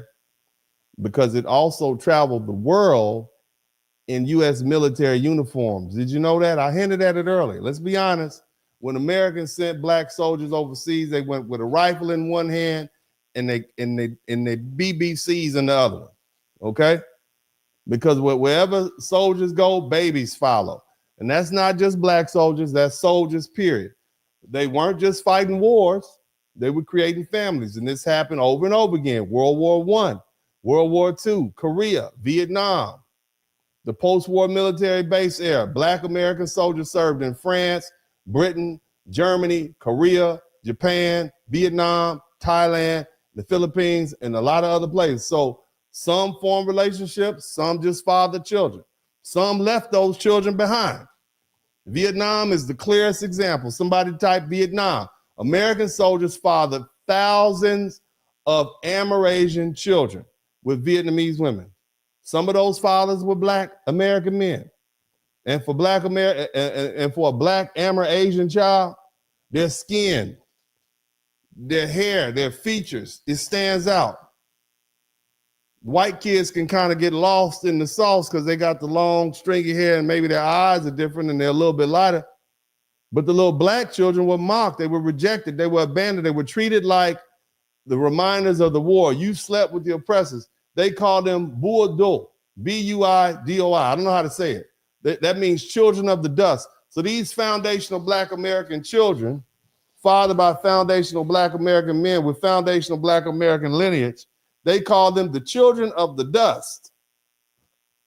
Some of them have come to America. In 1987, there was an Amerasian Homecoming Act. But many of them never found their daddies. So we need to make it plain. A Black American soldier goes to Vietnam. He fathers a child. He leaves. That child grows up Vietnamese by language, culture, and nationality. But if the father descended from the U.S. FBA, freedmen population, American Negro, that child still has FBA bloodline ancestry. He didn't flee, did he? He didn't flee, did he? He was born in that situation. Is it his fault? Same thing goes for Germany. Same thing goes for Korea. Same thing goes for Japan. Same thing goes for Britain and France and the Philippines and Thailand. Anywhere else Black GIs were stationed. So what do we do with that? You all want to be the ruling class? This is a decision that rulers have to make. You want to be the king, you want to be the senator, you want to be the congressman, you want to be in charge, you want to be the boss. These are boss questions. If it was easy, somebody else would have answered it. What do we do with that? Do we exclude the child because the father left? Do we erase the lineage because the mother was foreign? Do we pretend the daddy's side of the family tree disappeared because the child was born overseas? That don't make sense. If FBA is bloodline only, then the overseas children of FBA fathers have real ancestral claim. They can trace their lineage to the formation of the United States. Can't they? Well, does that mean they are FBA descended diaspora?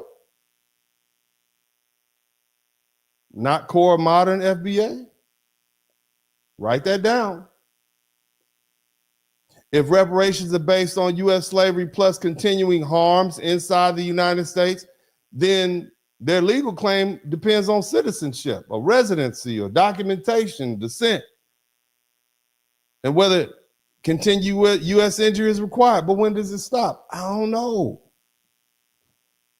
But see, here's the more important thing. Morally and historically, we can't act like people don't exist. And let me explain something to you. See, we lost our morality when we took our black asses over to Liberia and enslaved those people, didn't we? We focused solely on what was in our best interest. And look how that ended up. Got our ass shot and ran up out of Liberia. So I'm gonna ask y'all again, my foundational Black American brothers and sisters. Morally and historically, we can't act like these people don't exist. Some are still looking for their black fathers and family right now. Some were treated like outsiders in the countries they were born. Some were abandoned by the same America that sent their black daddies over there in uniform. And that's why this conversation can't be lazy. Black American lineage didn't stay neatly inside the United States. It moved through slavery. It moved through warships, the Caribbean, Africa, military bases, and yes, through the men that fathered these children. These are real people. This is real suffering.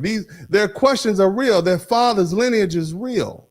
So if we're going to say lineage matters, then what we have to be honest, we need to be honest enough to admit FBA lineage may be standing somewhere in Vietnam or Germany or Korea or Japan, Thailand, France, Britain, the Philippines. I'm just asking questions. If you're mad about me asking you questions, then maybe you shouldn't be having this conversation. But either way, we can't demand precision from everybody else and then get sloppy when the facts become uncomfortable. We can't tell Caribbean people and African immigrants and Afro-Latinos and children of Black American service members and other Black groups that lineage, history, and slavery systems and national formation matter, and then turn around and ignore those same rules when the truth becomes inconvenient. And history makes our argument both inconsistent and illogical, because that's when you lose ground. That's not even serious. It's not even mature. And that's not how people build a strong political claim, which is what I hope that you all aspire to do. And I hope that I'm not wasting my time.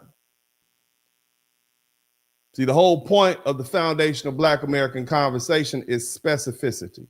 Black Americans descended from U.S. slavery, and there's a specific history and a specific injury and a specific political claim. We're not just Black people in America.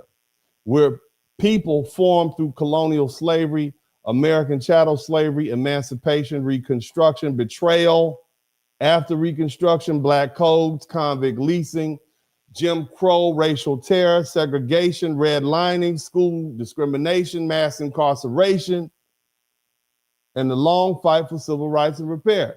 that history is very specific. So the remedy has to be specific too. But specificity cuts both ways. If we say not every black person in America is FBA just because they're black, then we also have to admit that people outside America have real ancestral ties to black American slavery. If lineage matters, then lineage matters all the time, even if it gets complicated. Blood is blood. And if they're in our bloodline and their bloodline traces back to us, but their family formed somewhere else for generations, they're still us, right? Right? And see, all of this matters most when you start talking about reparations. Reparations aren't just about who feels connected. Reparations aren't about just who's here.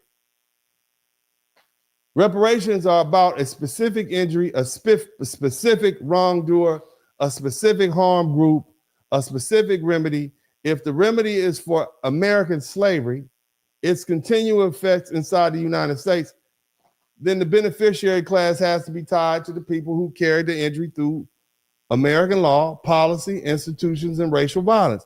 That means a strong reparation standard would likely need more than broad racial identity.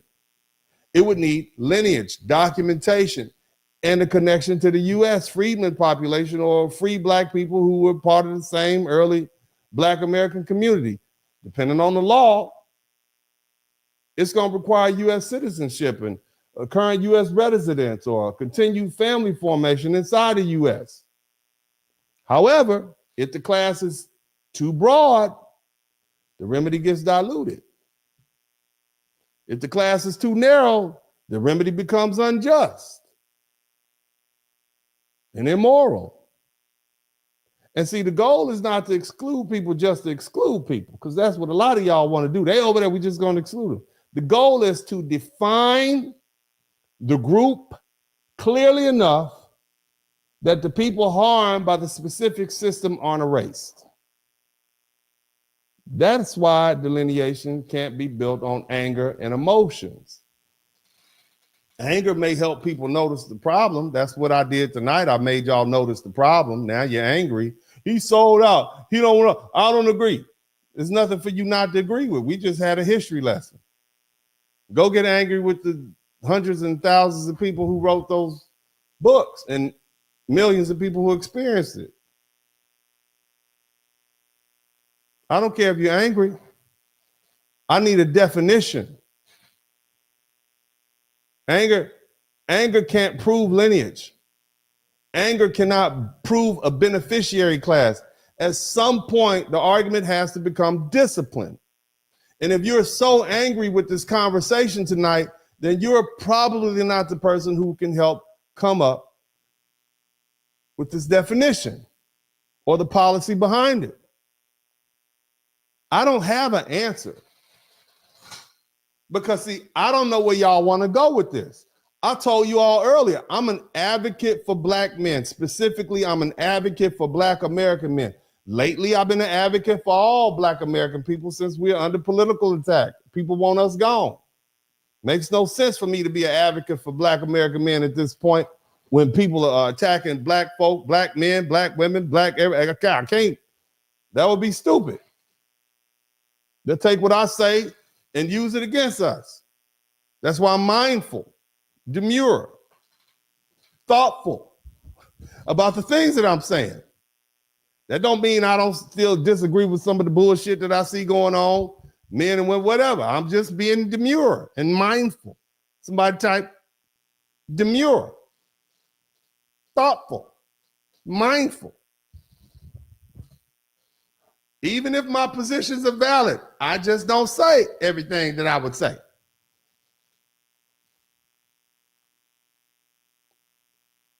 Now, the current definition of FBA is generally understood as a black American who can trace that at least one family line back to the black population enslaved in the United States or in the colonies that became the United States. It's lineage category, not just a racial category. That's what it is. If you all decide you want a strict adherence and you want to exclude people, that's fine with me. I'm already rich.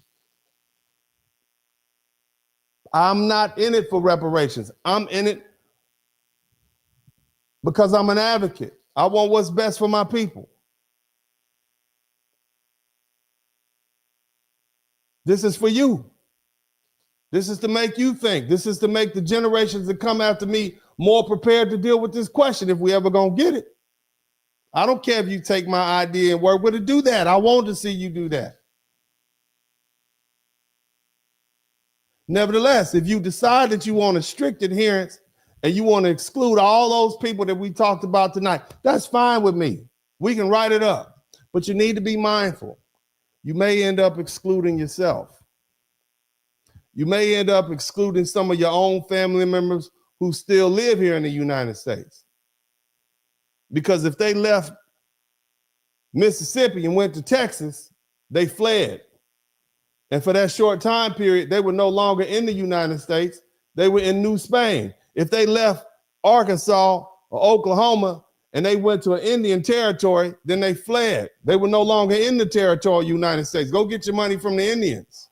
If they left South Carolina and Georgia and went down to Florida, that was Spain, or at some point it was England. They fled, so they're no longer eligible to get reparations from the United States. They fled.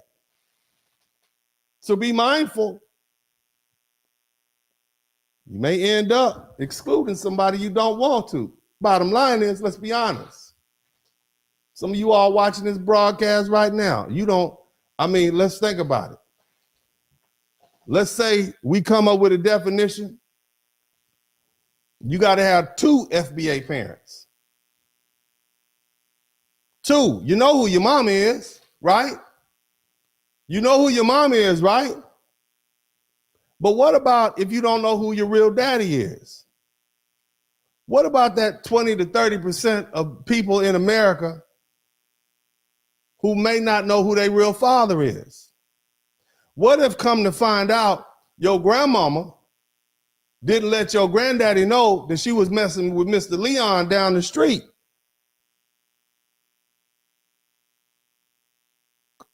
I'm just saying.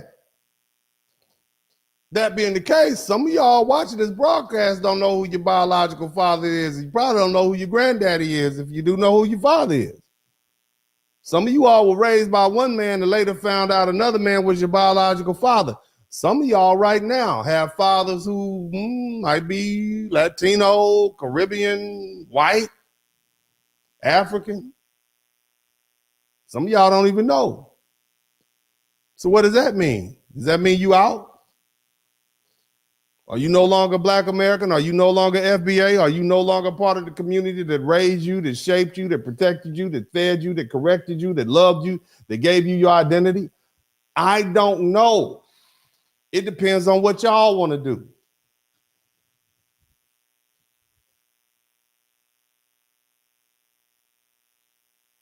But what that does mean is that every child with one FBA parent may no longer be FBA. That means biracial children are going to be excluded. It means that if you don't know who your real daddy is, you may not be able to prove that you're FBA. And so you're not eligible for that scholarship. You're not eligible for that reparations package. You're not eligible for that employment set aside. That means you're not eligible for that business loan. I'm talking about every benefit, program, resource, or legal remedy that may one day be tied to this FBA category. I don't know. What do you want to do? Like I said before, and I've told you guys, I'll play the game with you all. I'll fight this fight with you all. I'll be your advocate. But I'm doing it knowing that our real enemy doesn't like none of our black asses. Whether you're African or Caribbean, FBA, NIGGA, whatever the hell you are, they don't like none of us. The enemy would love to remove our black asses and send us anywhere but here. They did it after the Revolutionary War. They did it after 1812. They tried to send us back to Africa. They use us when they need us. And then they try to send us away when they're done. And then they come back and get us when they need to use us again. That's what I do know. But again, I'll play the game with you. Uncle D love you, baby. I love all y'all. God bless you. This is Uncle D, and as I always say at this time, I'm out.